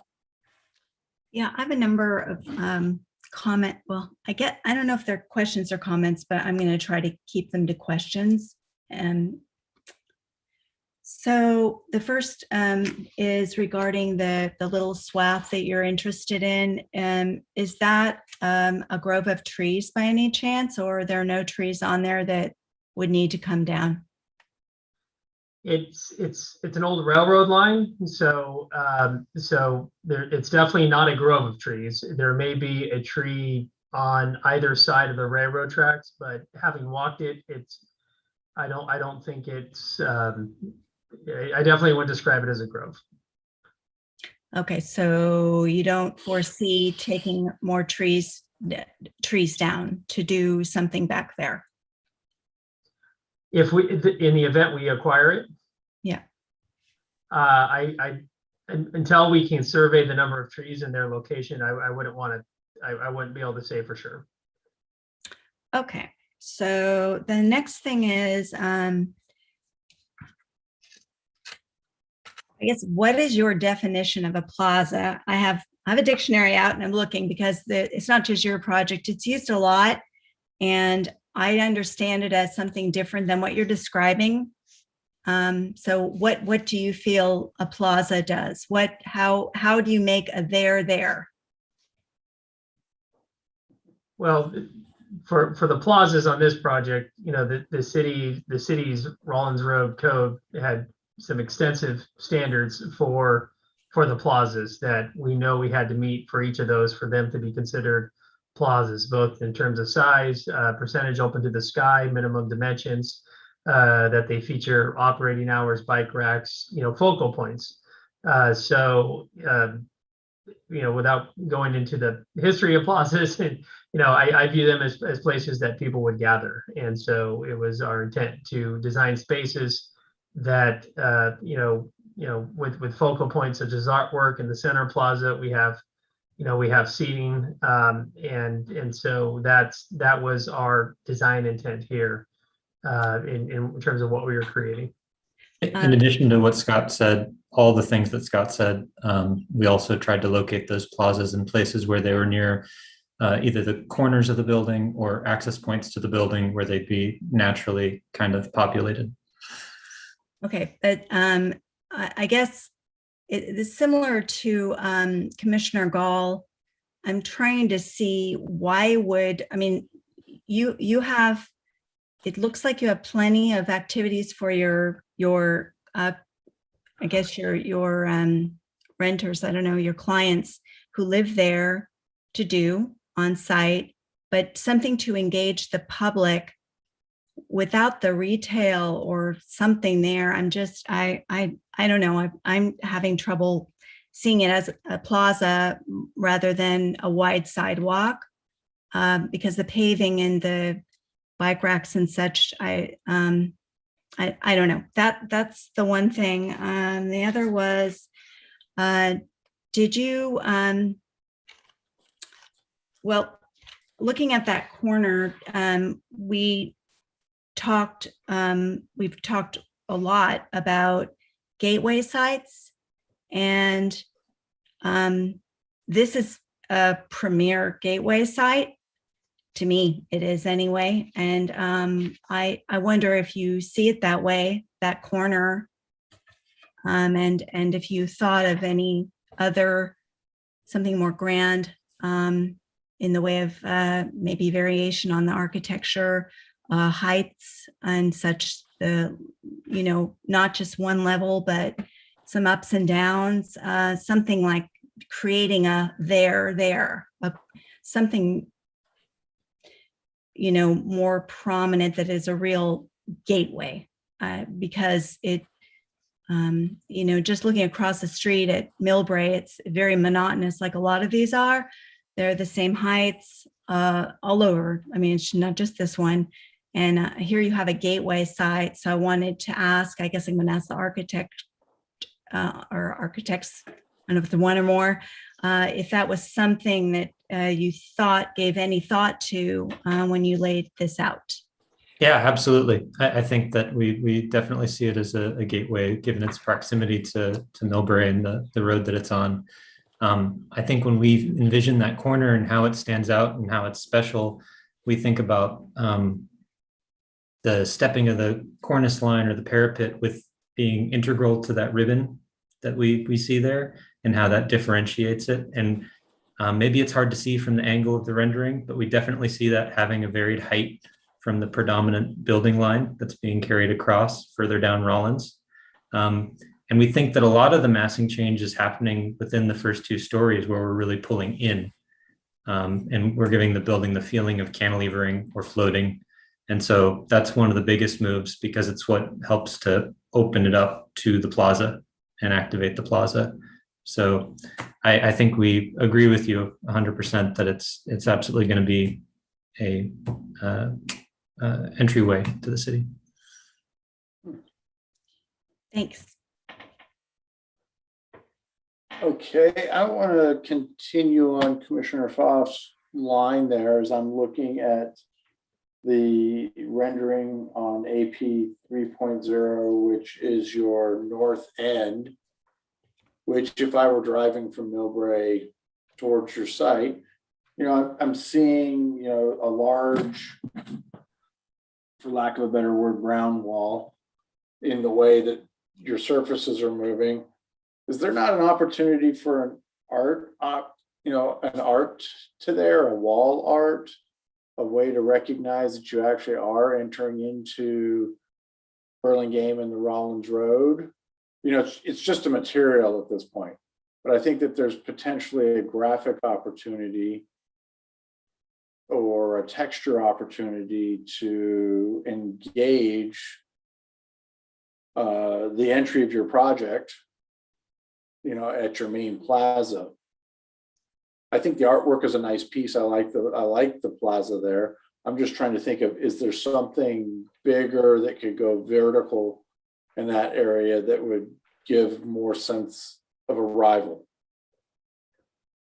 And I don't know that this may be a question, but it may not be that you can answer right at the moment. I'm just posing the question and giving you time. So I just, you're the first property in. So the question is, where is our gate and how have we said that we're here?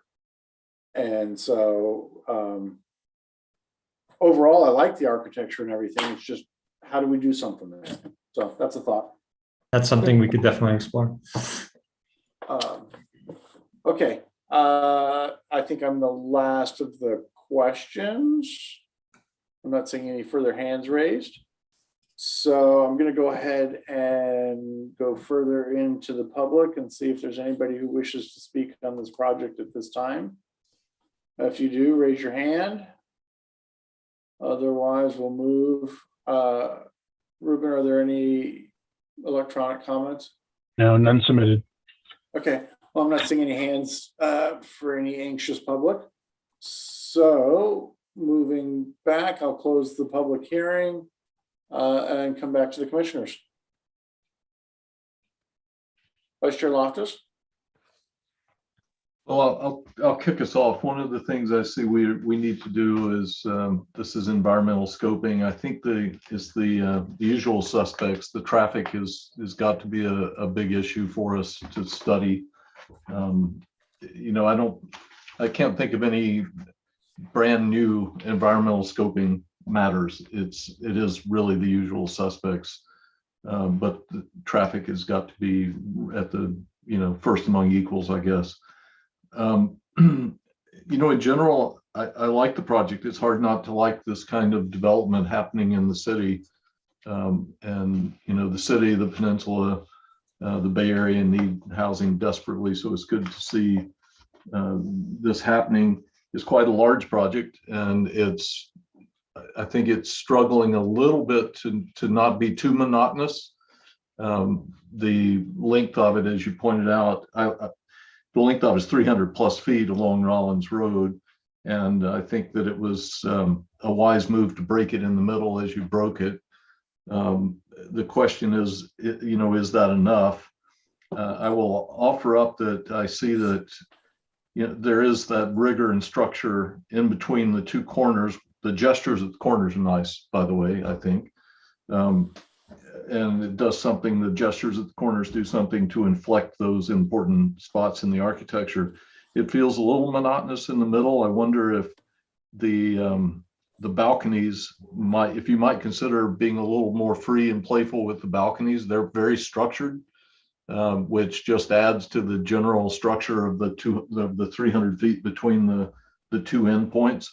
And I looked to see if they were linked to some special units, and I don't see any rhyme or reason to them other than they're stacked on top of each other on identical units. And I wonder if you can't sort of vary those. They can go up and down and not be so, provide some play against a very structured surface for 300 feet that provides a new level of reading beyond just that major break in the middle. Other than that, I don't have much to say about it, right? It's these projects, it is the nature of these kinds of multifamily residential projects to be structured similarly to one another. And as someone said at the early, this looks like another one of those projects, and it does. And you've done a good job to try to address, you know, the monotony that's inherent in the project type. And I think it's been pretty successful. I like the wandering snake, metal snake that runs along the facades at each of the corners. And so I think there's some interesting things going on. It could always be improved. And I think the place to improve it is you could jazz up the corners a little more, perhaps. Maybe it is a height thing. I don't know. I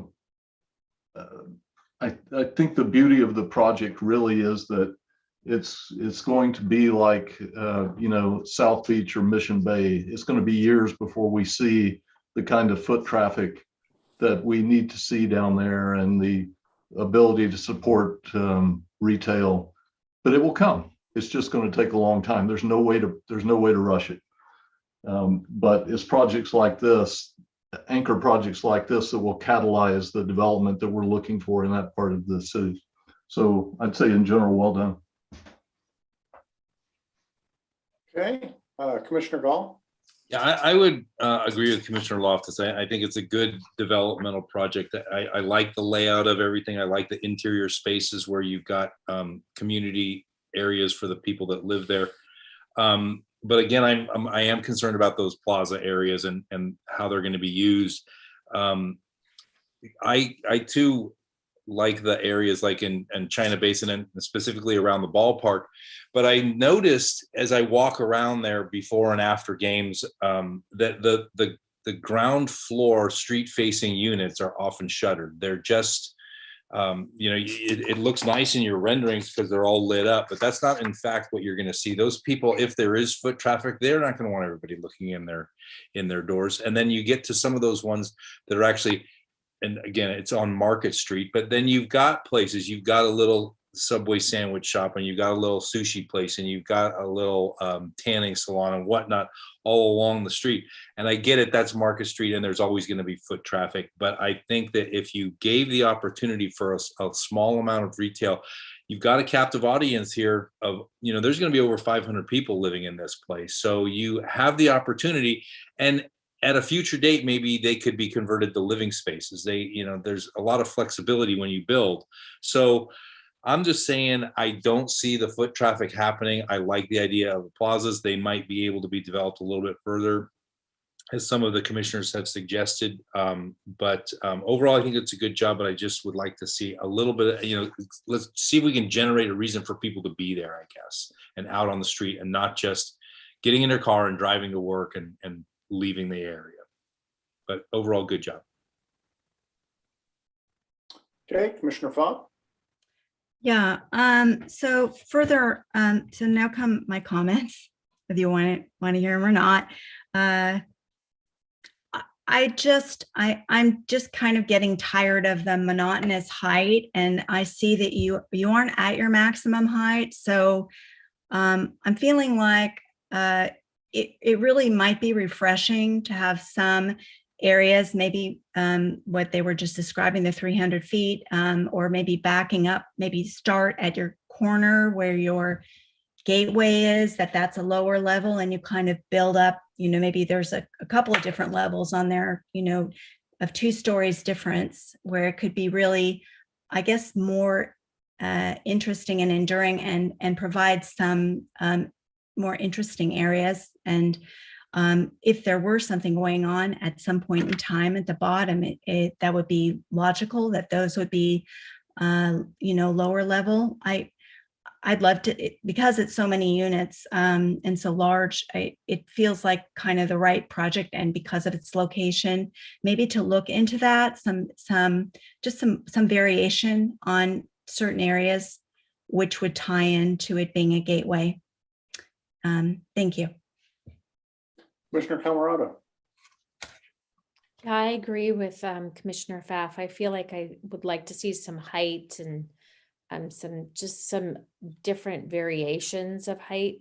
That was the one thing that just felt a little bit too monotonous.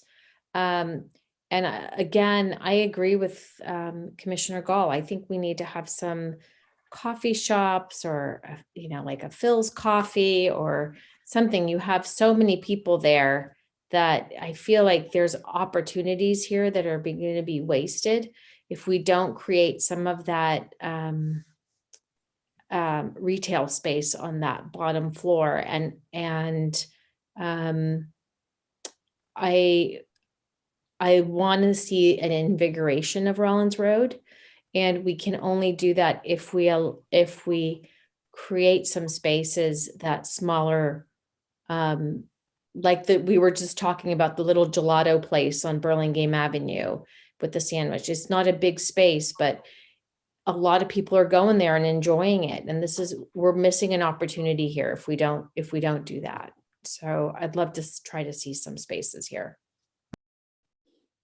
Great, thank you. Commissioner Say. Yes, thank you. So I agree as well. I think that this property has some unique ability to bring in some retail on that ground floor because of the close proximity to the In-N-Out Burger and that whole complex there.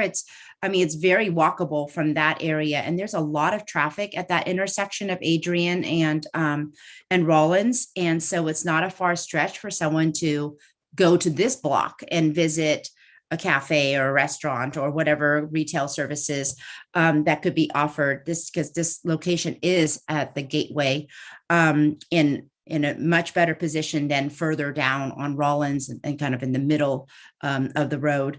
So I would like to see that. I would like to encourage that to be reviewed further. And I also think that the corners have some great opportunities for whether it's even more artwork or a stronger statement for that gateway to our North Rollins Road area. It's calling for that. And I think that would help break some of the monotony that some of my fellow commissioners are talking about. I think the design's looking quite nice. It's definitely put a lot of work into it so far.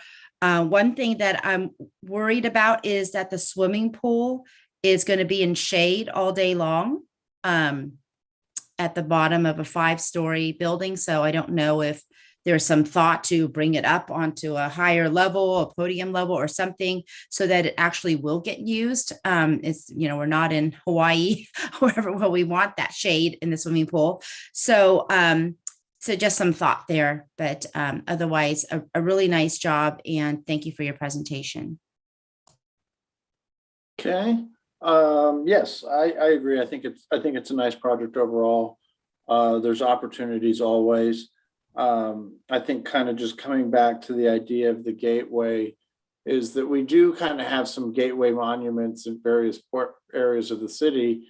We have our lit obelisks at either end of Burlingame Avenue. We have the old Broadway sign going across that helps celebrate the entrance into some of our neighborhoods. And I think this is, being the first property in, you kind of almost have the responsibility of being that introduction to what is going to be our newest neighborhood. And in hopes that we're going to be creating a more pedestrian environment coming down Rollins and not just being the industrial road that it has been for 30 years. So I think that there's an opportunity, and whether that involves the building architecture on the corner or whether it's something out in the plaza besides that kind of gives that gateway feel, I don't know. But I think it is an opportunity to work with. But otherwise, I was pretty satisfied overall with the drawings and what you're putting forward. So I hope to be able to see this project get further along. So we have, so that we can get this straight, we are doing environmental scoping, which I think Vice Chair Loftus made a good point. I don't know that anybody's brought up anything that is vastly different than the usual things that we are looking for. There wasn't anything all that unique in this location. And then we're doing design review. Is that correct, Ruben? Right, that's correct. I think you've already talked a lot about any design comments for the applicant to consider. And this evening, there's no motion required or a vote, as this is coming back for regular action automatically due to the environmental review. Okay, so I don't have to get a vote or a motion. No. Good news. Okay, so then we feel good about the amount of commentary we've given. Chair Schmidt, one thing I'd ask is if you can talk a little bit about the waivers that'll help the developer understand if those are likely going to be approved. Okay, so we've got the setbacks in the rear and then the floor area ratio, which both of those could be affected differently depending on that parcel in the back. For me personally, it didn't feel like the FAR exceeding the FAR seemed out of whack, or that we were stuffing too much into too small a lot. So that, unless somebody else has got an objection there, that didn't feel like a deal breaker there at all, and would seem like Chair- an easy thing. Chair Schmidt, just to clarify, the waiver request was for lot coverage, so it's just the footprint, not necessarily the floor area ratio, which Oh, is okay. measurement of the, the bulk Right. of the mass. So Right, but yes, either way, it didn't seem like it's not an egregious ask by any means. So that seems like a reasonable thing when the time comes. And then the setback seems reasonable because it's not backing up to anything that seems unreasonable. So I don't see anybody shaking their head saying, no, John. This seems like something that we would be able to stomach should the time come. Do I need to give more than that? No, I have to just say, if that swath involves taking out a bunch of trees to do something, then I personally, I'd have a problem with that, but just want that for the record. I'm pretty sure it's got railroad tracks on it and abandoned railroad cars on it right now. I didn't notice any. I don't think that there's any trees. Okay. If they're trees, they're weeds. Okay. So does that give enough guidance that I don't think that that's something that is a risk to them? Yeah, thank you very much, Chair Schmidt. I think that's very helpful. Okay. Is there any other direction that you guys would request of us at this point? no, I think I think you went through all the items that were asked of you this evening, and I think you provided some great direction for the architect and the applicant to consider. And I'm sure they'll be working on those. Fabulous. Okay. So then that gets us to item 10, commissioners' reports. Do we have any reports, commissioners? Okay, no. Moving on to directors' reports. Well, trying to get you out of here by midnight, so no Thank you. FYIs and nothing substantive to report from the last council meeting, unless Director Gardner had something to share, but otherwise we can call it a night. Okay. Well, I definitely lost the bet on when we were going to finish tonight, so I was more hopeful. Well, we appreciate you taking the time to look at all these projects this evening. We have several agendas that were fairly light, but this one we had to catch up on a few. So we'll do our best to keep it somewhat light at the next one, but no guarantees. And of course, that's the meeting that I'm going to be missing. I'd like to say thank you to you guys for the participation this evening. We had a lot of, I think, challenging projects to review. And I think we stepped up, and hopefully the applicants felt that we gave them a good amount of feedback to help them move their projects forward, which is the goal. So thank you. Thank you. Same to you. Okay. So then with that, I'm going to go ahead and adjourn the meeting, and we'll see you all next time. All right. Good night, everyone. Thanks, everyone.